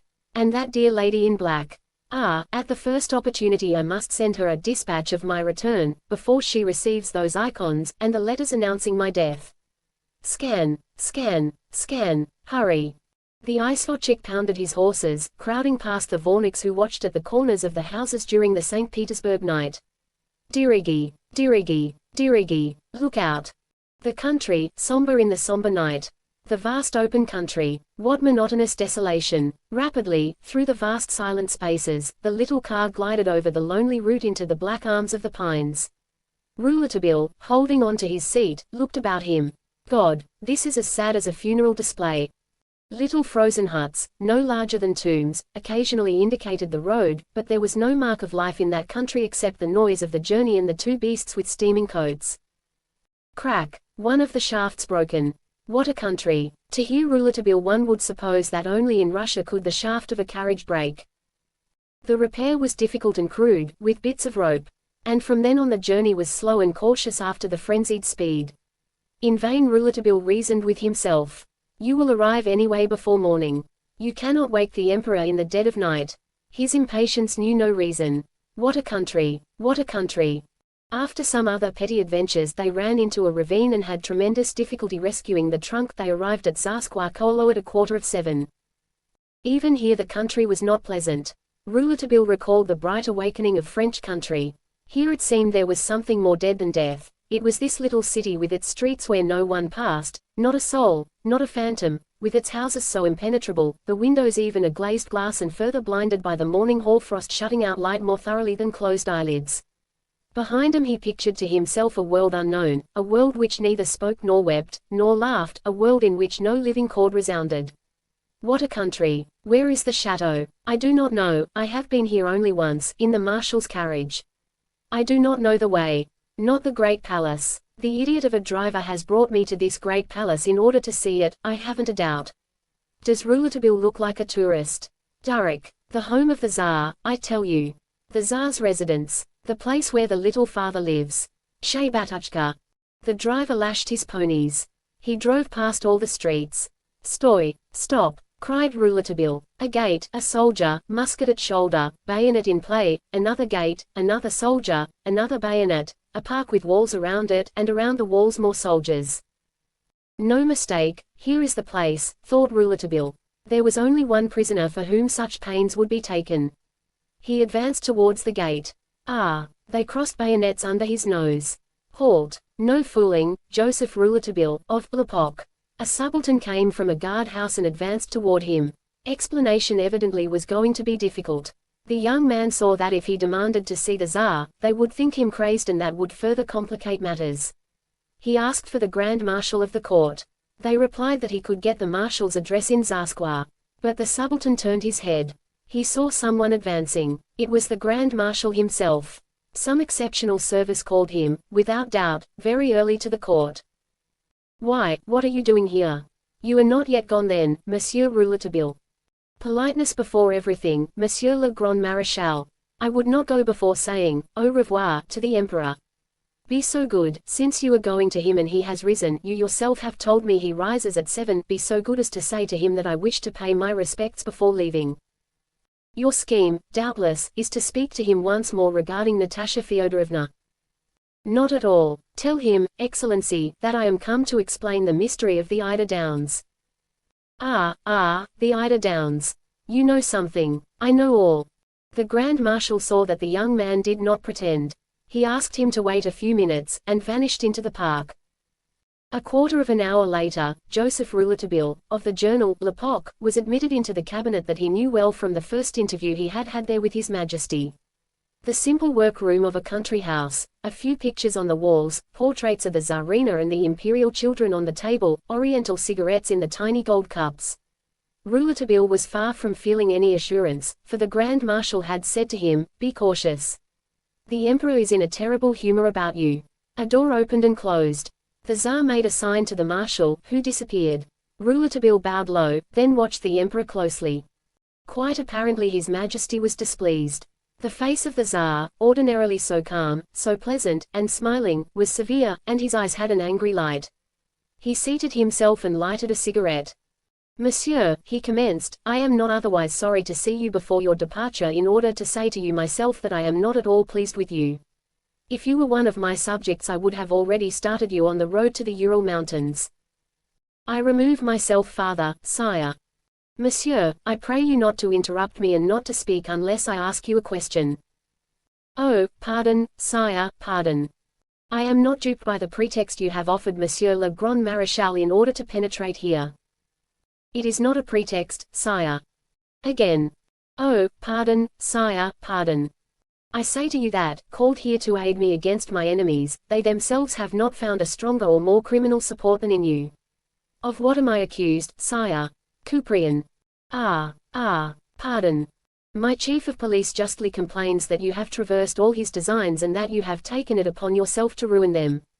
First, you removed his agents, who inconvenienced you, it seems, then, the moment that he had the proof in hand of the abominable alliance of Natasha Feodorovna with the Nihilists who attempt the assassination of her father, your intervention has permitted that proof to escape him. And you have boasted of the feat, monsieur, so that we can only consider you responsible for the attempts that followed. Without you, Natasha would not have attempted to poison her father. Without you, they would not have sent to find physicians who could blow up the Dacha des Isles. Finally, no later than yesterday, when this faithful servant of mine had set a trap they could not have escaped from, you have had the audacity, to warn them of it. They owe their escape to you. Monsieur, those are attempts against the security of the state which deserves the heaviest punishment. Why, you went out one day from here promising me to save General Trabasov from all the plotting assassins who lurked about him. And then you play the game of the assassins. Your conduct is as miserable as that of Natasha Feodorovna is monstrous.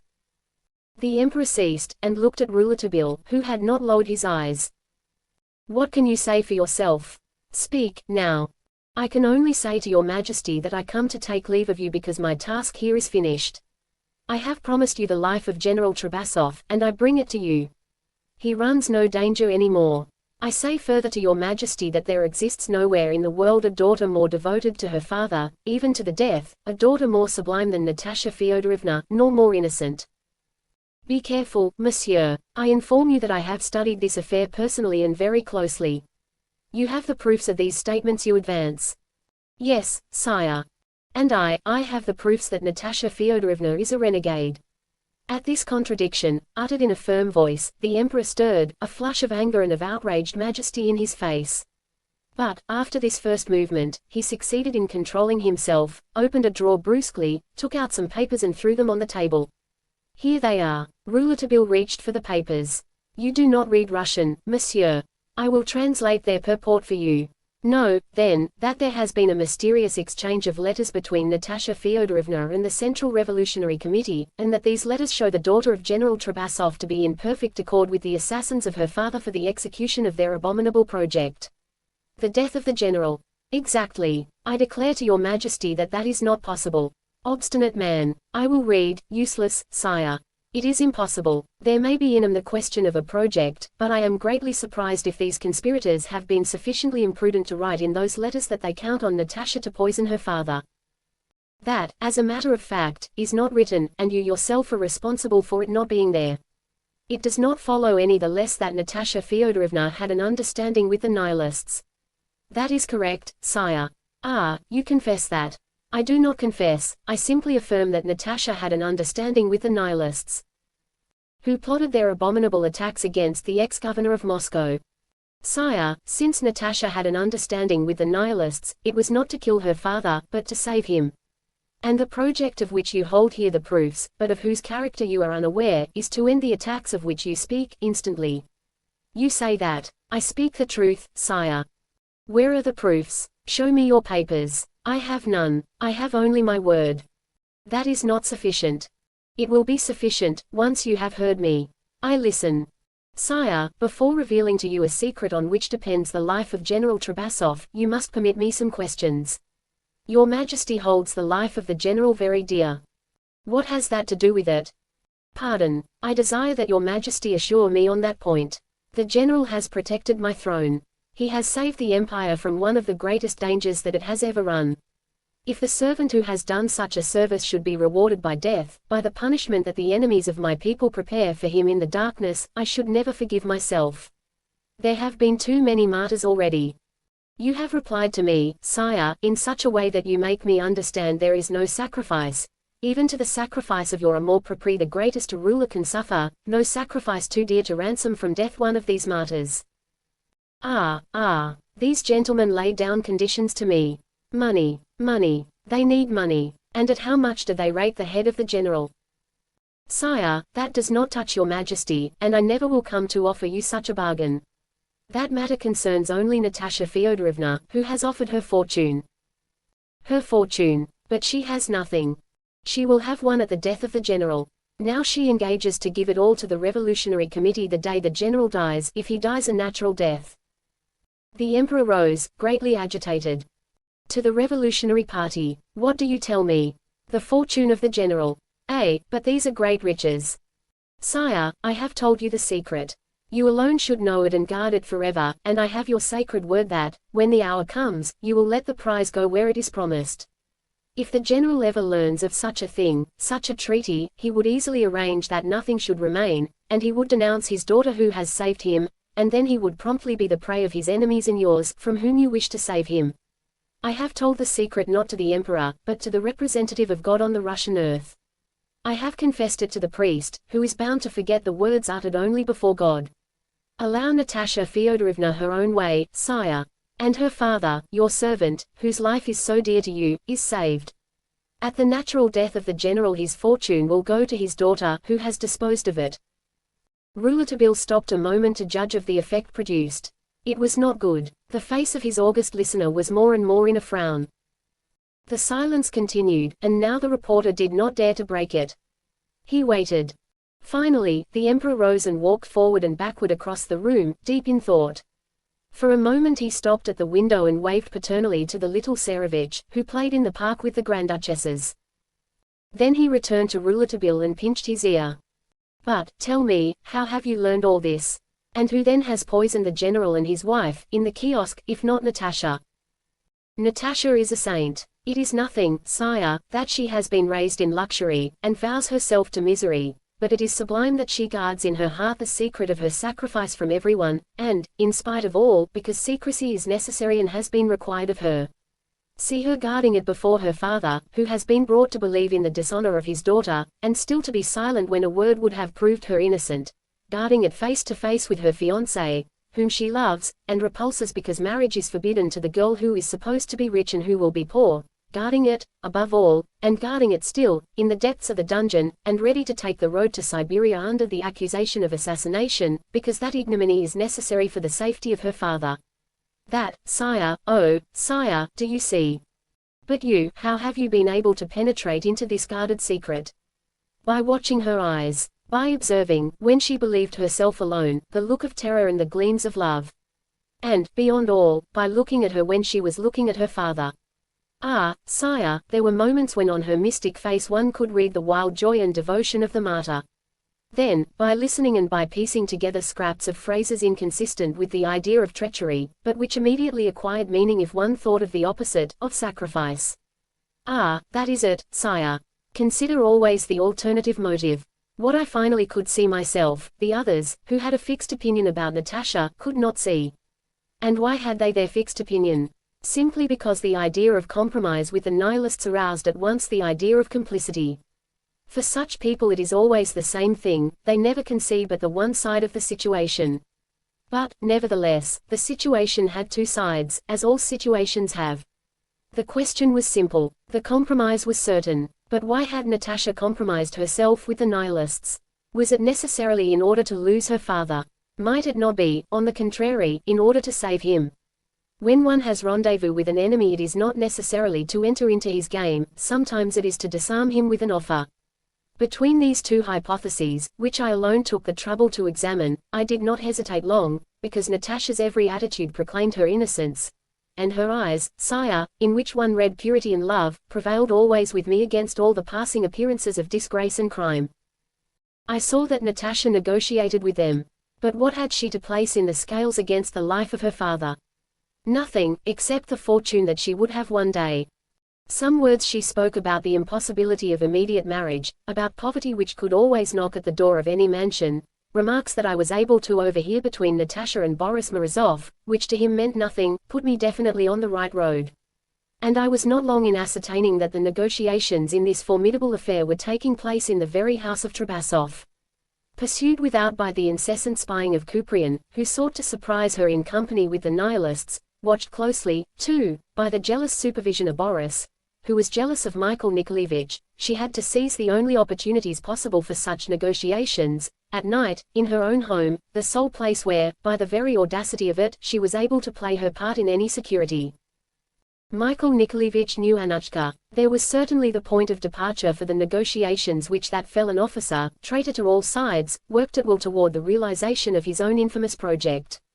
I do not think that Michael ever confided to Natasha that he was, from the very first, the instrument of the revolutionaries.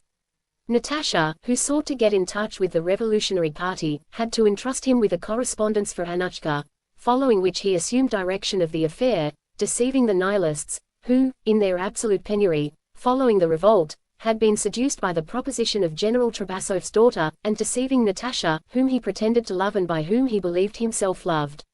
At this point in the affair Natasha came to understand that it was necessary to propitiate Michael Nikolaevich, her indispensable intermediary, and she managed to do it so well that Boris Morozov felt the blackest jealousy. On his side, Michael came to believe that Natasha would have no other husband than himself, but he did not propose to marry a penniless girl. And, fatally, it followed that Natasha, in that infernal intrigue, negotiated for the life of her father through the agency of a man who, underhandedly, sought to strike at the general himself, because the immediate death of her father before the negotiation was completed would enrich Natasha, who had given Michael so much to hope. That frightful tragedy, sire, in which we have lived our most painful hours, appeared to me, confident of Natasha's innocence, as absolutely simple as for the others it seemed complicated. Natasha believed she had in Michael Nikolaevich a man who worked for her, but he worked only for himself. The day that I was convinced of it, sire, by my examination of the approach to the balcony, I had a mind to warn Natasha, to go to her and say, "Get rid of that man.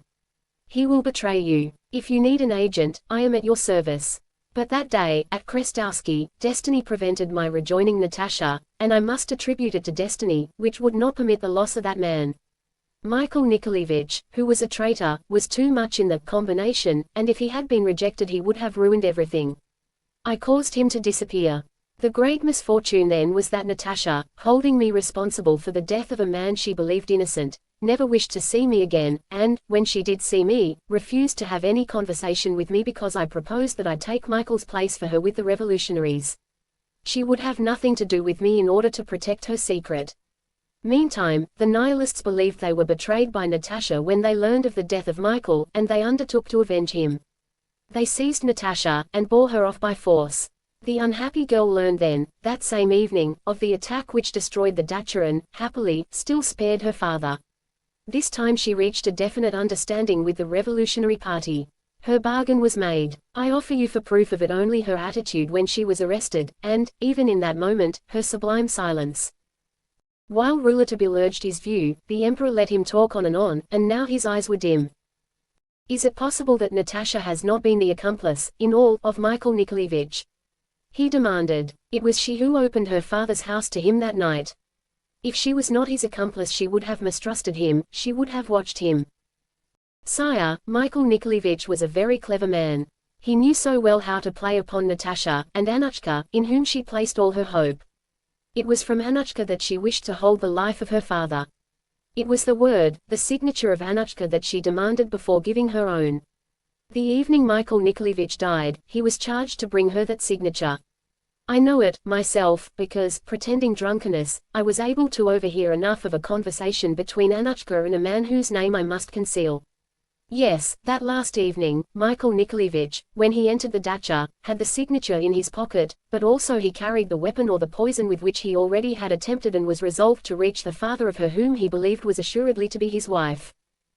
You speak now of a paper, very precious, that I regret not to possess, monsieur, said the Tsar coldly, because that paper alone would have proved to me the innocence of your protégé. If you have not it, sire, you know well that it is because I have wished you to have it. The corpse had been searched by Katharina, the little Bohemian, and I, sire, prevented Kuprian from finding that signature in Katharina's possession. In saving the secret I have saved General Trabasov's life, who would have preferred to die rather than accept such an arrangement. The Tsar stopped Rouletabille in his enthusiastic outburst. "All that would be very beautiful and perhaps admirable," said he, more and more coldly, because he had entirely recovered himself, "if Natasha had not, herself, with her own hand, poisoned her father and her stepmother, always with arsenate of soda." "Oh, some of that had been left in the house," replied Rouletabille. "They had not given me all of it for the analysis after the first attempt. But Natasha is innocent of that, sire. I swear it to you. As true as that I have certainly escaped being hanged." "How, hanged?" "Oh, it has not amounted to much now, your majesty." And Rouletabille recounted his sinister adventure, up to the moment of his death, or, rather, up to the moment when he had believed he was going to die. The emperor listened to the young reporter with complete stupefaction. He murmured, "Poor lad." Then, suddenly, "But how have you managed to escape them?" "Sire, they have given me 24 hours for you to set Natasha at liberty, that is to say, that you restore her to her rights, all her rights, and she be always the recognized heiress of Trabasov. Do you understand me, sire? I will understand you, perhaps, when you have explained to me how Natasha has not poisoned her father and stepmother. There are some things so simple, sire, that one is able to think of them only with a rope around one's neck. But let us reason it out. We have here 4 persons, 2 of whom have been poisoned and the other 2 with them have not been. Now, it is certain that, of the 4 persons, the general has not wished to poison himself, that his wife has not wished to poison the general, and that, as for me, I have not wished to poison anybody. That, if we are absolutely sure of it, leaves as the poisoner only Natasha. That is so certain, so inevitable, that there is only one case, one alone, where, in such conditions, Natasha would not be regarded as the poisoner. I confess that, logically, I do not see," said the Tsar, "anything beyond that but more and more of a tangle." "What is it?" "Logically, the only case would be that where no one had been poisoned, that is to say, where no one had taken any poison." "But the presence of the poison has been established," cried the emperor. "Still, the presence of the poison proves only its presence, not the crime. Both poison and ipecac were found in the stomach expulsions, from which a crime has been concluded. What state of affairs was necessary for there to have been no crime? Simply that the poison should have appeared in the expulsions after the ipecac. Then there would have been no poisoning, but everyone would believe there had been. And, for that, someone would have poured the poison into the expulsions." The Tsar never quitted Rouletabille's eyes. "That is extraordinary," said he. "But of course it is possible. In any case, it is still only an hypothesis. And so long as it could be an hypothesis that no one thought of, it could be just that, sire.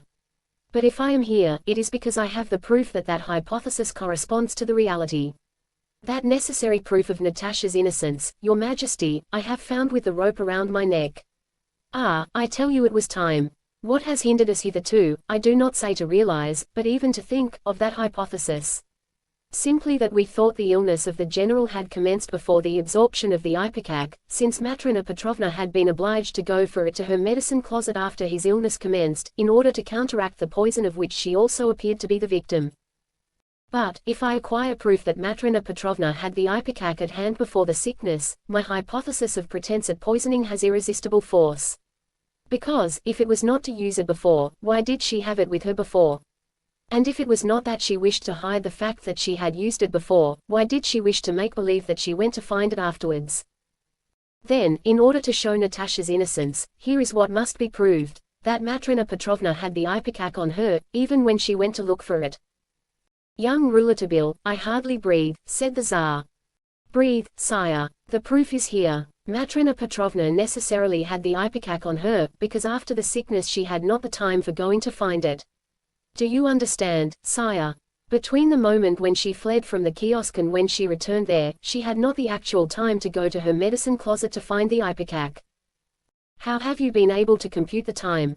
asked the emperor. "Sire, the Lord God directed, who made me admire Fyodor Fyodorovitch's watch just when we went to read, and to read on the dial of that watch 2 minutes to the hour, and the Lord God directed yet, who, after the scene of the poison, at the time Matrona returned carrying the ipecac publicly, made the hour strike from that watch in the general's pocket. 2 minutes. It was impossible for Matrona to have covered that distance in 2 minutes. She could only have entered the deserted dacha and left it again instantly. She had not taken the trouble to mount to the floor above, where, she told us and repeated when she returned, the ipecac was in the medicine closet. She lied. And if she lied, all is explained. It was the striking of a watch, sire, with a striking apparatus and a sound like the general's, there in the quarters of the revolutionaries, that roused my memory and indicated to me in a second this argument of the time. I got down from my gallows scaffold, Your Majesty, to experiment on the time limit. Oh, nothing and nobody could have prevented my making that experiment before I died, to prove to myself that Rouletabille had all along been right. I had studied the grounds around the dacha enough to be perfectly exact about the distances. I found in the court where I was to be hanged the same number of steps that there were from the kiosk to the steps of the veranda, and, as the staircase of the revolutionaries had fewer steps, I lengthened my journey a few steps by walking around a chair. Finally, I attended to the opening and closing of the doors that Matrena would have had to do. I had looked at a watch when I started. When I returned, sire, and looked at the watch again, I had taken 3 minutes to cover the distance, and it is not for me to boast, but I am a little livelier than the excellent Matrena. Matrena had lied. Matrena had simulated the poisoning of the general. Matrena had coolly poured ipecac in the general's glass while we were illustrating with matches a curious enough theory of the nature of the constitution of the empire. But this is abominable, cried the emperor, this time definitely convinced by the intricate argument of Rouletabille. And what end could this imitation serve? The end of preventing the real crime. The end that she believed herself to have attained, sire, to have Natasha removed forever, Natasha whom she believed capable of any crime.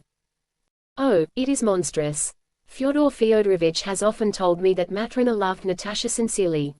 She loved her sincerely up to the day that she believed her guilty. Matrena Petrovna was sure of Natasha's complicity in Michael Nikolaevich's attempt to poison the general. I shared her stupor, her despair, when Fyodor Fyodorovich took his daughter in his arms after that tragic night, and embraced her. He seemed to absolve her. It was then that Matrena resolved within herself to save the general in spite of himself, but I remain persuaded that, if she had dared such a plan against Natasha, it would only be because of what she believed definite proof of her stepdaughter's infamy. These papers, sire, that you have shown me, and which show, if nothing more, an understanding between Natasha and the revolutionaries, could only have been in the possession of Michael or of Natasha. Nothing was found in Michael's quarters. Tell me, then, that Matrena found them in Natasha's apartment. Then, she did not hesitate. If one outlined her crime to her, do you believe she would confess it? Ask the emperor. I am so sure of it that I have had her brought here. By now Kuprian should be here at the chateau, with Matrena Petrovna. You think of everything, monsieur. The Tsar moved to ring a bell. Rouletabille raised his hand. Not yet, sire. I ask that you permit me not to be present at the confusion of that brave, heroic, good woman who has loved me much. But before I go, sire, do you promise me? The emperor believed he had not heard correctly or did not grasp the meaning. He repeated what Rouletabille had said. The young reporter repeated it once more. Do you promise? No, sire, I am not mad. I dare to ask you that. I have confided my honor to your majesty. I have told you Natasha's secret. Well, now, before Matrena's confession, I dare to ask you, promise me to forget that secret. It will not suffice merely to give Natasha back again to her father. It is necessary to leave her course open to her, if you really wish to save General Trubasov. What do you decide, sire? It is the first time anyone has questioned me, monsieur. Ah, well, it will be the last. But I humbly beg your majesty to reply. That would be many millions given to the revolution. Oh, sire, they are not given yet. The general is 65, but he has many years ahead of him, if you wish it. By the time he dies, a natural death, if you wish it, your enemies will have disarmed. My enemies, murmured the Tsar in a low voice. No, no, my enemies never will disarm. Who, then, will be able to disarm them? Added he, melancholily, shaking his head. Progress, sire, if you wish it. The Tsar turned red and looked at the audacious young man, who met the gaze of his majesty frankly. It is kind of you to say that, my young friend. But you speak as a child. As a child of France to the father of the Russian people. It was said in a voice so solemn, at the same time, so naively touching, that the Tsar started. He gazed again for some time in silence at this boy who, this time, turned away his brimming eyes. Progress and pity, sire. Well, said the emperor, it is promised. Rouletabille was not able to restrain a joyous movement hardly in keeping. You can ring now, sire. And the Tsar rang. The reporter passed into a little salon, where he found the marshal, Kuprian and Matrona Petrovna, who was in a state. She threw a suspicious glance at Rouletabille, who was not treated this morning as the dear little domovoi duke. She permitted herself to be conducted, already trembling, before the emperor. What happened? Asked Kuprian agitatedly. It so happened, my dear Monsieur Kuprian, that I have the pardon of the emperor for all the crimes you have charged against me, and that I wish to shake hands before I go, without any rancor. Monsieur Kuprian, the emperor will tell you himself that General Trabasov is saved, and that his life will never be in danger anymore. Do you know what follows? It follows that you must at once set Mathieu free, whom I have taken, if you remember, under my protection.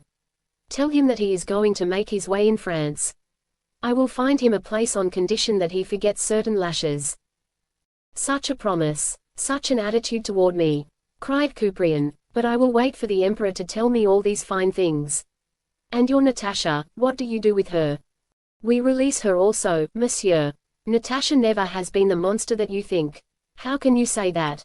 Someone at least is guilty. There are two guilty. The first, Monsieur le Maréchal. What? Cried the marshal. Monsieur le Maréchal, who had the imprudence to bring such dangerous grapes to the Dacha des Isles, and the other? Asked Kuprian, more and more anxiously. Listen there, said Rouletabille, pointing toward the emperor's cabinet. The sound of tears and sobs reached them. The grief and the remorse of Matrona Petrovna passed the walls of the cabinet. Kuprian was completely disconcerted. Suddenly the emperor appeared. He was in a state of exultation such as had never been known in him. Kuprian, dismayed, drew back. Monsieur, said the Tsar to him, I require that Natasha Fyodorovna be here within the next 2 hours, and that she be conducted with the honors due to her rank. Natasha is innocent, and we must make reparation to her. Then, turning toward Rouletabille, I have learned what she knows and what she owes to you, we owe to you, my young friend. The Tsar said, my young friend. Rouletabille, at this last moment before his departure, spoke Russian. Then she knows nothing, sire. That is better, sire, because your majesty and me, we must forget right from today that we know anything. You are right, said the Tsar thoughtfully. But, my friend, what am I to do for you? Sire, one favor, do not let me miss the train at 10:55. And he threw himself on his knees. Remain on your knees, my friend. You are ready, thus. Monsieur le Maréchal will prepare at once a brevet, which I will immediately sign. Meantime, Monsieur le Maréchal, find me, in my own closet, one of my Saint Anne's collars. And it was thus that Joseph Rouletabille, of L'Epoque, was created officer of Saint Anne of Russia by the emperor himself, who gave him the accolade. They combine the whole course of time in this country, thought Rouletabille, pressing his hand to his eyes to hold back the tears. For the train at 10:55 everybody had crowded at Tsarskoye Kolo station. Among those who had come from St. Petersburg to press the young reporter's hand when they learned of his impending departure were Ivan Petrovich, the jolly counselor of the emperor, and Athanase Georgevich, the lively advocate so well known for his famous exploits with knife and fork. They had come naturally with all their bandages and dressings, which made them look like glorious ruins. They brought the greetings of Fyodor Fyodorovich, who still had a little fever, and of Thaddeus Chichnikov, the Lithuanian, who had both legs broken. Even after he was in his compartment Rouletabille had to drink his last drink of champagne. When nothing remained in the bottle and everyone had embraced and re-embraced him, as the train did not start quite yet, Athanase Georgevich opened a second, last bottle. It was then that Monsieur le Grand Maréchal arrived, out of breath. They invited him to drink, and he accepted. But he had need to speak to Rouletabille in private, and he drew the reporter, after excuses, out into the corridor. It is the emperor himself who has sent me, said the high dignitary with emotion. He has sent me about the Eider Downs. You forgot to explain the Eider Downs to him. Niet, replied Rouletabille, laughing. That is nothing. Nichevo. His Majesty's Eider Downs are of the finest eider, as one of the feathers that you have shown me demonstrates.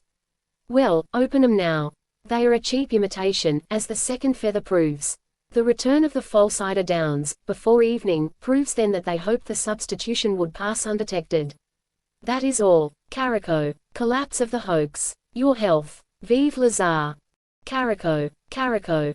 The locomotive was puffing when a couple were seen running, a man and a woman. It was Monsieur and Madame Gounsovsky. Gounsovsky stood on the running board. Madame Gounsovsky has insisted upon shaking hands. You are very congenial. Compliments, madam. Tell me, young man, you did wrong to fail for dinner at my house yesterday. I would have certainly escaped a disagreeable little journey into Finland. I do not regret it, monsieur. The train trembled and moved. They cried, Vive la France! Vive la Russe! Athanase Georgevich wept. Matrona Petrovna, at a window of the station, whither she had timidly retired, waved a handkerchief to the little domovoi duke, who had made her see everything in the right light, and whom she did not dare to embrace after the terrible affair of the false poison and the Tsar's anger. The reporter threw her a respectful kiss. As he said to Gounsovsky, there was nothing to be regretted. All the same, as the train took its way toward the frontier, Rouletabille threw himself back on the cushions, and said, Oof! The end.